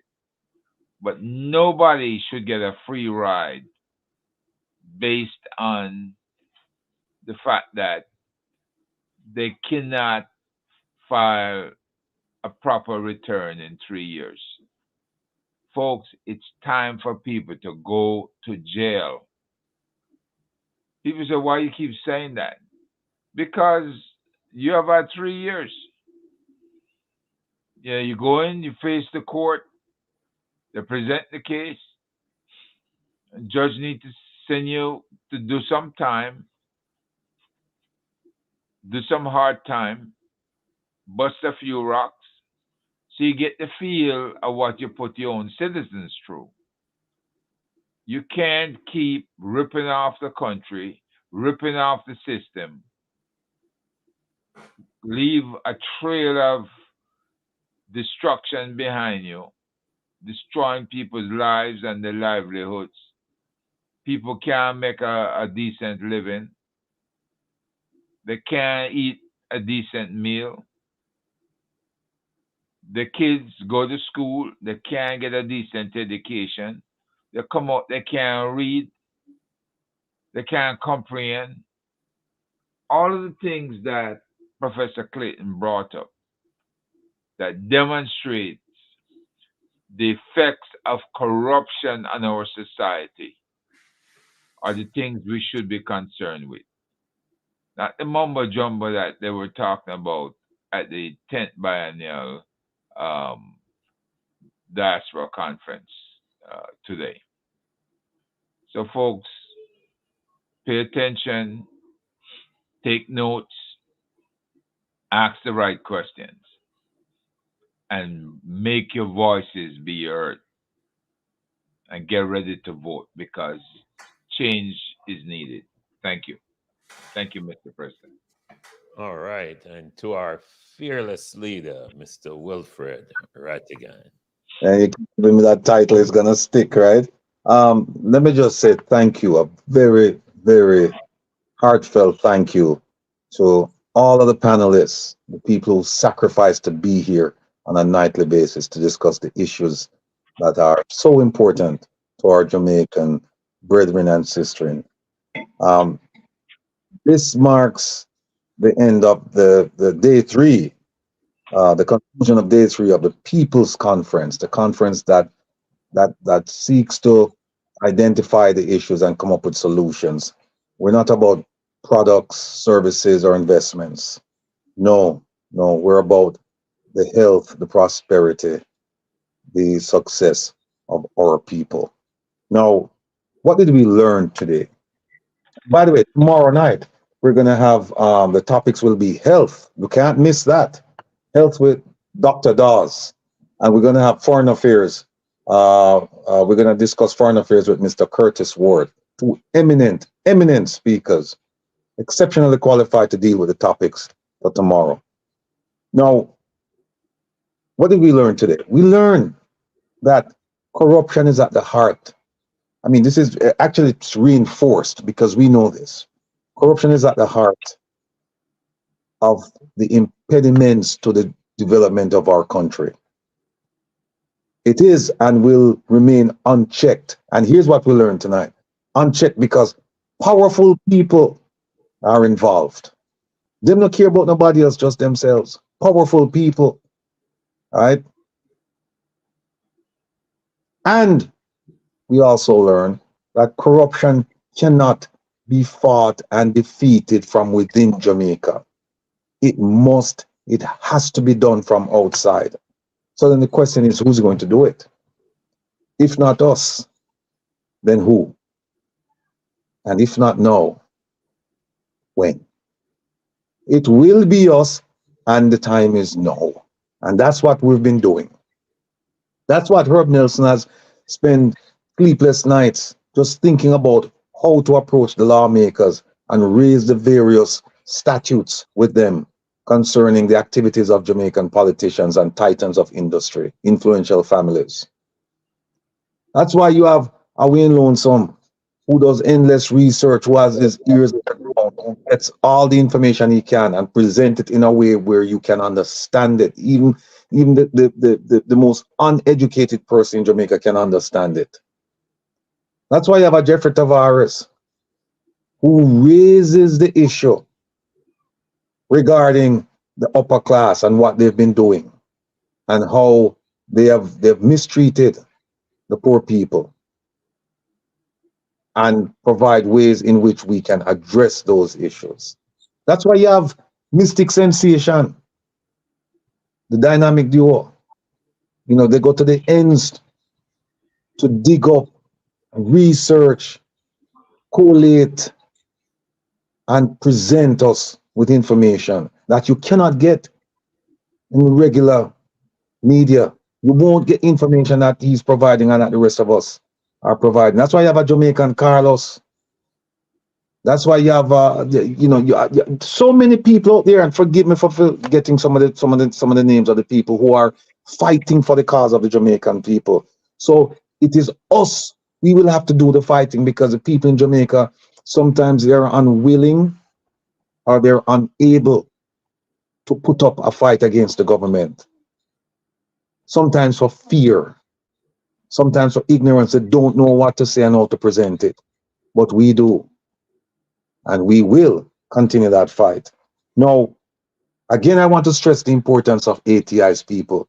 Like I said, I'm looking at a document which I will reveal on Saturday, and you're going to be surprised when you see what the government is actually. In fact, this document, I think, is a confirmation as to why Minister Morgan was relieved of his duties.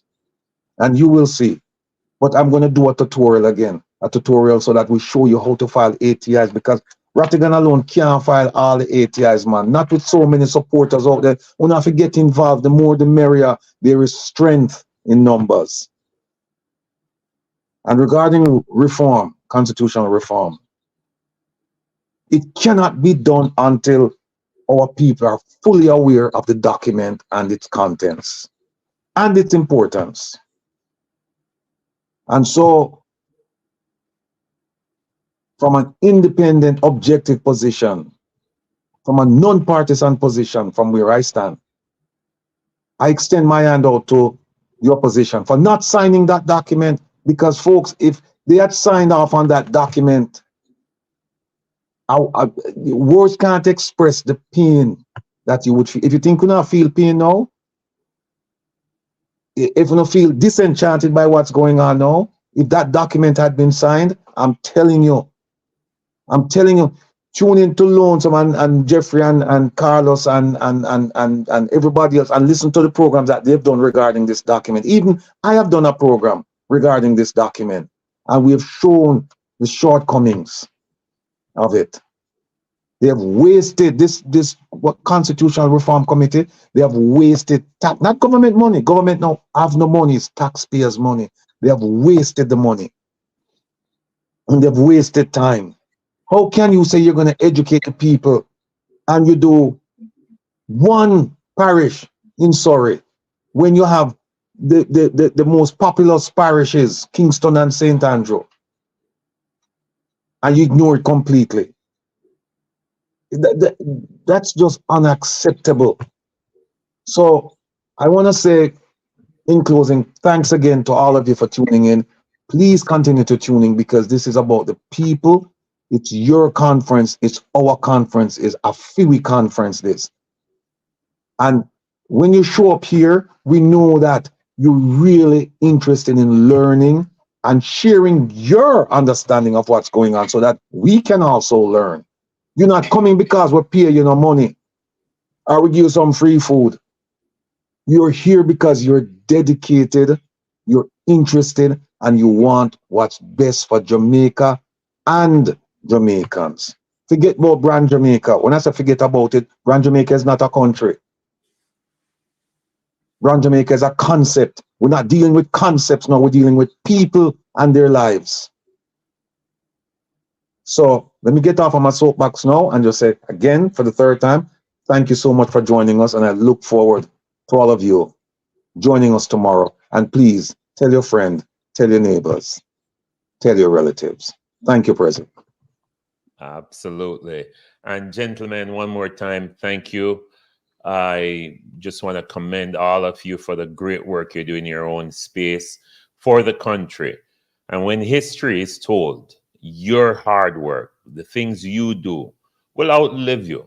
So don't be weary in well-doing. As the scripture said, you will reap what you sow if you faint not. It might be hard. You're getting a lot of opposition. You're getting a lot of criticism. And you're getting a lot of complaints. But you are fighters. And you will never quit. And I want to commend you guys for taking the fight to the people who are destroying Brand Jamaica, who are destroying our country, because it's our legacy. And we want our children and grandchildren and great-grandchildren to be as proud of Jamaica as we are. And we don't want them to feel like they can't go back to the land of their ancestor, to the home country from which we hail. And we ourselves want to make sure that when we go to Jamaica, we feel good, we feel safe, and we're seeing Jamaica thriving. None of us don't want nothing from Jamaica. None of us don't want to take nothing from Jamaica. In fact, you have proven yourself that we have given so much. 1/3 of the economy plus billions of dollars in investment. You build wall for your house, you slab the roof, you join 2 room, you put a car on the road, you buy animal, you do all of these things and invest in the infrastructure and invest in the country. Look at all of those houses that stack up on top of each other. It didn't happen primarily because people are in Jamaica working. It is people like you in the diaspora, like us in the diaspora, that have been doing that. And now these fly-by-nights want to write you out. Keep the fight up, gentlemen. Mystic, don't ease up. I know you're yan, but keep the fight. Carlos, he's not here, but we tell him keep the fighting. Win, keep the fighting. I'm not tired. Well, I'm not tired. I look tired. And me tired. But guess what? We're not going to give up. We're going to keep it up. So we're going to close off in prayer. Eh? Committed to the cause. Committed to the cause. I don't sleep. I lick your herb. Committed to the cause. Herb, you need to sleep though. But because we don't afraid of nobody. That's right. If anything happens, we'll be a bam bam. All right. It's gonna be a bam bam, Dr. Francis. So we're gonna say a word of prayer. I was here and I was like, we never open up in prayer, but we're gonna finish well. We're gonna finish strong because the national anthem is a prayer, guys.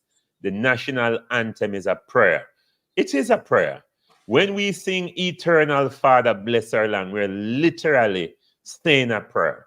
And I would like for us to say a prayer. Remember, go over to the website, ojldf.net, and make a donation. We need we need your contribution. We need what you have. And someone was putting in the chat saying that they're challenging people, that everybody that come out Saturday for Reason with Ratigan from 3 o'clock till you say when, commit to give $10, at least $10. That was a challenge in the chat. I think it's a sensible, reasonable chat. And if we have 1,000 people giving $10, that will go a long way. And honestly, when you fight a big case, $10,000 is not a lot of money, because a lot of cases, a lot of investigation that go into play.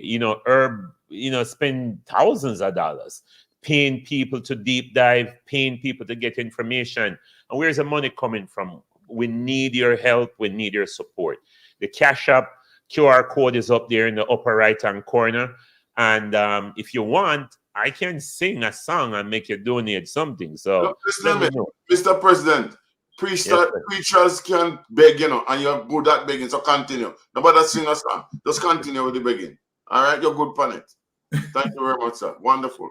So I want to commend all of you, our patriotic viewers, for your love. Thank you. Oh, someone was saying too, let's get up the likes real quick. Can you just hit the thumbs up? They wanted to get to 800 likes. Please. We're at 770 right now. So if you could just click the little thumb, 71 now. Yeah, see somebody just click it a while ago. Can you please go ahead and just click the like? I'm not sure how much you guys are seeing, but I see 770. How many people online right now, Mr. President? We have 1,011 people right now, our devices. If we get less than 1,011 likes, then some not like it. So nobody come back next time. Just do the like. Okay. They're probably busy, man, and they are working and have it in them ears and them can't click it. But they know it already. Yes, sir. Yes. So let's do the like, everybody. Go ahead. We hit the 800. Look at that. Booyah. You guys are amazing. See, no, but we want 2011. What's wrong with it, Mr. President? We're not going to bed till we see 2011. So if you don't want me to sleep tomorrow, you make sure me look next time we see 2011 or more. All right. So for those who are falling asleep, let me pray, and we're gonna leave Dr. Francis to wait for that. That sound good, everybody? I think so. If we just show reverence to the Lord, Father, we thank you in the mighty name of Jesus for tonight. Day 3 of the conference. There are so many things we talked about today. And Father, even as our professor came out to talk about some of the strategies that we're facing as it relates to corruption, as it relates to national security, we ask you that you will help us as we open up our mind and challenge ourselves how to approach country development and patriotic values and accountability and hold government to account. Father, I pray for the people who are serving this administration and even the opposition, that you will give them the wisdom, you will give them the desire, you will give them the mind to think about the people. And Father, we know that when the leaders are wicked, the people becomes wicked. And even as a presentation tonight was about people stealing electricity, people who are stealing water, people who believe it is justified to bridge electricity, it is justified to tap into the water main and just control and take these resources without paying for it. When 30% of the country is living theft and teaching and passing on that mindset to our children, we ourselves are playing a part in destroying the country. We ourselves are playing a part in creating a culture and a normalcy of theft and wrong. We are normalizing hypocrisy. And yet still we are talking about the politicians who are stealing, but we are thieves ourselves. We are the ones who are bridging the light. We are the ones who don't want to pay our fair share. We are the ones who don't want to pay taxes. We are the ones who are not doing the things the right way. But yet still, we are very critical about others.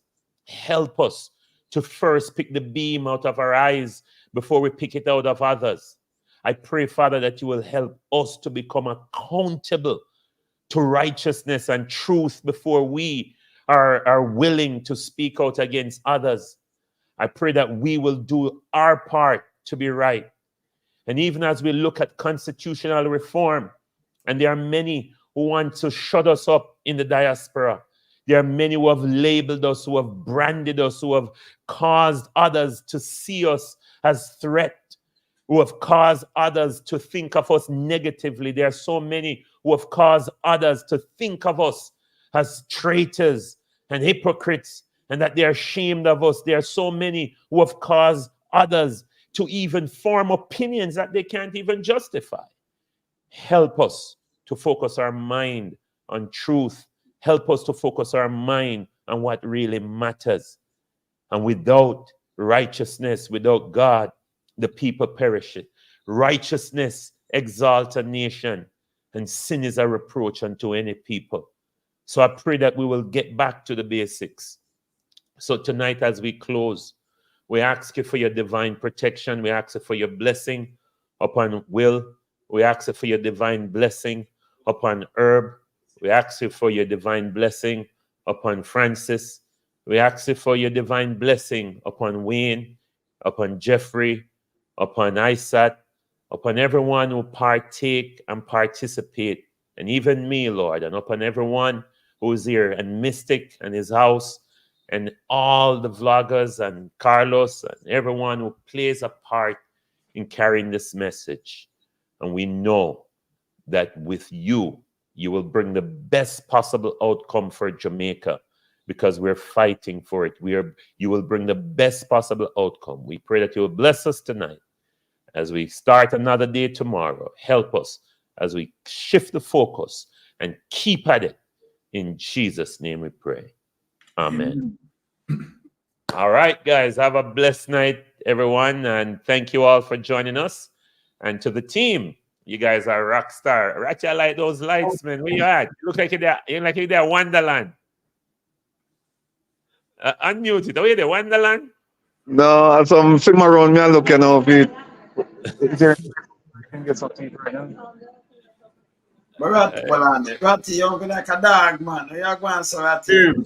Hear him. Food in the look already, you know. Hear him? In the look food. Ratty, you're like a dog, man. Where the bride, sir? Where the bride, sir? Yeah. Oh, man, but then I look up place I go and chill out, you know? Ratty. Ratty. All right. Ratty, now hear me. What? Okay. Now say you're hungry like a dog, man. Eat already still, you know. My people package still, so I'm going to have to mash up my little thing around this, you know. So we Yeah. All right. Cool. Bless him. Night. Cool. All right. All right, Dr. Francis is going to be a bam bam, Dr. Francis.